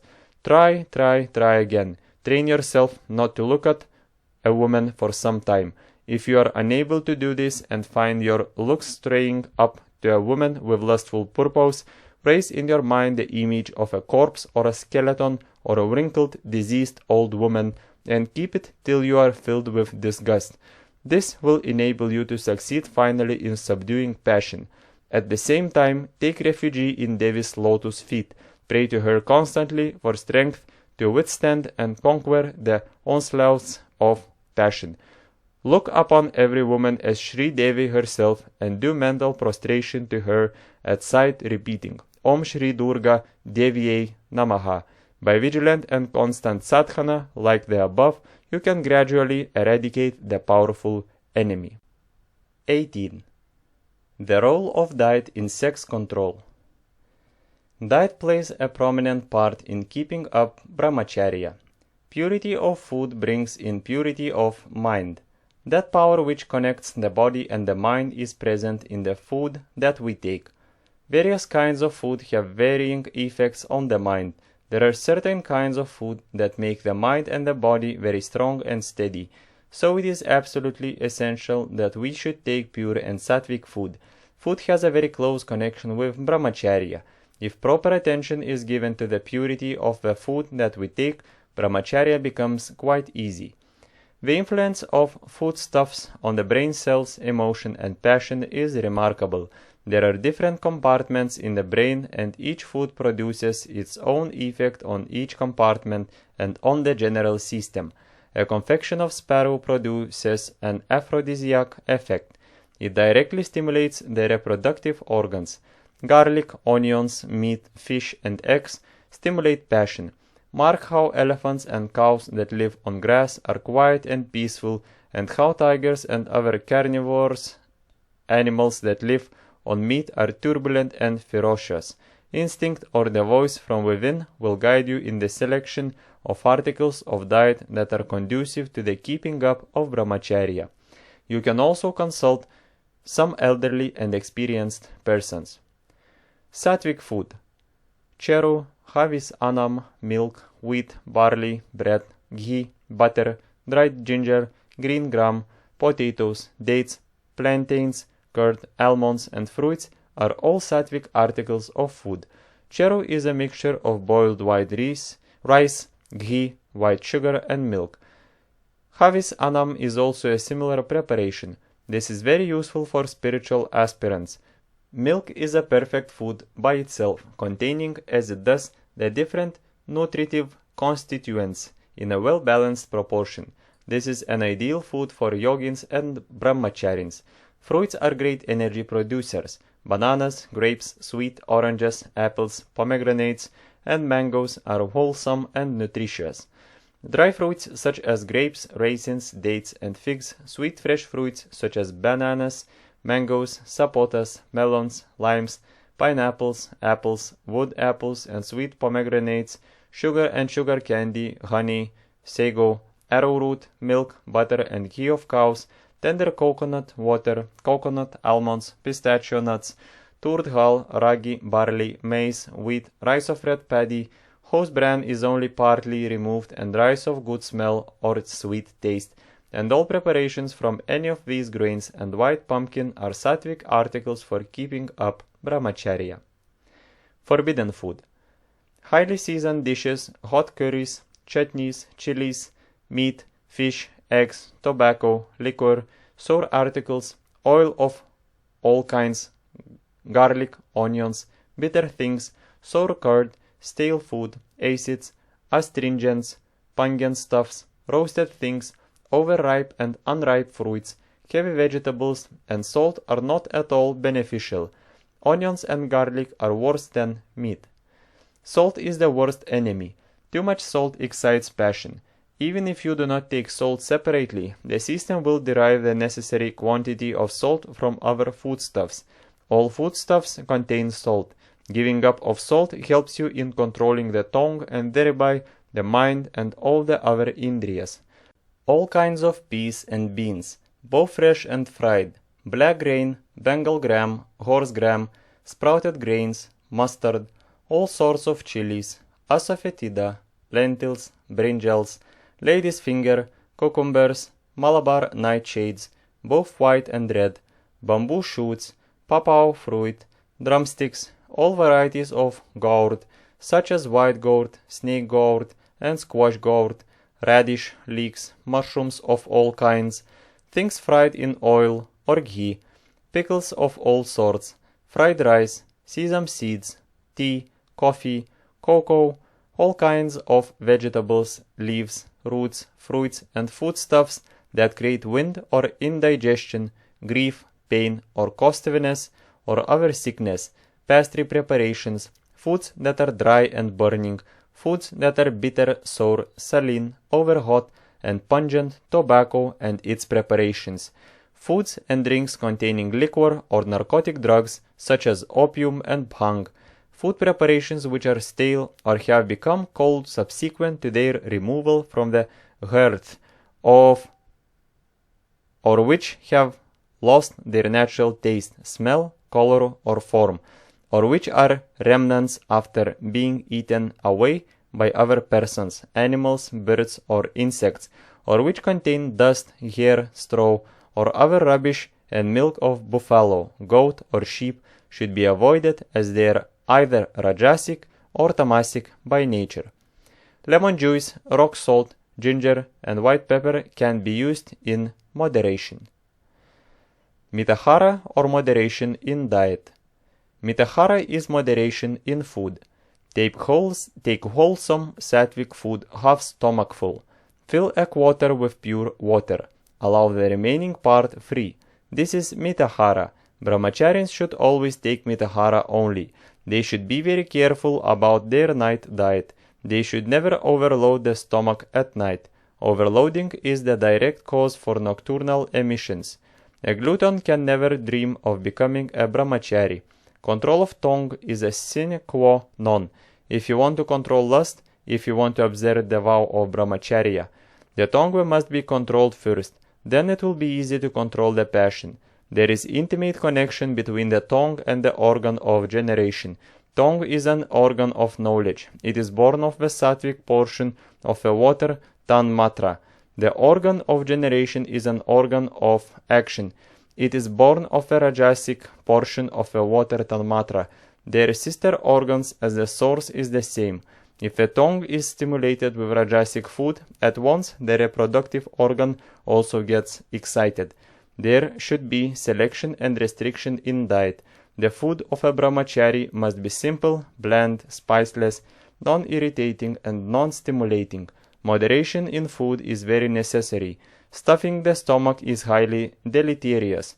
Fruits are highly beneficial. You should take food only when you are really hungry. The stomach will deceive you sometimes. You may have false hunger. When you sit for taking meals, you will have no appetite and no relish. Dietetic restrictions and fasting are very useful auxiliaries in controlling the camel mind and in the attainment of brahmacharya. You should not ignore them or make light of them on any account. Fasting, a purificatory exercise. Fasting controls passion. Fasting destroys sexual excitement. It calms the emotions. It controls the indriyas also. Passionate young men and ladies should take recourse to occasional fasting. It will prove highly beneficial. Fasting is a green tapas. It purifies the mind. It destroys a great multitude of sins. Shastras prescribe Chandrayana Vrata, Krichara Vrata, Ekadashi Vrata, and Pradosha Vrata for the purification of the mind. Fasting controls particularly the tongue, which is your deadly enemy. When you fast, do not allow the mind to think of delicious dishes, because then you will not derive much benefit. Fasting overhauls the respiratory, circulatory, digestive, and urinary systems. It destroys all the impurities of the body and all sorts of poisons. It eliminates uric acid deposits. Just as impure gold is rendered pure by melting, it is the crucible again and again. So also the impure mind is rendered purer and purer by fasting again and again. Young robust brahmacharins should observe fasting whenever passion troubles them. You will have very good meditation during fasting as the mind is calm. The chief object in fasting is to practice dhyana rigorously during that period as all the indriyas are calm. You will have to withdraw all the indriyas and fix the mind on God. Pray to God for guiding you and throwing a flood of light on the path. Say with bhav, O God, prachodayat, prachodayat, guide me, trahi, protect me, I am fine, my Lord. You will get my purity, light, strength, and knowledge. Fasting is one of the 10 canons of yoga. Avoid excessive fasting. it will produce weakness. Use your common sense. Those who are not able to observe a full fast can fast for 9 or 12 hours and can take milk and fruits in the evening or at night.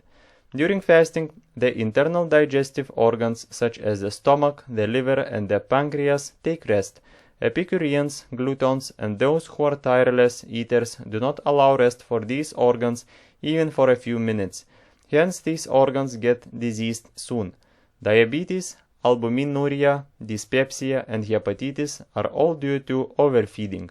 After all, man wants very little on this earth. 90% of the people in this world take more food than what is absolutely necessary for the body. Overeating has become their habit. All diseases take their origin in overeating. An occasional complete fast is a great desideratum for all to keep up good health, relieve the internal organs, and maintain brahmacharya. Diseases that are pronounced incurable by allopaths and homeopaths are cured by fasting. Fasting develops willpower. It increases the power of endurance.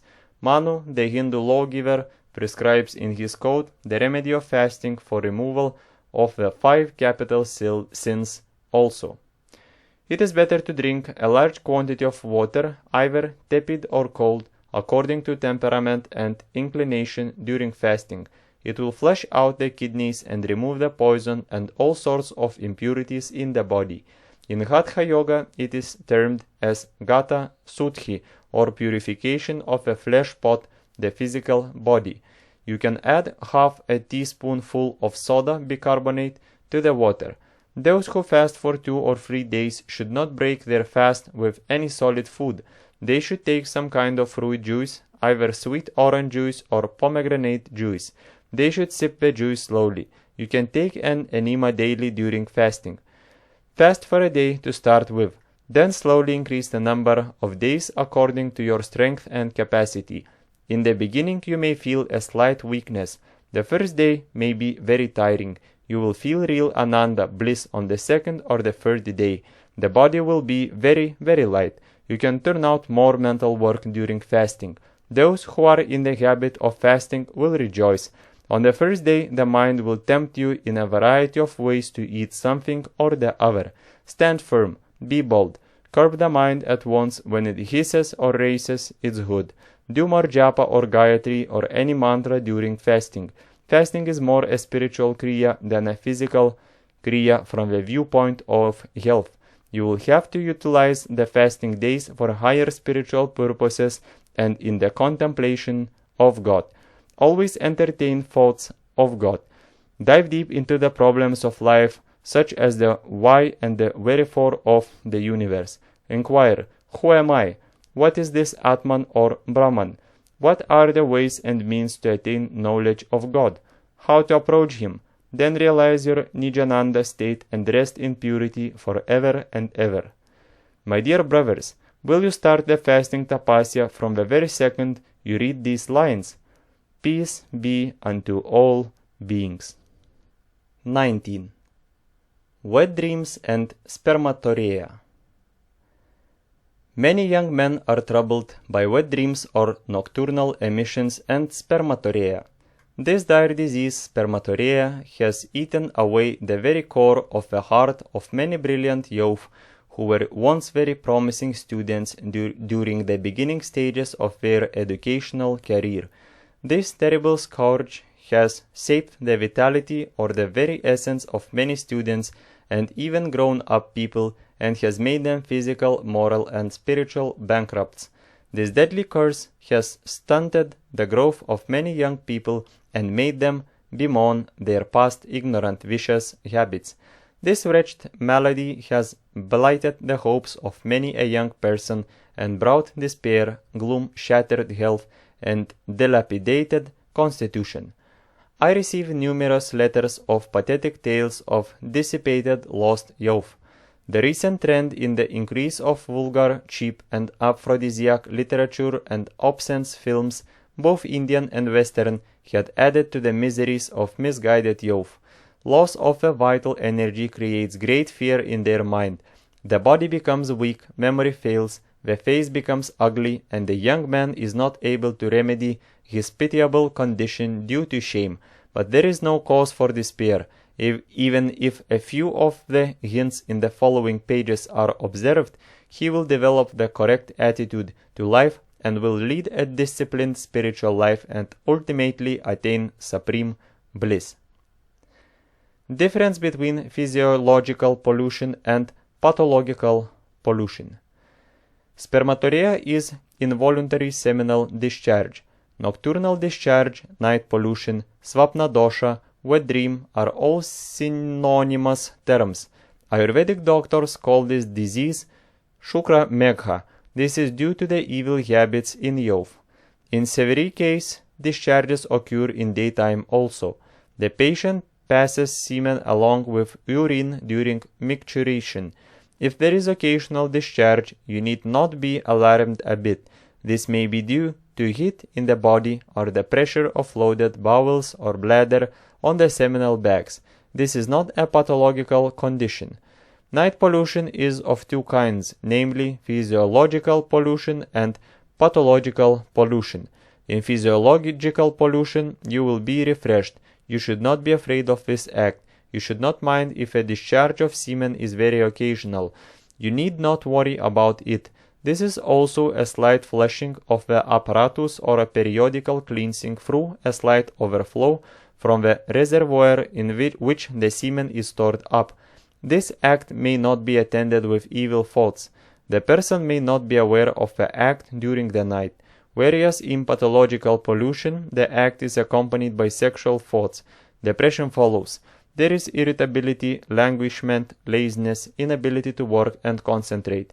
Occasional discharges are of no consequence, but frequent nocturnal pollutions cause depression of spirits, debility, dyspepsia, low spirits, loss of memory, severe pain in the back, headache, burning of the eyes, drowsiness and burning sensation at urination or during the flow of semen. The semen becomes very thin. Causes and consequences. Wet dreams and spermatorrhoea may be due to various causes like constipation, a loaded stomach, irritation-producing or wind-producing food, impure thoughts, and long self-abuse done in ignorance, seminal weakness, nocturnal emissions, lascivious dreams, and all other effects of an immoral life will surely lead one to a miserable state of living if not checked by proper medicines. But these medicines cannot produce a permanent cure. One can get temporary relief during the time one takes the medicine. Even doctors of the West admit that such medicines cannot effect a permanent cure.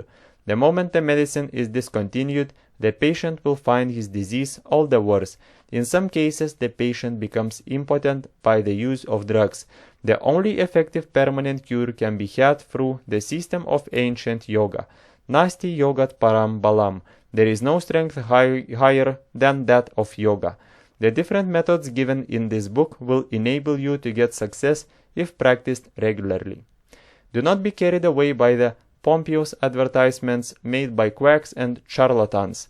Lead a simple natural life. You will become all right soon.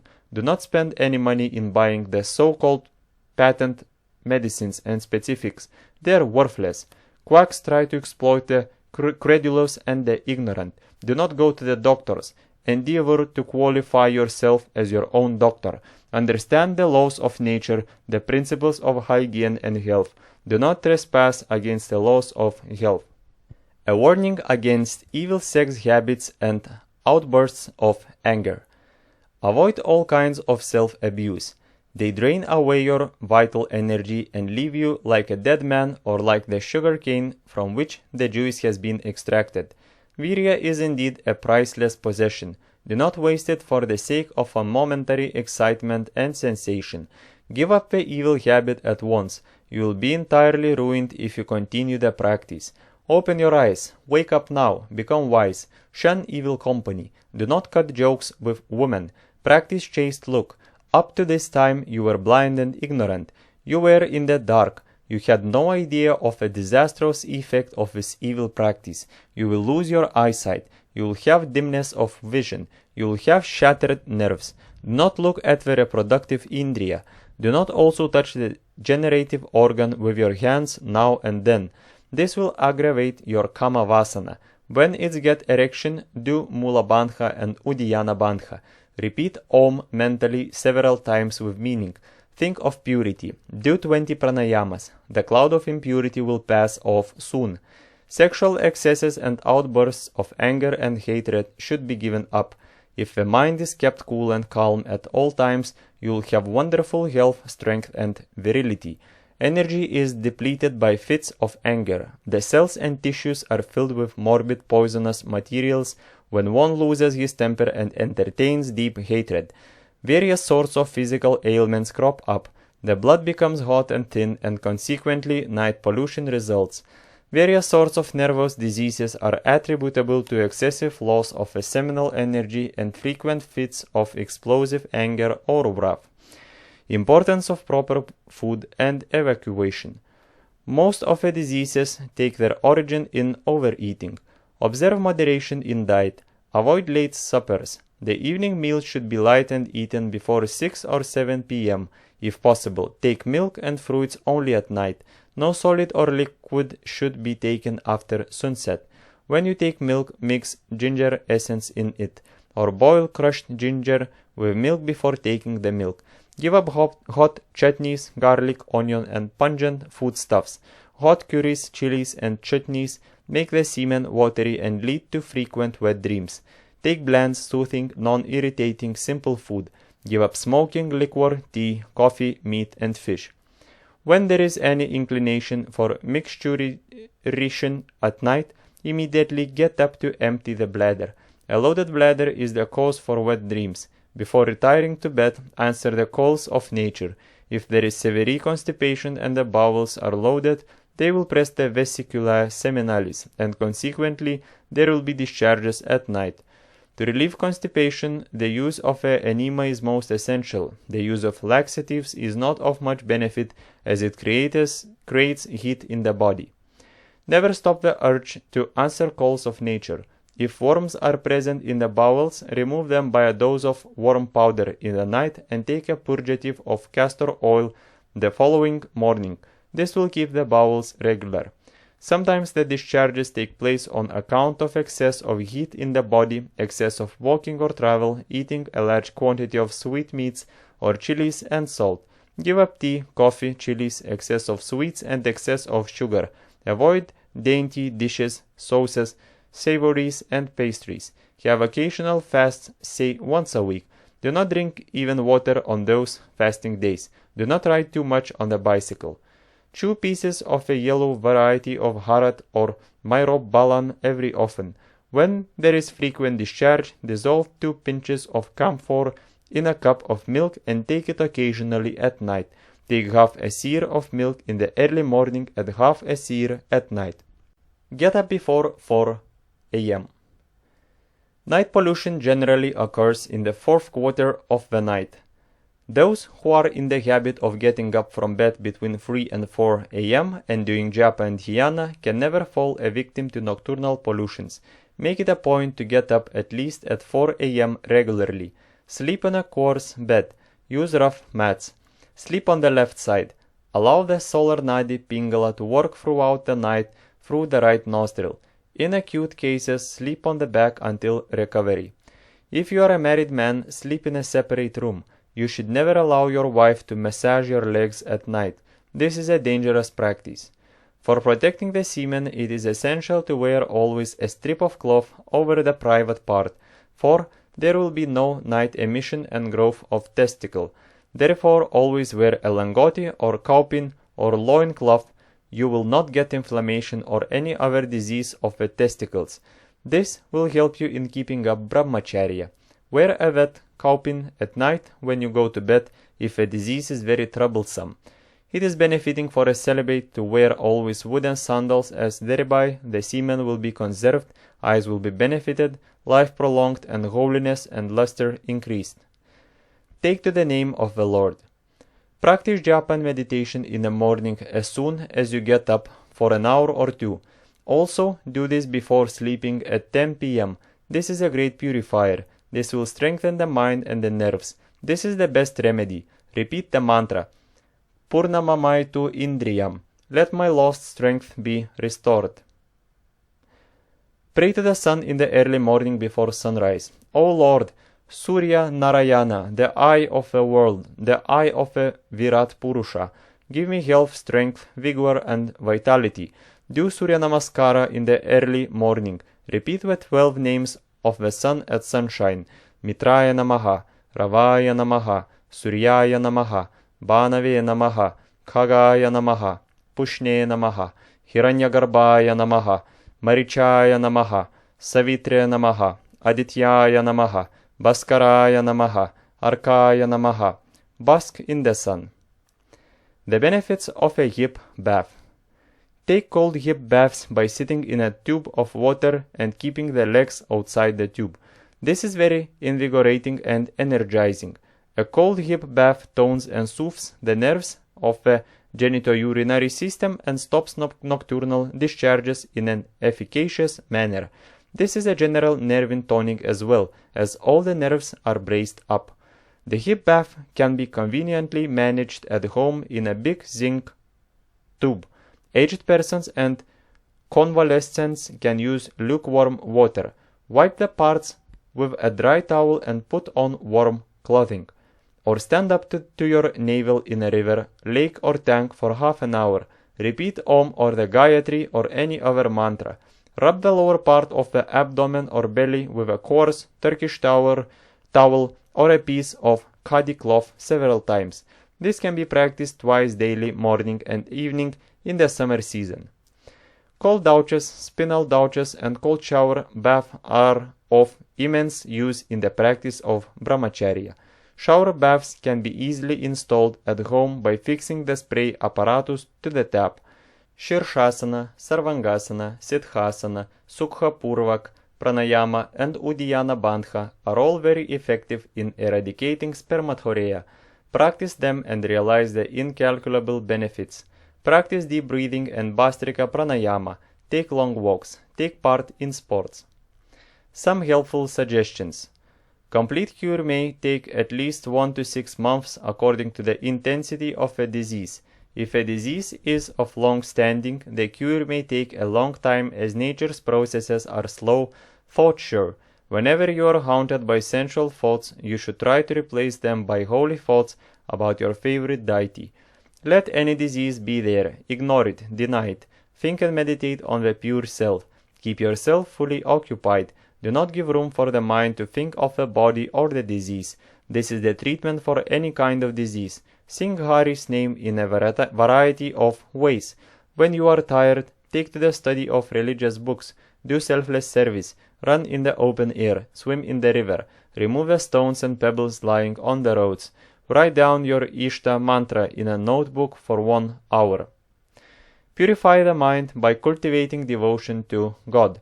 Do japa and meditation. Study spiritual books. Pray to God. Observe Brahmacharya. Do not mix unnecessarily with women. See only the Divine Mother in them. Develop Atma Bhava in all.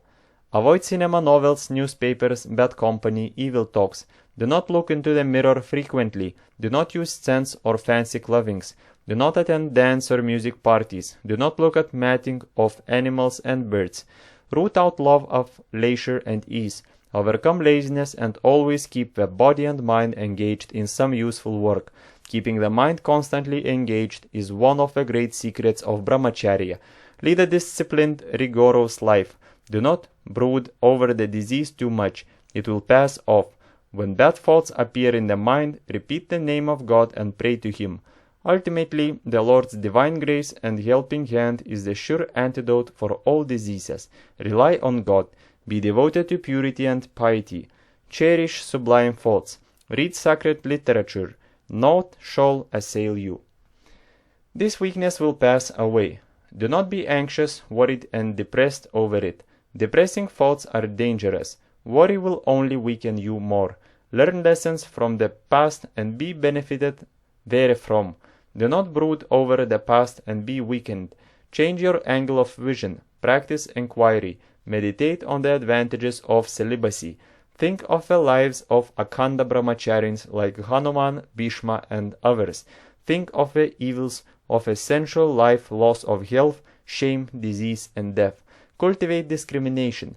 You are the child of the Lord of the universe. The bliss is within you. There is not an iota of pleasure in sense objects. Dissociate yourself from the body. Identify yourself with the Lord. If your mind is pure and healthy, your body too will be pure and healthy. Therefore, forget the past and take to a new, better life of virtue and spirituality, love of God and aspiration for the higher divine life. Learn to find taste in divine life. Do more sadhana with greater intensity. You will be a completely changed and blessed person. 20. Some powerful aids to the practice of celibacy. You cannot have perfect celibacy unless you follow the auxiliaries.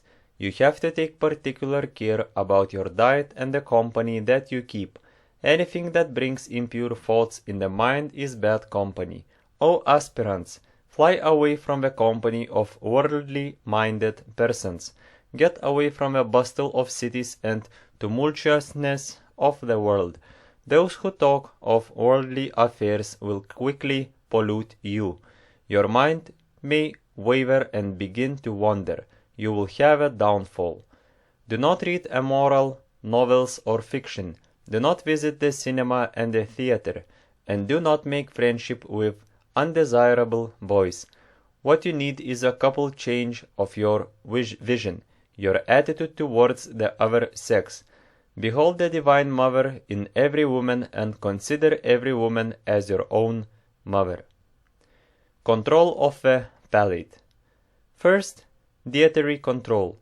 There is an intimate connection between self-control and control of the palate or tongue. He who has controlled the tongue has already controlled all the other organs. Delicious rajasic food excites the organ of generation. Give up meat, fish, liquor, smoking. Meat can make a scientist, but never a philosopher, a sage, or a sattvic person.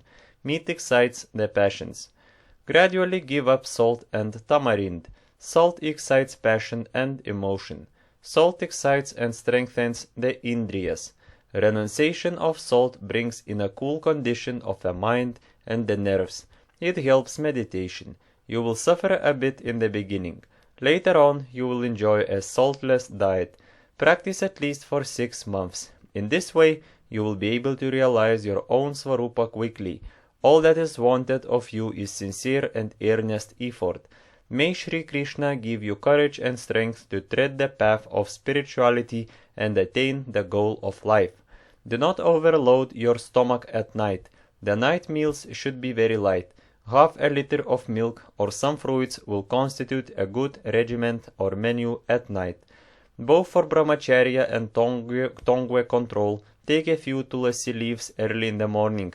In the evening take neem leaves. Start with 1 leaf, increase it to 10, 1 per day. Take 10 for a couple of months, then you can increase it to 20. This is very good. Avoid bad company. Obscene pictures, vulgar words, and novels which deal with love stories, excite passion, or produce ignoble, mean, undesirable sentiments in the heart, whereas the sight of a good picture of Lord Krishna or Lord Rama or Lord Jesus and hearing of the sublime songs of Surdas, Tulasidas, and Tyagaraja induce noble sentiments, and sincere devotion in the heart produce a divine thrill and tears of joy and prem, and elevate the mind to bhava samadhi instantaneously. Do you see clearly the difference now? What is the state of your mind when you attend a ball or nautch party, or when you read the mysteries of a court of London? What is your state of mind when you attend the satsanga party of Swami Jayendra Puriji, Maharaj of Benares, or when you are at Rishikesh on the banks of the Ganga in a secluded place, or when you study the soul-elevating classical Upanishads? Compare and contrast your mental states.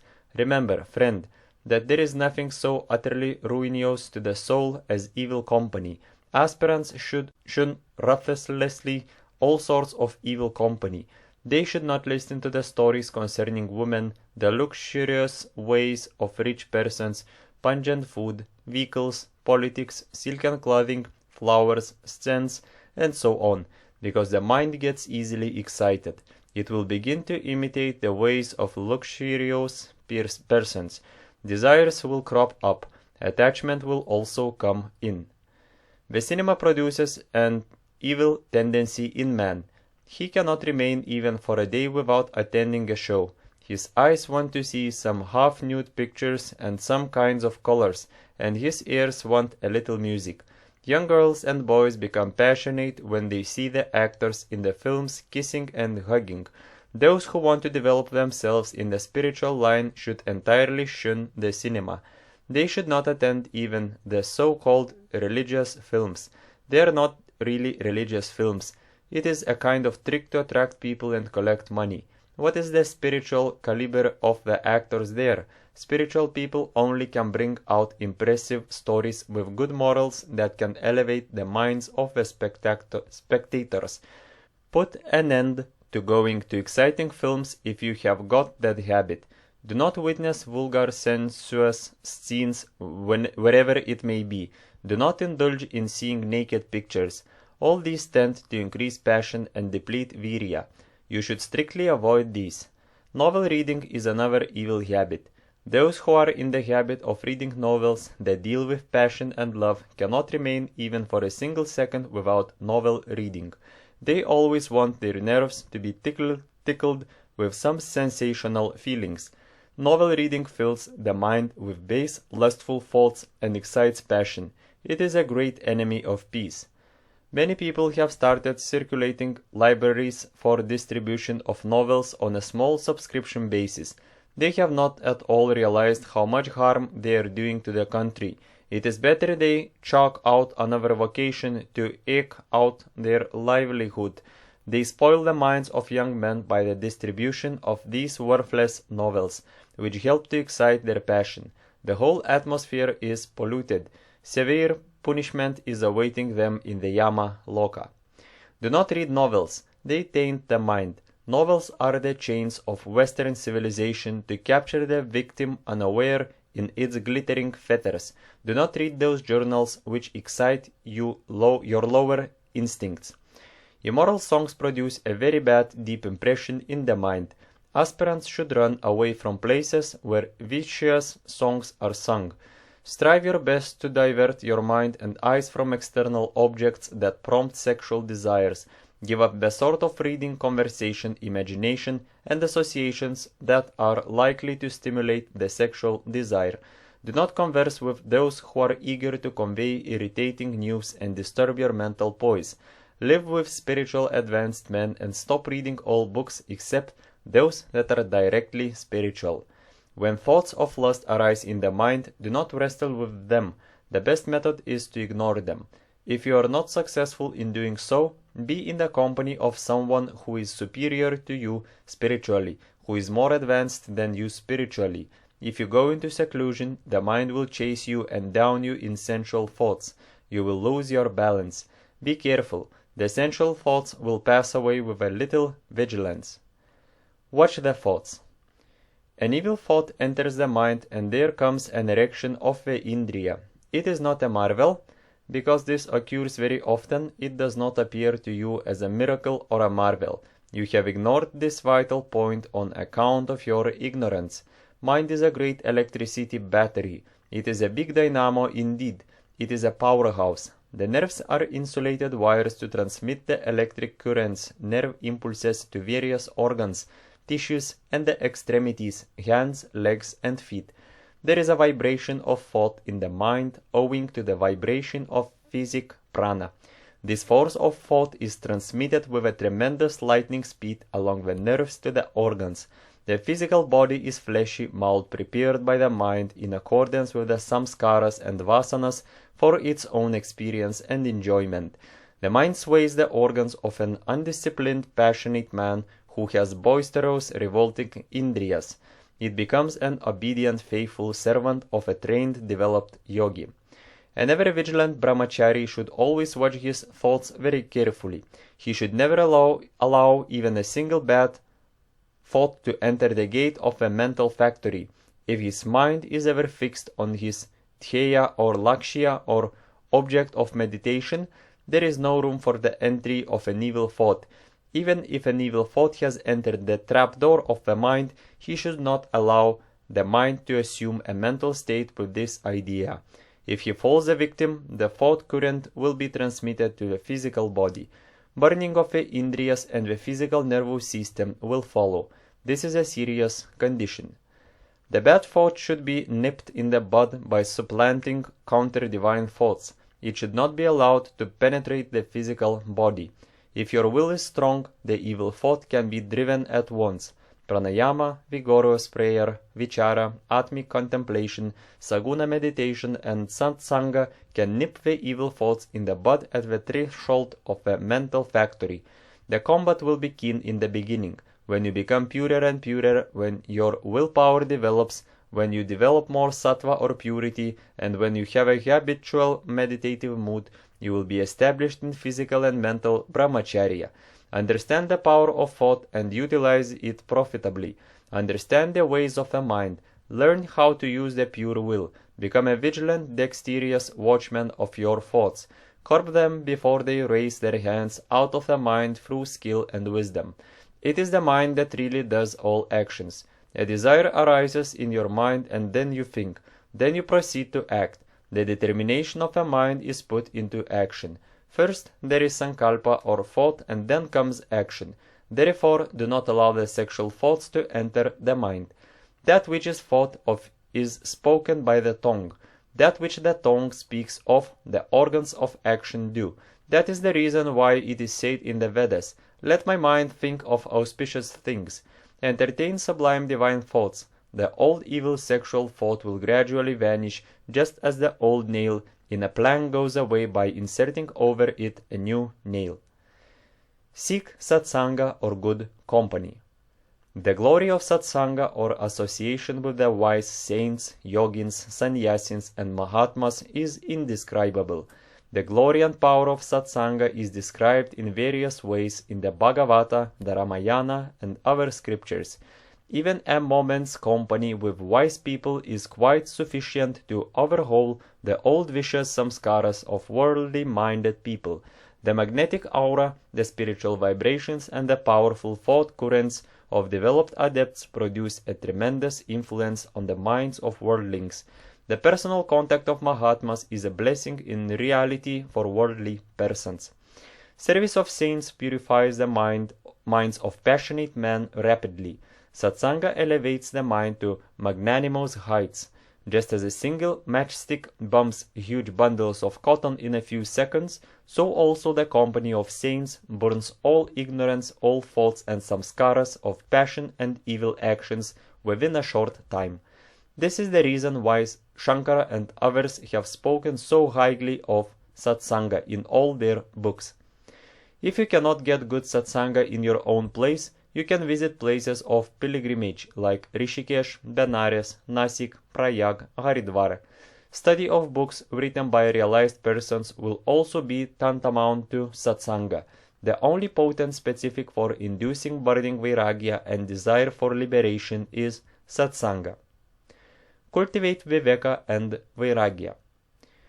One should try to get viveka or discrimination between the real self and the unreal impure body. The aspirant should point out to the mind the defects of a sexual life, namely loss of energy, enervation of the senses, disease, birth and death, attachment, and various sorts of miseries. He should remind himself again and again about the parts of the body of woman, flesh, blood, bone, excreta, urine, pus, and phlegm. These ideas should be hammered into the mind repeatedly. The aspirant should always think of a ever-pure immortal Atman and the glory of a spiritual life, namely the attainment of immortality, eternal bliss and supreme peace. Gradually, the mind will be weaned from looking at a woman, however beautiful she might be. The mind will shudder to look at a woman with an evil thought. Ladies also should undergo the above practices to get themselves established in purity. A Viveki does not note any difference between a male and a female. The same tattvas, passion, anger, greed, and moha that are present in a man are found in the female also. It is only a lustful man who is filled with burning passion that finds imaginary differences. The differences are all mental creations or kalpita bheda. Nothing can tempt you in this world if you develop vairagya, if you subdue your indriyas, and if you shun the unreal, impermanent sensual enjoyments and pleasures of this fleeting world as dung as poison. You will have no attraction for women and other earthly objects. Lust will be unable to take hold of you. You will have eternal peace and infinite bliss. Constantly remember, through the grace of God, I am becoming purer and purer every day. Pleasures come but not to stay. Mortal flesh is only clay. Everything will pass away. Brahmacharya is the only way. Develop viveka and vairagya. Aspirants should study Bhartrihari's Vairagya Shatakam and other works on vairagya. This will induce vairagya in the mind. Remembrance of death and the pains of samsara also will help you to a considerable extent. It will not be out of place here to draw the reader's attention to some Buddhist monks who always keep a human school with them. This is to cause vairagya in them and to remind them of the impermanent and perishable nature of human life. A philosopher once kept in his hand the school of a lady and began to philosophize thus: "O school, some time back you tempted me with your shiny skin and rosy cheeks. Now where are thy charms? Where are those honeyed lips and lotus-like eyes now?" Thus he developed intense vairagya. If you analyze the different parts of a human body and keep a picture of flesh and bones before your mind's eye, you will have no attachment at all for your body or the body of a female. Why not try this method? Remembrance of the skeleton and the dead body of a woman will induce vairagya in your mind. The body has come out of a filthy discharge. It is full of impurities. In the end, it is reduced to ashes. If you remember this, vairagya will dawn in your mind.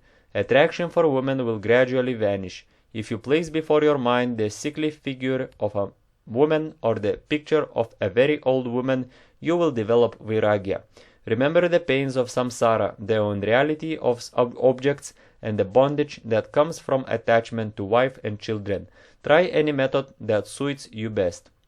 Sit down and think calmly and honestly what beauty there is in a woman whose body is composed of flesh, bones, nerves, fat, marrow, and blood.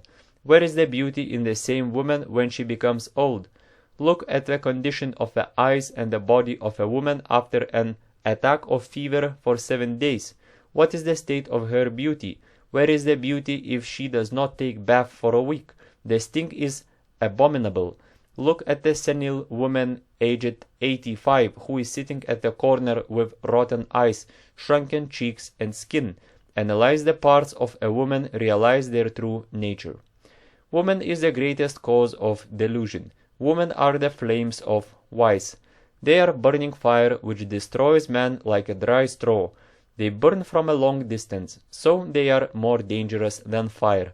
The lovely damsel is like a poisonous drug that destroys life by causing lustful intoxication and clouding the power of discrimination. This mysterious world began with woman and has woman for its sustenance. How, without renunciation of woman, is it possible to attain the eternal bliss of Brahman?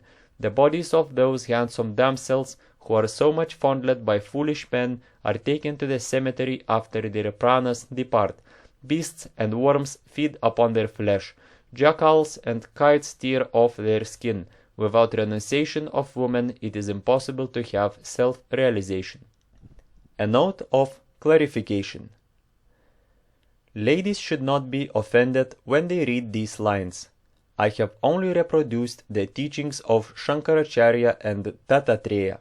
I only want to impress upon both the sexes the force and the glory of Brahmacharya and the evil effect of lust. I have great regard and admiration for women. Brahmacharya should be practiced by both men and women.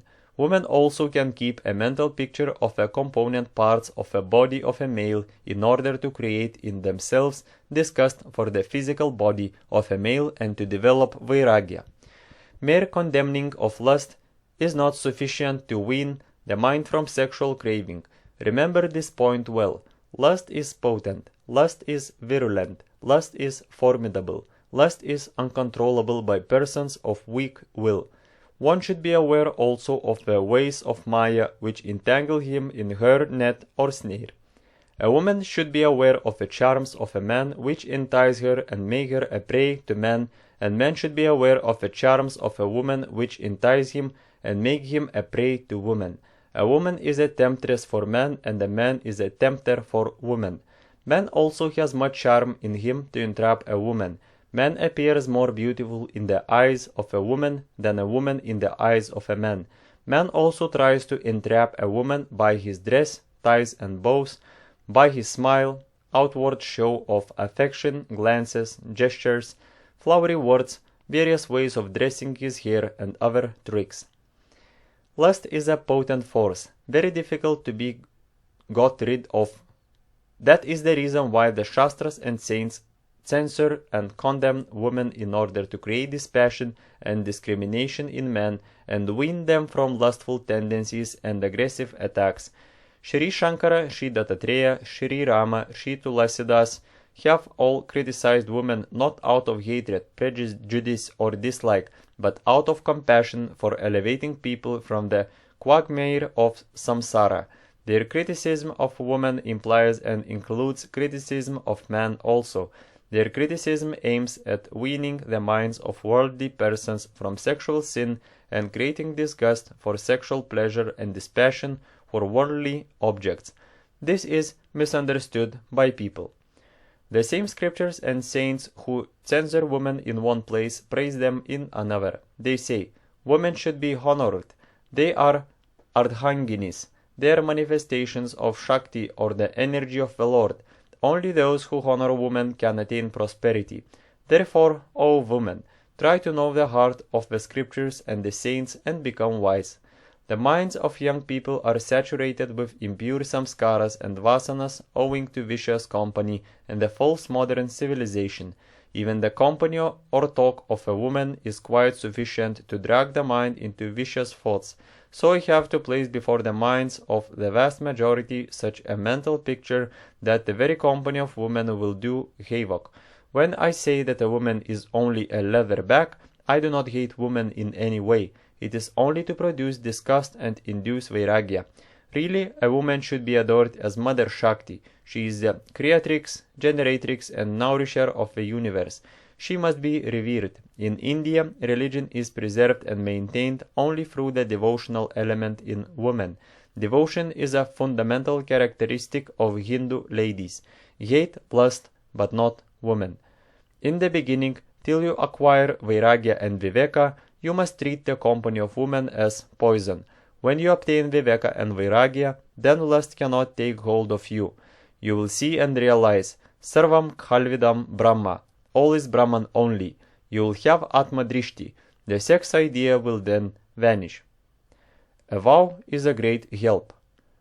A vow of celibacy will give you sure protection against temptation. It is a strong weapon to attack lust.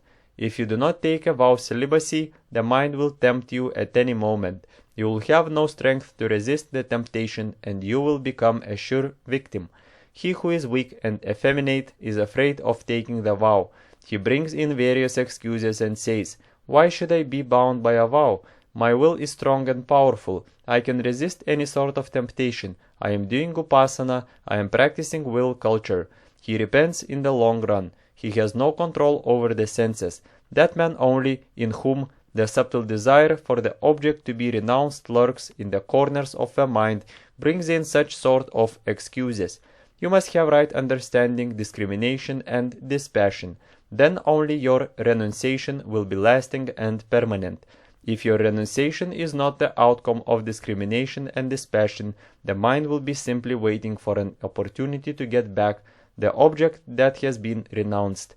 If you are weak, take a vow of celibacy for a month and then extend it to 3 months. You will gain some strength now. You will be able to prolong the period to 6 months.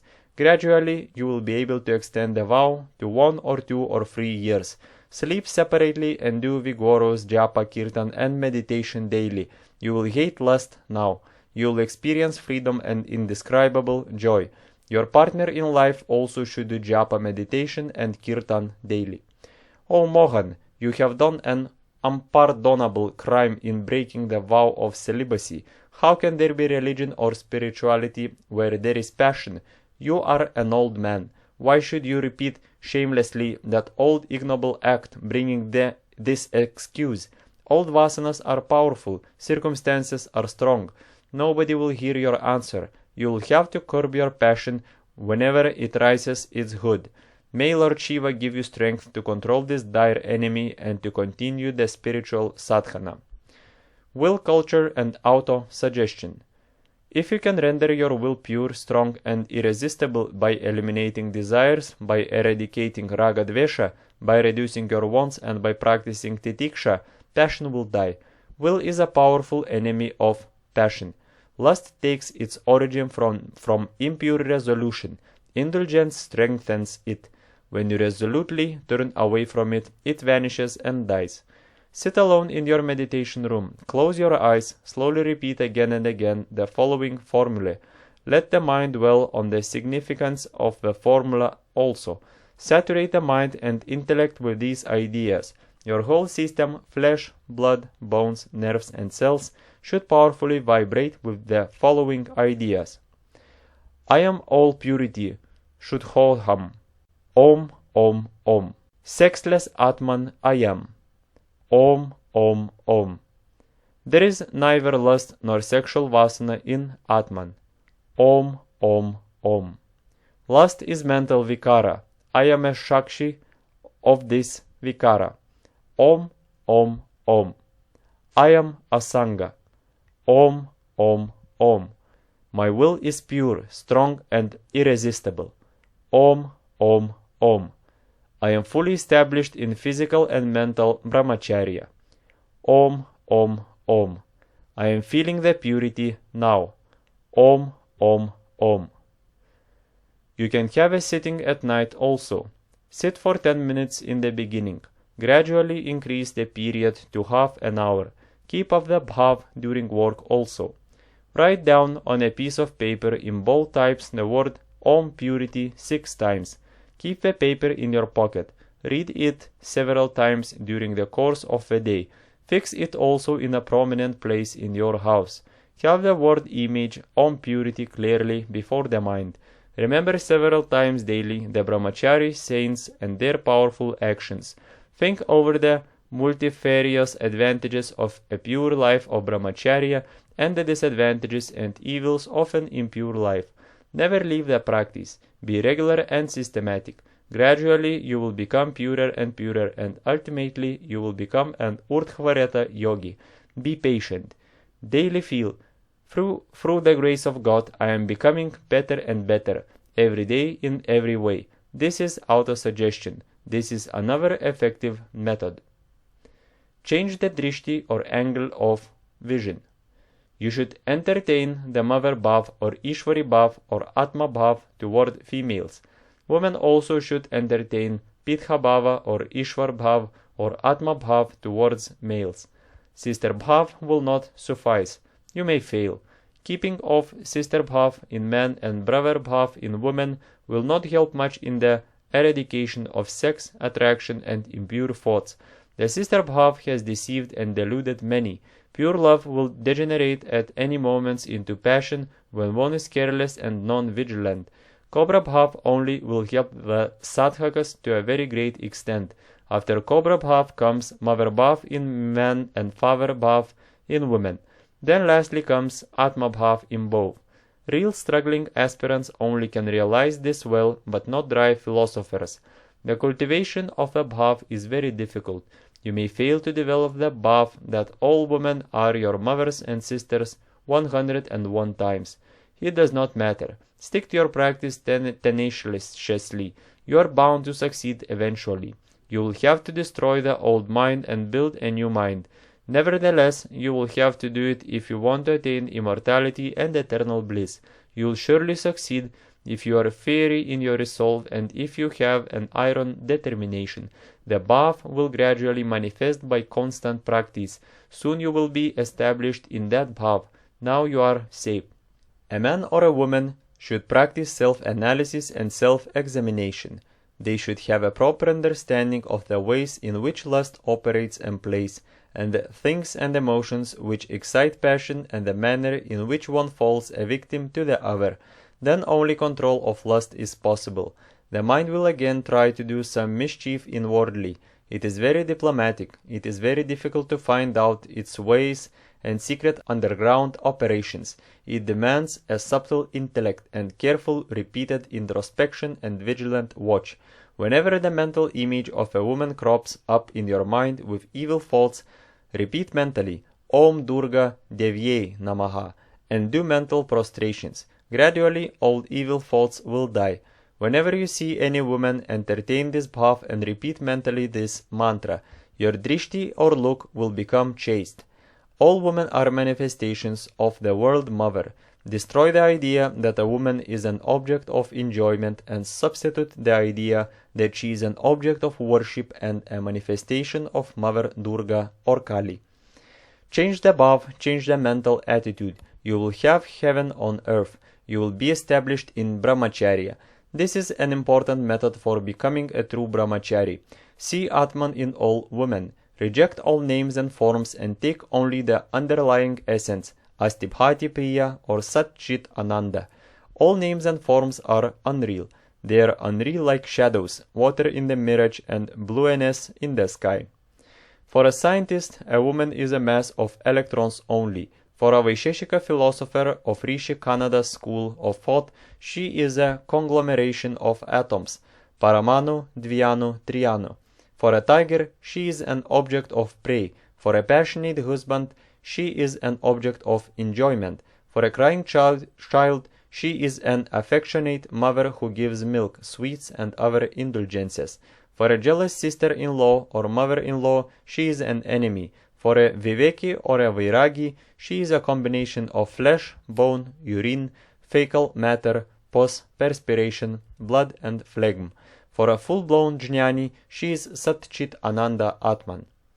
Passion will arise when you think of the body of a female. When you are in the company of ladies, think of the one immortal pure self of Atman that is hidden in the bodies of the ladies. Constantly make the endeavor, the sex idea will gradually vanish, and with it, the attraction and lust also. This is the most potent method to eradicate passion and the sex idea. Mentally repeat the formula, Ek Sat Chit Ananda Atman. This will lead to the annihilation of passion and to the Vedantic realization of unity or oneness also. There is neither sex nor sexual vasana in Brahman. Brahman is Nitya Shuddha, eternally pure. By constant thinking on that sexless Atman, you will be established in Brahmacharya. This is the most powerful and effective method. This is the best kind of sadhana for those who knew the right technique of vichara. But only advanced students in the path of Jnana Yoga can rely on the method of Brahma Vichara alone for the destruction of passion. For the vast majority of persons, a combined method is very congenial and healthy. When the enemies are very powerful, a combined method of lathis, pistols, shotguns, machine guns, submarines, torpedoes, bombs and poisonous gases is used for the destruction of the enemies. So also in the destruction of this powerful enemy, passion, a combined method is absolutely necessary. 21. Hatha Yoga to the rescue. The regular practice of select yogasanas and pranayama exercises will help considerably in one's effort to check the sexual impulse. Shirshasana and Sarvangasana will help you a lot in making you an Urdhvaretas. They are also termed as Viparita Karani Mudras. They are specially designed by our rishis of yore such as Gheranda, Matsyendra and Goraksha to make us Urdhvaretas.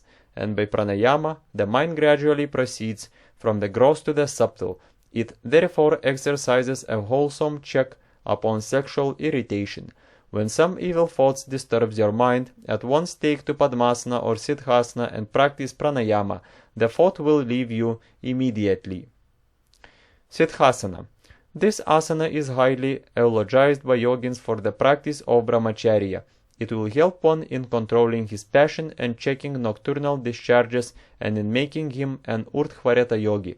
This asana is useful for sitting during japa and meditation. Place the left heel at the anus, keep the right heel at the root of or just above the generative organ. Keep the trunk, neck and head straight. Place the hands on the right heel. Sit for half an hour to start with and then slowly increase the period to 3 hours. Sitting for 3 hours in one asana is termed asana jaya or mastery over asana. Shirshasana. This is the king of all asanas.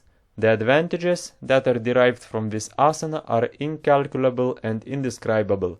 This is specially designed for stopping nocturnal discharges and helping the flow of semen towards the brain in a form of ojas shakti or spiritual energy. Spread a folded blanket on the ground. Make a finger lock and keep it over the blanket. Now place the top of your head between the two hands. Slowly raise the legs up without any jerk till they become vertical. Get the help of a wall in the beginning of your practice or ask one of your friends to catch hold of your legs. After due practice, you will be able to keep a balance. When the asana is over, bring down the legs very slowly. When you remain in the asana, breathe only through the nose. Irregular kumbhaka, rechaka and puraka, retention, exhalation and inhalation will make your asana unsteady.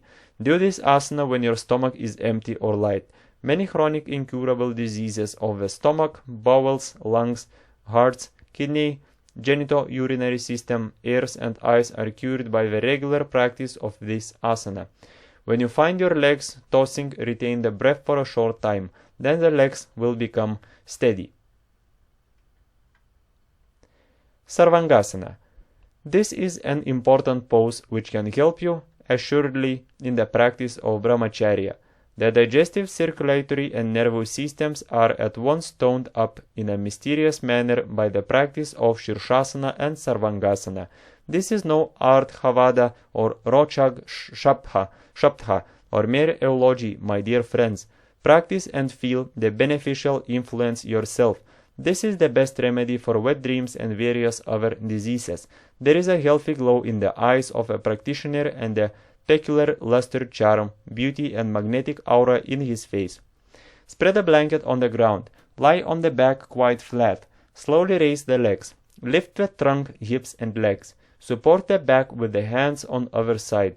The whole weight of the body will now rest on the shoulders and elbows. Keep the legs steady. Press the chin against the chest firmly. Breathe slowly only through the nostrils. Begin with 5 minutes and try to remain in the asana as long as you can. Matsyasana. This must be practiced soon after Sarvangasana. It will relieve stiffness of the neck and all crampy conditions of the cervical region caused by long practice of Sarvangasana. This gives a natural massage to the congested parts of the neck and shoulders. Further, it ensures that the student derives the maximum benefits from his practice of Sarvangasana. Sit in Padmasana over the blanket by keeping the right foot over the left thigh and the left foot over the right thigh. Then lie flat on the back. Stretch the head back so that the top of your head rests on the ground firmly on one side and the buttocks only on the other, thus making a bridge of the trunk. Place the hands over the thighs or catch hold of the toes. You will have to give a good twist to the back. Matsyasana is the destroyer of many diseases. This is very useful for general health also. Padangusthasana. Place the left heel right in the center of the perineum, the space between the anus and the external organ of generation.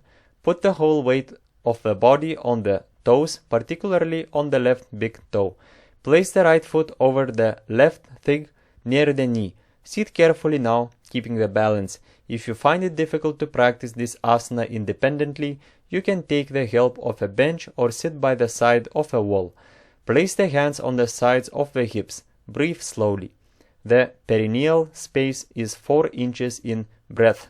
Underneath the space lies the virya nadi that carries semen from the testes. By pressing this nadi with the heel, the flow of semen outside is checked. A steady practice of this asana removes wet dreams and spermatorrhoea and makes one an urdhvareta yogi. A combination of asanas such as Shirshasana, Sarvangasana, and Siddhasana is very conducive to keeping up Brahmacharya. Each has its own specific action. Siddhasana acts on the testes and its cells and prevents the formation of semen. Shirshasana and Sarvangasana help the flow of semen towards the brain, but Angushthasana acts on the spermatic duct effectively. Instruction on asana practice. Physical exercises draw the prana out. Asanas send the prana in. Asanas are not only physical but also spiritual. They help a long way in controlling the senses, mind and body. The body, nerves and muscles are purified. If you do Dhant and Bhaitak 500 times a day for 5 years, they will not in any way produce any spiritual experience. Ordinary physical exercises develop only the superficial muscles of the body. One can become a sadhu with a beautiful physique by practicing physical exercise, but asanas are intended for physical as well as spiritual development. Spread a blanket on the floor and practice asanas over it. Use a thin pillow under the head when you do Shirshasana. Wear a langoti or kaupin or loin cloth when you practice asanas. Avoid using spectacles and too many gloves. Those who practice Shirshasana for a long time should take some light tiffin or a cup of milk after finishing the asana. Be regular and systematic in your practices. Those who practice by fits and start will not derive any benefit. Regularity in the practice is very necessary if one wants to realize the maximum benefits of asanas. Generally, people practice for 2 months in the beginning with great interest and enthusiasm and then leave off. This is a sad mistake. Asanas should be done on an empty or light stomach or at least 3 hours after food. You can advantageously combine japa and pranayama during the practice of asanas. Then it becomes real yoga. Asanas can be practiced on the sandy beds of rivers, open airy places and by the seaside also. If you practice asanas and pranayama in a room, see that the room is not congested. The room should be clean and well ventilated. In the beginning of a practice, do each asana for a minute or 2 only and then gradually and slowly increase the period as much as you can. Avoid too much exertion when you do all the yogic exercises. There must be joy and exhilaration throughout your practices. Here I given you instructions for a few select asanas that are very useful for maintaining brahmacharya. For detailed instructions on nearly 90 asanas, refer to my book Yoga Asanas. Mula Bandha. Press the yoni or the space between the anus and the generative organ with the left heel. Contract the anus. Place the right heel at the root of the organ of generation. This is Mula Bandha.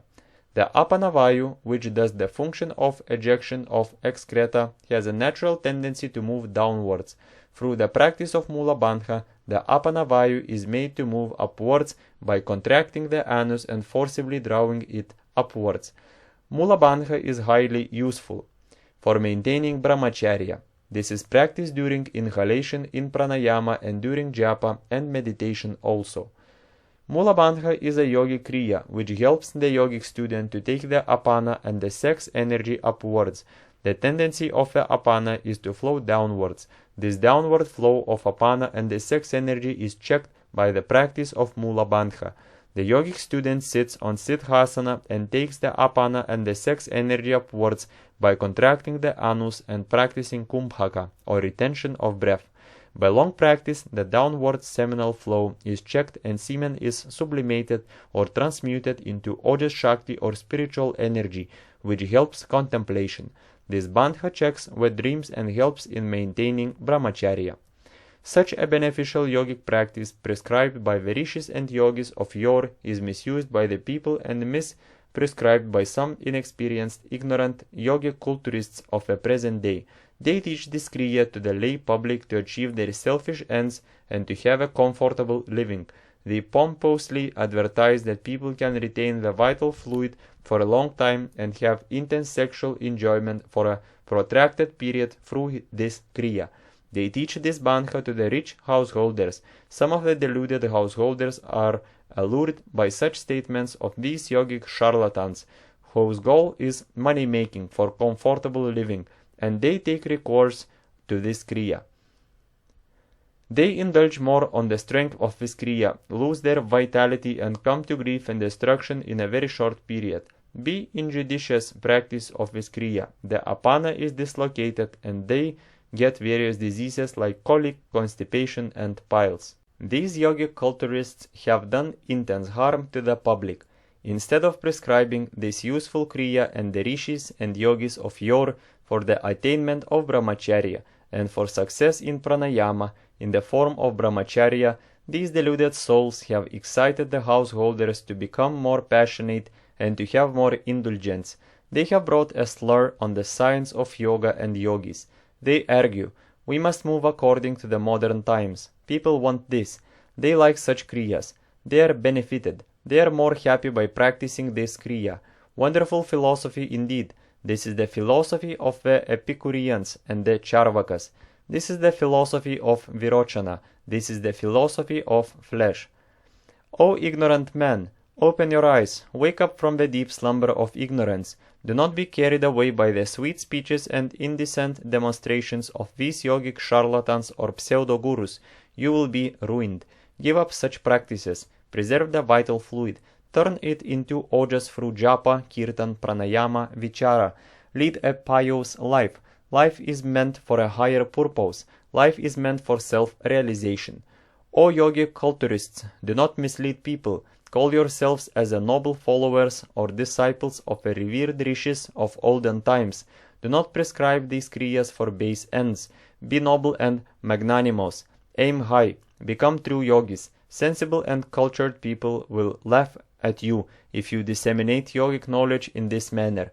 Give them knowledge of the ways to maintain brahmacharya. Make them real yogis. People will revere you and appreciate your selfless work. Jalandhara Bandha. Contract the throat. Press the chin firmly against the chest. This is practiced at the end of Puraka and at the beginning of Kumbhaka. Next to this comes the Uddiyana Bandha. These bandhas are something like 3 stages of one exercise. Uddiyana Bandha. Empty the lungs by a strong and forcible expiration. Now contract and forcibly draw up the intestines and also the navel towards the back so that the abdomen rests against the back of the body high up in the thoracic cavity. This bandha can be practiced in a standing posture also. In this case, bend a little forward, resting the hands on the thighs and keeping the legs a little apart. These 3 bandhas are a good combination. The description of Nauli Kriya can be taken as the next stage of Uddiyana Bandha. Nauli Kriya. Uddiyana Bandha can be done in a sitting posture also, but Nauli generally is done while standing. Keep the right leg a foot apart from the left and rest your hands on the thighs, thus making a slight curve of the back. Then do Uddiyana Bandha. Now allow the center of the abdomen free by contracting the left and the right side of the abdomen. You will have all the muscles in the center in a vertical line. Keep it so as long as you can do it comfortably. Do this much only for a few days. After some practice, you should contract the right side of the abdomen and allow the left side free. Here you will have all the muscles on the left side only. Again, contract the left side and allow the right side free. By having such gradual practices, you will understand how to contract the muscles of the central left and right sides of the abdomen. Now comes the final stage of Nauli Kriya. Keep the muscles in the center. Slowly bring them to the right side and then to the left side in a circular way. Do this several times from the right to the left and then do it in the reverse order from the left to the right. You should always turn the muscles with a circular motion slowly. You cannot derive the full benefits of this kriya when you do not do it slowly and gradually. Beginners will feel a slight pain in the abdomen in the first 2 or 3 attempts. They need not fear. The pain will vanish after 2 or 3 days of regular practice. Mahamudra. Sit on the ground, press the anus with the left heel, stretch out the right leg, take hold of the toe with the 2 hands, inhale and retain the breath, press the chin against the chest firmly, fix the gaze at the trikuti or the space between the eyebrows. Retain the posture as long as you can. Practice on the other leg also. Yoga Mudra. Sit on Padmasana. Place the palms on the heels. Exhale slowly and bend forward and touch the ground with your forehead. If you retain the pose for a long time, you can breathe in and out as usual. If you do it for a short time only, retain the breath till you raise the head and come back to your original position and then inhale. Instead of keeping the hands on the heels, you can take them to the back and catch hold of a left wrist with your right hand. This mudra is useful in keeping up Brahmacharya. It reduces excessive fat in the belly and removes all disorders of the stomach and the bowels. Constipation is removed. The gastric fire is increased. Appetite and digestion improve. If you cannot retain the pose for a long time at one stretch, repeat the process several times. Take rest in the intervals. Easy and comfortable pranayama. Sit on Padmasana or Siddhasana with an empty light stomach in your meditation room. Close your eyes. Close the right nostril with the right thumb and draw in the air through the left nostril. Close the left nostril also with the right little and ring fingers and retain the air as long as you can. Then remove the right thumb and exhale very slowly. Again in the same manner, draw in the air through the right nostril, retain it as long as you can, and then exhale through the left nostril. The whole process constitutes one pranayama. Do 20 in the morning and 20 in the evening. Gradually and cautiously increase the period of retaining the air and the number of pranayamas also. When you advance in the practice, you can have 3 or 4 sittings and you can do 80 pranayamas in each sitting. Bhastrika pranayama. Sit on Padmasana. Keep the body erect. Close the mouth. Inhale and exhale quickly, 20 times like the bellows. Constantly dilate and contract. The practitioner should start with expulsions of breath following one another in rapid succession. When the required number of expulsions, say 20 for a round, is finished, the final expulsion is followed by the deepest possible inhalation. Retain the air as long as you can, keep it comfortably, and then very slowly exhale. This is one round of Bhastrika. Take a little rest and then do another round. Do 3 rounds in the morning and 3 in the evening. This is very powerful exercise, beneficial for Brahmacharins. You can do this even when you are standing. Hints on pranayama practice. Do not take bath immediately after pranayama practice. Rest for half an hour. Have one sitting only in the morning during summer. If there is heat in the brain or head, apply cooling oil or butter before you take a bath. Always inhale and exhale very slowly. Do not make any sound during inhalation. In Bhastrika, do not produce any violent sound. Breathe only through the nose. A neophyte should do Puraka and Rechaka only, without any Kumbhaka for some days. You must so nicely adjust the Puraka, Kumbhaka and Rechaka that you do not experience a feeling of suffocation or discomfort at any stage of pranayama. You must not unnecessarily prolong the period of exhalation. If you prolong the time of Rechaka, the following inhalation will be done in a hurried manner and the rhythm will be broken. Gradually increase the period of Kumbhaka.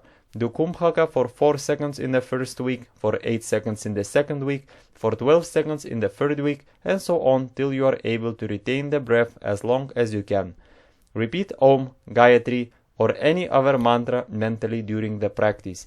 Have a bhav feeling that a Daivi Sampat such as mercy, forgiveness, love, and so on enter your system during inhalation, and that all Asuric Sampat or devilish qualities such as lust, anger, greed, and jealousy are thrown out during exhalation. When you inhale, feel that you draw energy from the divine source, cosmic prana, and that your whole body from top to toe is saturated with abundant fresh energy. Stop the practice when you are seriously ailing. Vroli Mudra. This is an important yogic kriya in Hatha Yoga. You will have to work hard to get full success in this kriya. There are very few people who are experts in this act. Yogic students draw water first through a silver tube, a specially made catheter passed into the uretha 12 inches inside. After due practice, they draw milk, then oil, honey, and so on. They draw mercury in the end. Later on, they can draw these liquids directly through the uretra without the help of a silver tube. This kriya is of immense use for keeping up perfect brahmacharya. On the first day, you should send the catheter inside the uretra for 1 inch only, the second day for 2 inches, the third day for 3 inches, and so on. You must practice gradually till you are able to send 12 inches of a catheter inside. The way becomes clear and blowing. Raja Bhartrihari could do this kriya very dexterously. Even a drop of semen cannot come out of a yogi who practices this mudra. Even if it is discharged, he can draw it back through this mudra. The yogi who draws his semen up and preserves it conquers death. Good smell emanates from his body. The late Trilinga Swami of Benares was an expert in this kriya. Shri Swami Kuvaliyanandaji of Lonavala used to teach this mudra. Practice of Mula Bandha, Uddiyana Bandha, Mahamudra, asanas and pranayamas will naturally enable one to understand Vajroli and to get success in this practice. This must be done under the direct guidance of a guru. The object of practicing Vajroli mudra is to be perfectly established in brahmacharya. When aspirants practice this mudra, they unconsciously divert their mind to sexual centers and thereby they fail to get any success. When you see the description of this mudra, you will clearly understand that strict brahmacharya is absolutely necessary. For practicing this, there is no necessity at all for a woman or for any sexual intercourse. Since the grihasthis have their wives, and since they think that Vajroli mudra is a device for birth control, they have a keen desire to practice this mudra. It is all mere foolishness and delusion. They have not understand the technique and object of this important kriya. Your motive in learning the Vajroli mudra must be pure. You must have the one idea of getting self-realization through absolute brahmacharya. Have sex sublimation. You must not misuse the power gained through this yogic kriya. Analyze and scrutinize your motive thoroughly. There are very many temptations and dangers on the yogic road. Beware, my child Prem, I again and again warn you. 22. Some illustrative stories. 1. The power of lust. The example of Jaimini. Once upon a time, Sri Vedavyasa was holding his Vedanta class amongst his students. In the course of his lecture, he mentioned that the young brahmacharis should be very careful and should not mix with young ladies, and that, with all their vigilance and circumspection, they might fall a victim, as lust was very powerful. One of his students, Jaimini, the author of Purva Mimansa, was a little impertinent. He said, Guruji Maharaj, your statement is wrong. No lady can attract me. I am well established in brahmacharya. Vyasa said, Jaimini, you will know that soon. I am going to Benares. I will return within 3 months. Be careful. Don't be puffed up with pride. Sri Vyasa, through his yogic powers, assumed the form of a beautiful young girl with piercing eyes and very charming face, well dressed in a thin silken garment. The lady was standing underneath a tree at sunset. Clouds gathered together. It began to rain. Accidentally, Jaimini was passing along the side of the tree. He saw the girl, felt pity, and addressed her, "Oh lady, you can come and stay in my ashram. I shall give you shelter." The lady asked, "Are you living alone? Is any woman living there?" Jaimini replied, "I am alone, but I am a perfect brahmachari. No lust can affect me. I am free from any sort of vikara. You can stay there." The lady objected, "It is not right for a young virgin girl to stay with a brahmachari alone at night." Jaimini said, "Oh damsel, don't be afraid. I promise you of my perfect brahmacharya." Then she agreed and stayed in his ashram at night. Jaimini slept outside, and the lady was sleeping inside the room. At dead of night, Jaimini began to feel the influence of lust in his mind. A little sexual craving arose in his mind. In the beginning, he was absolutely pure. He knocked at the door and said, "Oh lady, the wind is blowing outside. I cannot bear the cold blasts. I want to sleep inside." She opened the door. Jaimini was sleeping inside. Again, the sexual craving became a little more intense and keen as he was very close to a lady and as he heard the sound of her bangles. Then he rose up and began to embrace her. At once Shri Vyasa assumed his original form with his long beard and said, "Oh, my dear Jaimini, what about the strength of your brahmacharya now? Are you established in your perfect celibacy now?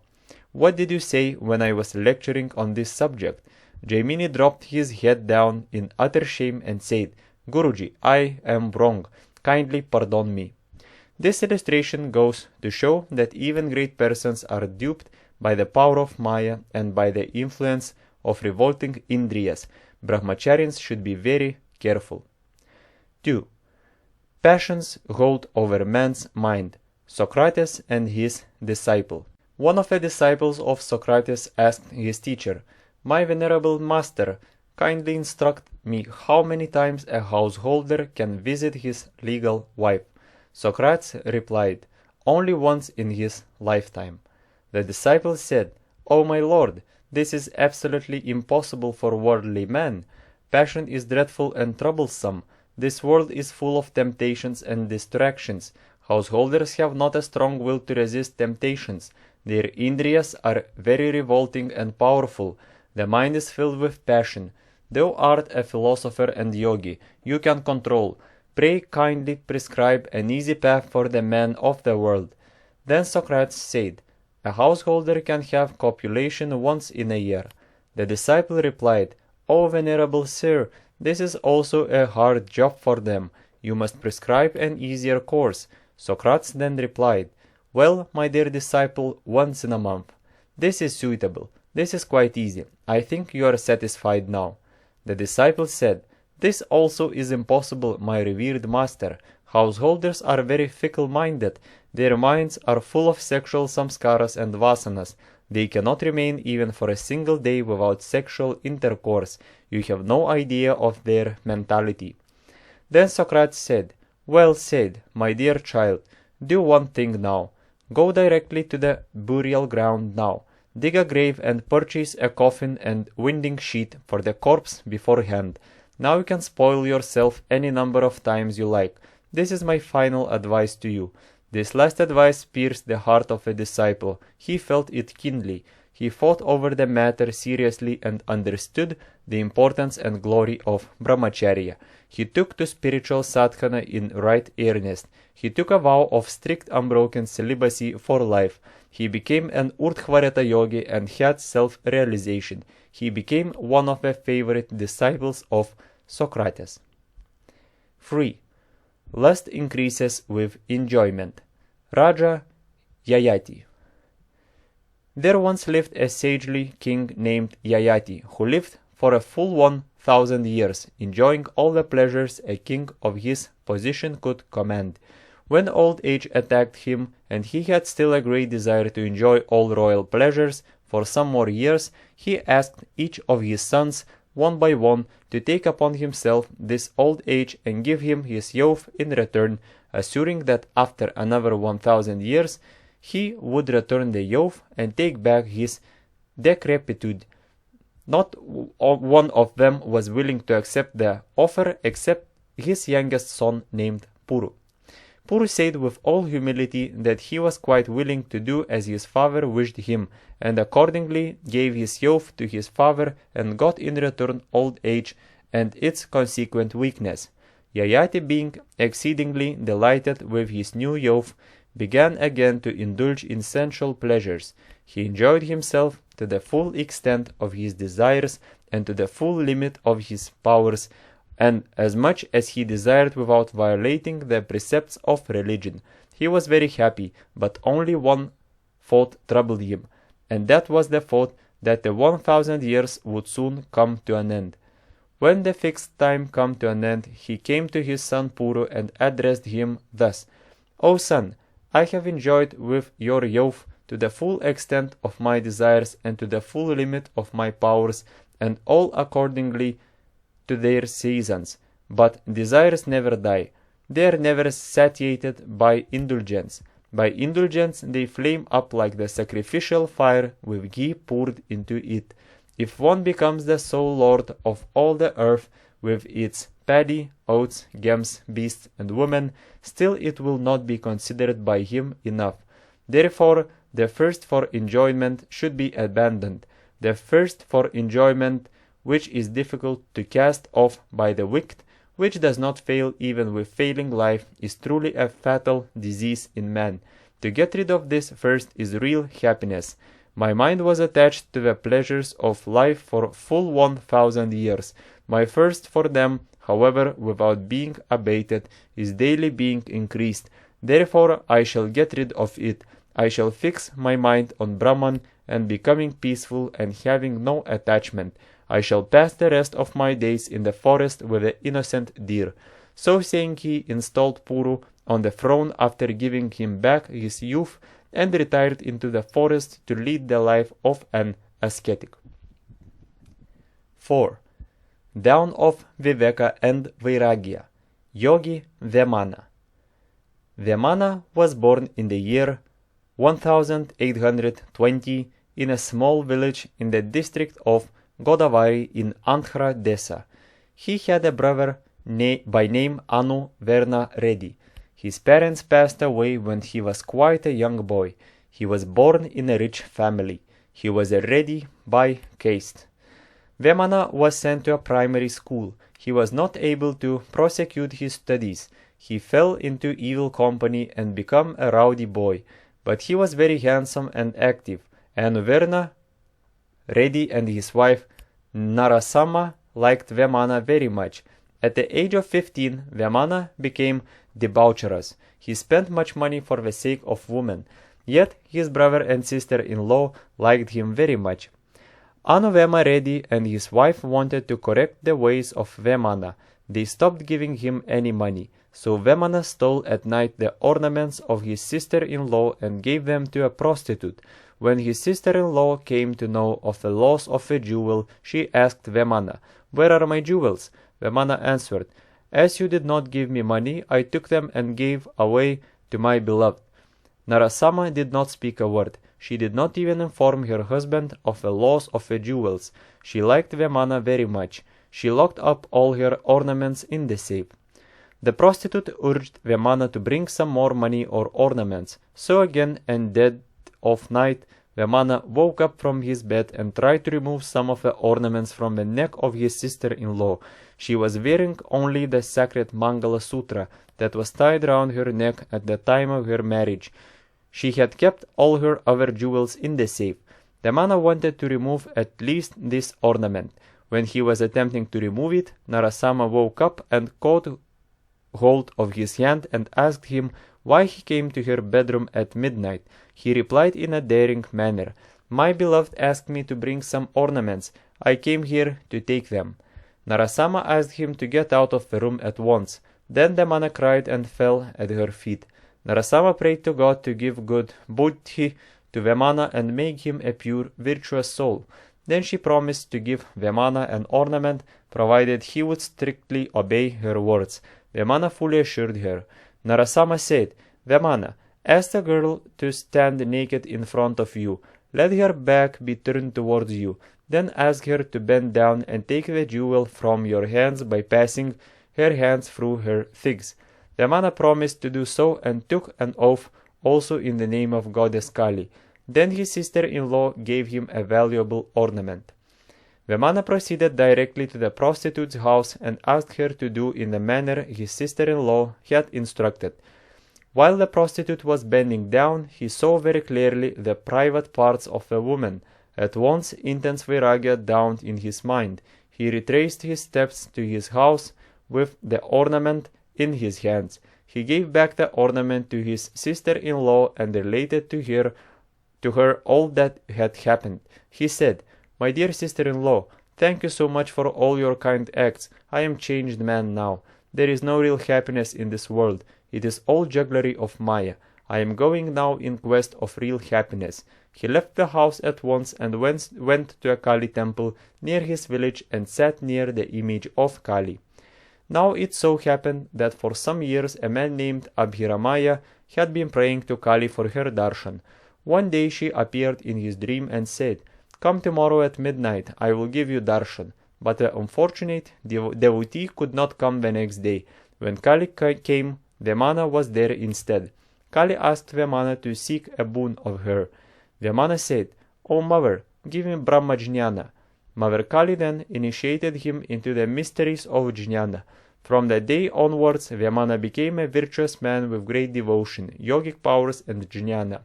In course of these wanderings, Vemana went to Kudapah. He lived in a forest near Kudapah.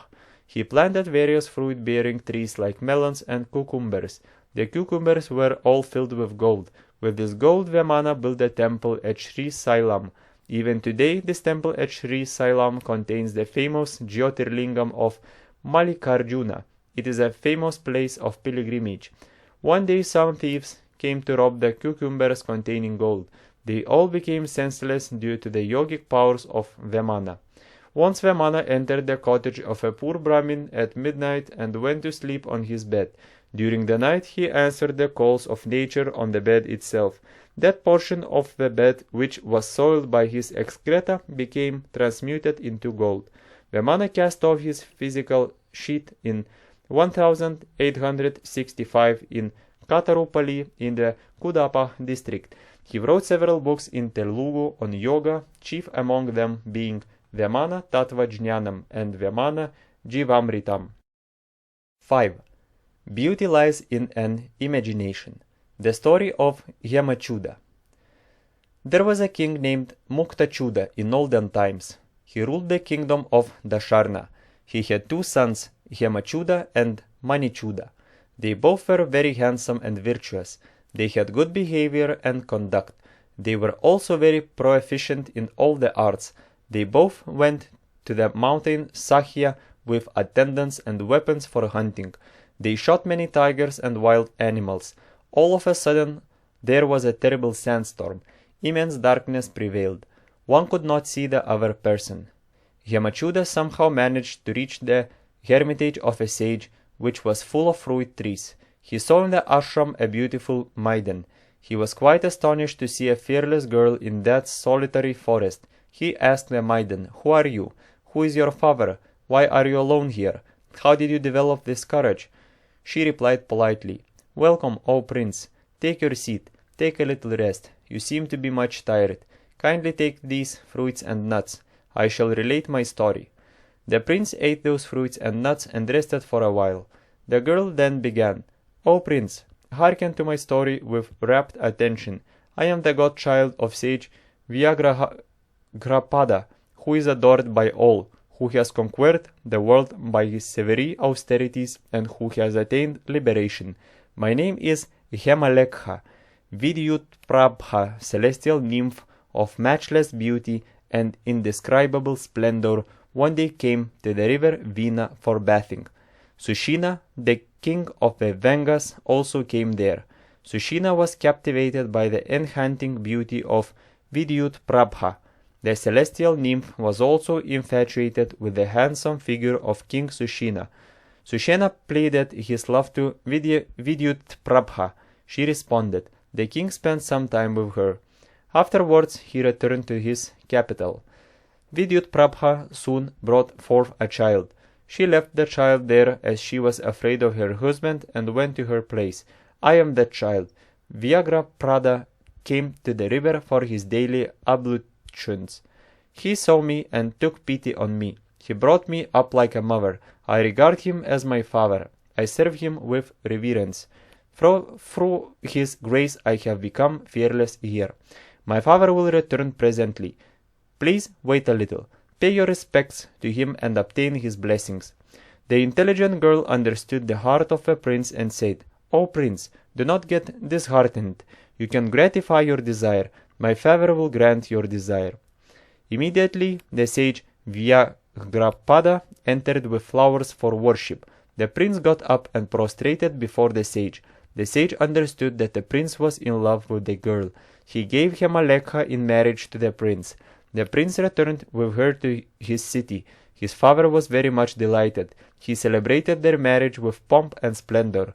The prince loved Hemalekha immensely. He was very much attached to her. but he noticed that she was rather indifferent to sensual pleasures. He asked her one day, "Oh dear Himalekha, what is the matter with you? I am very much attached to you. Why do you not reciprocate my love? Nothing seems to have any effect on you. You are dispassionate. How can I enjoy when you have such an attitude of mind? You always sit with closed eyes like a statue. You do not laugh, play, and joke with me. Kindly speak out your heart. Be frank." Himalekha replied respectfully, "O Prince, hear me. What is love? What is dislike? As this is not clear to my mind, I am always reflecting over it. I have come to no definite conclusions. Please enlighten me on this point. I entreat you." Hemachuda replied with a smile, "It is true that women possess an innocent mind. Even animals understand what is like and dislike. We see that they like pleasing things and dislike unpleasant objects. Beauty gives us pleasure, ugliness gives us pain. Why do you waste your time daily on this?" Himalekha replied, "It is true, that women have no independent power of thinking. So is it not your duty to clear my doubts? If you throw light, I will leave off thinking and be attached to you always, O Prince. You said that like and dislike, or love and hatred, arise out of objects which give us pleasure and pain. But the same object gives us pleasure and pain on account of time, circumstances, and environments. What is your decision then? Kindly give me your definite answer.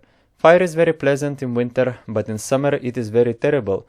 You cannot go near the fire. The same fire gives pleasure in cold countries and pain in hot countries. The quantity of fire gives us different results.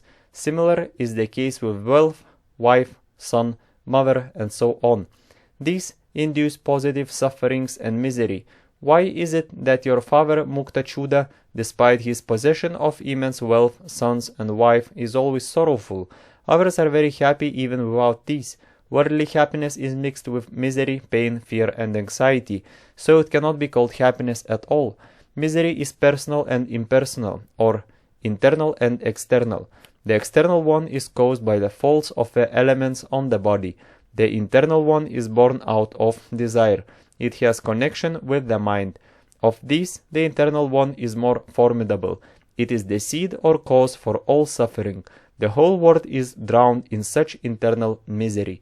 The tree called misery has desire as the strong and never-failing seed. Even Indra and other gods are impelled by this desire. They carry out its instructions day and night. If there is no desire, you cannot experience any pleasure. Such a mixture of happiness and misery is enjoyed even by the insects, worms, and dogs. Do you think that man's happiness is greater than this? The happiness of the insects is superior to that of man, because desire is not mixed in their pleasure, it is unalloyed. Whereas in man a little pleasure is found in the midst of thousands of ungratified desires. This cannot be called happiness. Man feels happy by embracing his wife, but by pressing her limbs too much he makes her feel uneasy. After sporting they are exhausted. What happiness have you in these sensual perishable objects? Kindly explain, O Prince. This sort of happiness is enjoyed even by dogs, donkeys, and pigs. But if you say that you are happy by looking at my physical beauty, this happiness is imaginary and illusory, like embracing a lady in a dream. A certain beautiful prince had a very handsome wife. He was very much attached to her. She, on the contrary, was in love with the prince's servant. She was cheating the prince by foul means. The servant would mix some intoxicating drug in the wine given to the prince. Then he would send an ugly servant maid to the prince. He himself would sport with the prince's wife. The prince, under intoxication, was thinking, I am very fortunate. I have got the most beautiful lady in the world. Many days passed thus. One day the servant forgot to mix the narcotic in the wine.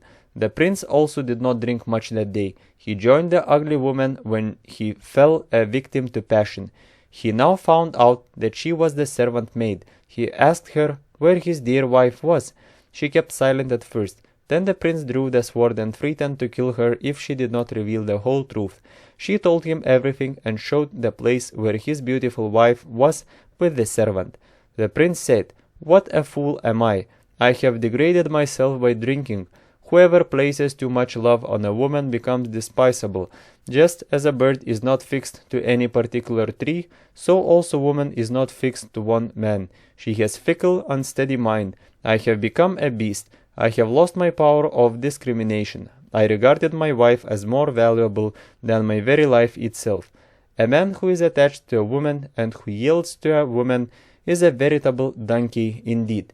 Woman is evanescent like the autumnal sky. I did not know woman's nature till now. She goes to the dirty servant, and she has left me who am ever attached to her and who is faithful to her. She pretended to show love to me like a drama actress. I am cheated. The servant is ugly in all his limbs. What beauty does she find in him? The prince became disgusted with everything. He left the kingdom and went to a forest. Yamalekha continued, Therefore, O prince, beauty is a mental creation only. Beauty is mind-born. Beauty is the result of mental conception. Just as you behold beauty in me, others find even better charm in ugly woman.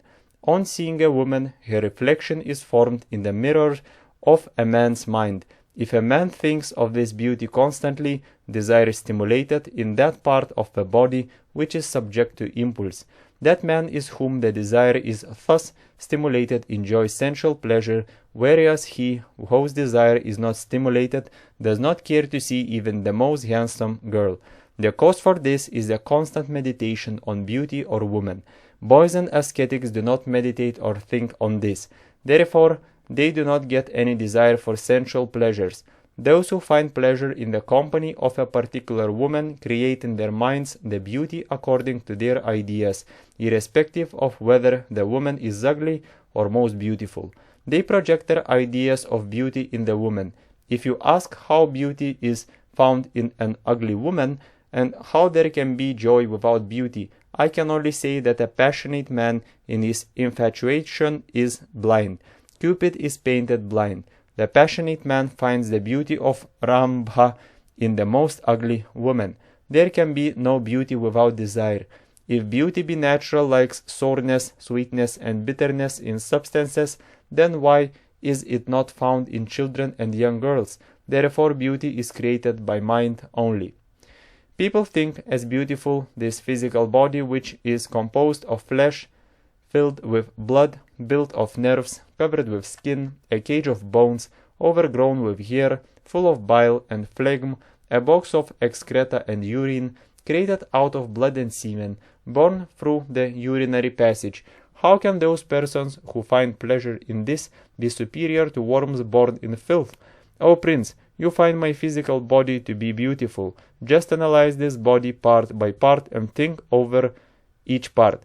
Think over every part of sweet and delicious things.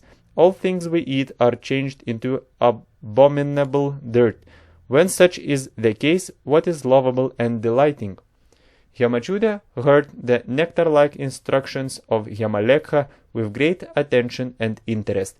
He developed strong Vairagya and Viveka, meditated on the all-pervading pure immortal Atman and became a Jivan Mukta. Manichuda also learned the truth from his brother, Mukta Chuda from his son, and his wife from her daughter-in-law. The minister and citizens of that town became wise. Even birds were uttering and others words of wisdom in that town. Sages Vamadeva and others noticed that all in that town, including the animals and birds, were learned and wise and called the city as Vidyanagar, or the town of wisdom. 6. Physical beauty is no beauty. Story of a prince.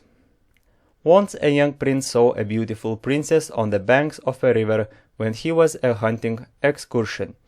The princess had a philosophical bent of mind. She had mastered several Vedantic books. She was practicing deep meditation on Atman. The prince approached her and wanted her to marry him. She flatly refused. The prince again and again entreated her in various ways. She finally told him, "Please come and see me in my residence after 10 days. I shall marry you." The prince also was a student of Vedanta, but he had no real sustained Vairagya. He spent sleepless nights, and on the morning of the 10th day, eagerly proceeded to the palace of the princess. The young princess had already devised a means to escape from the clutches of marriage. She took a drastic purgative of croton oil continuously for 10 days and collected all the motions in 10 separate enamel commodes and arranged them all nicely with numbers 1 to 10 in a big room, covering all the commodes with beautiful silk cloths. She now looked all skin and bones. Her eyes were sunken and she lay down on her bed.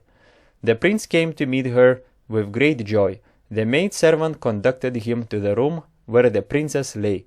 The prince could not recognize her. He asked the maid-servant, "Where is the young beautiful lady? She is not the lady whom I met the other day." To which the princess replied, "Oh, dear prince, I am the very same lady. I have carefully stored up my beauty in the yonder room. Kindly go with me and see the accumulated beauty there. Come along with me now. I shall show it to you." So saying, she took the prince to the room, removed the silk pieces, and asked him to look at her beauty. She added, "This is the beauty of my skin and flesh." The prince was simply stunned. He did not speak a word to the lady. He prostrated at her feet and took her as his mother. He threw off his princeless robes and retired into the forests. Now his heart was filled with intense vairagya. He sought the protection of a sage, got instructions from him, practiced rigorous meditation, and attained knowledge of the self. 7. Being busy is the best way to control lust. Story of a ghost. The mind is like the ghost, which is always restless. Once a Brahmin Pandit, through mantra siddhi, had control over a ghost. The ghost said to the Pandit, "I can do any work for you in a minute. I have supernatural powers. You must be giving me various kinds of works, always.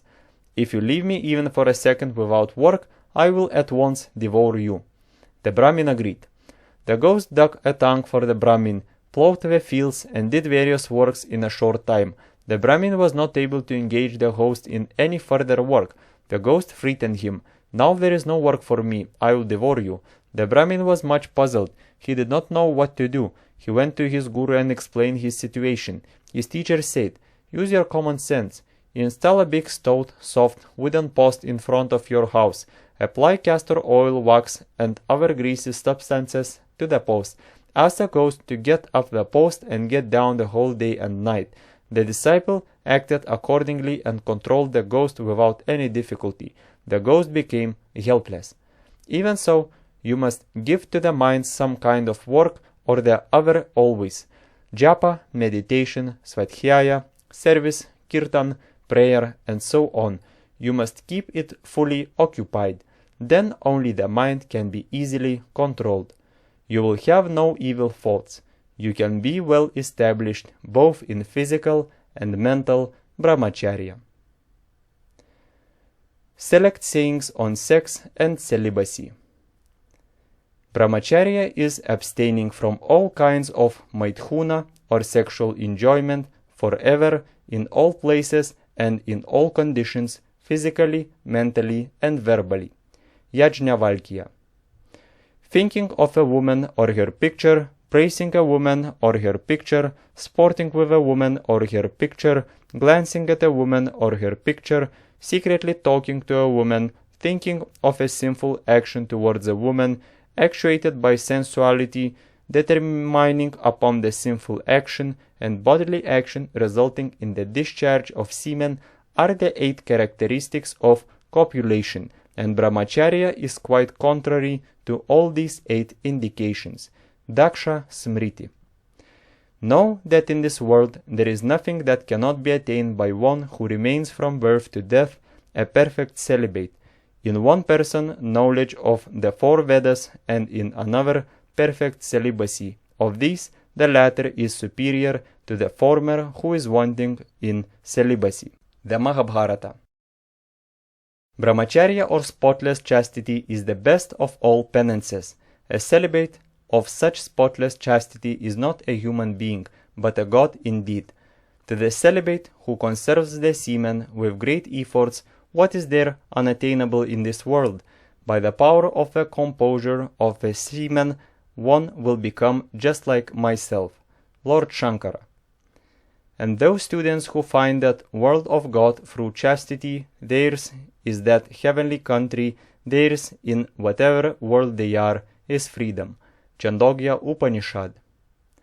A wise man should avoid married life as if it were a burning pit of live coals. From the contact comes sensation, from sensation thirst, from thirst clinging. By ceasing from that, the soul is delivered from all sinful existence. Lord Buddha. These sexual propensities, thought they are at first like ripples, acquire the proportions of a sea on account of bad company. Narada. Sensuality destroys life, luster, strength, vitality, memory, wealth, great fame, holiness, and devotion to the Supreme. Lord Krishna. Death is hastened by letting out semen from the body. Life is saved and prolonged by preserving it. There is no doubt that people die prematurely by letting the semen out of the body. Knowing this, the yogi should always preserve semen and lead a life of strict celibacy. Shiva Samhita. Caution in diet is of threefold value, but abstinence from sexual intercourse is of fourfold value. The sannyasi had and has a rule never to look at women. Atreya.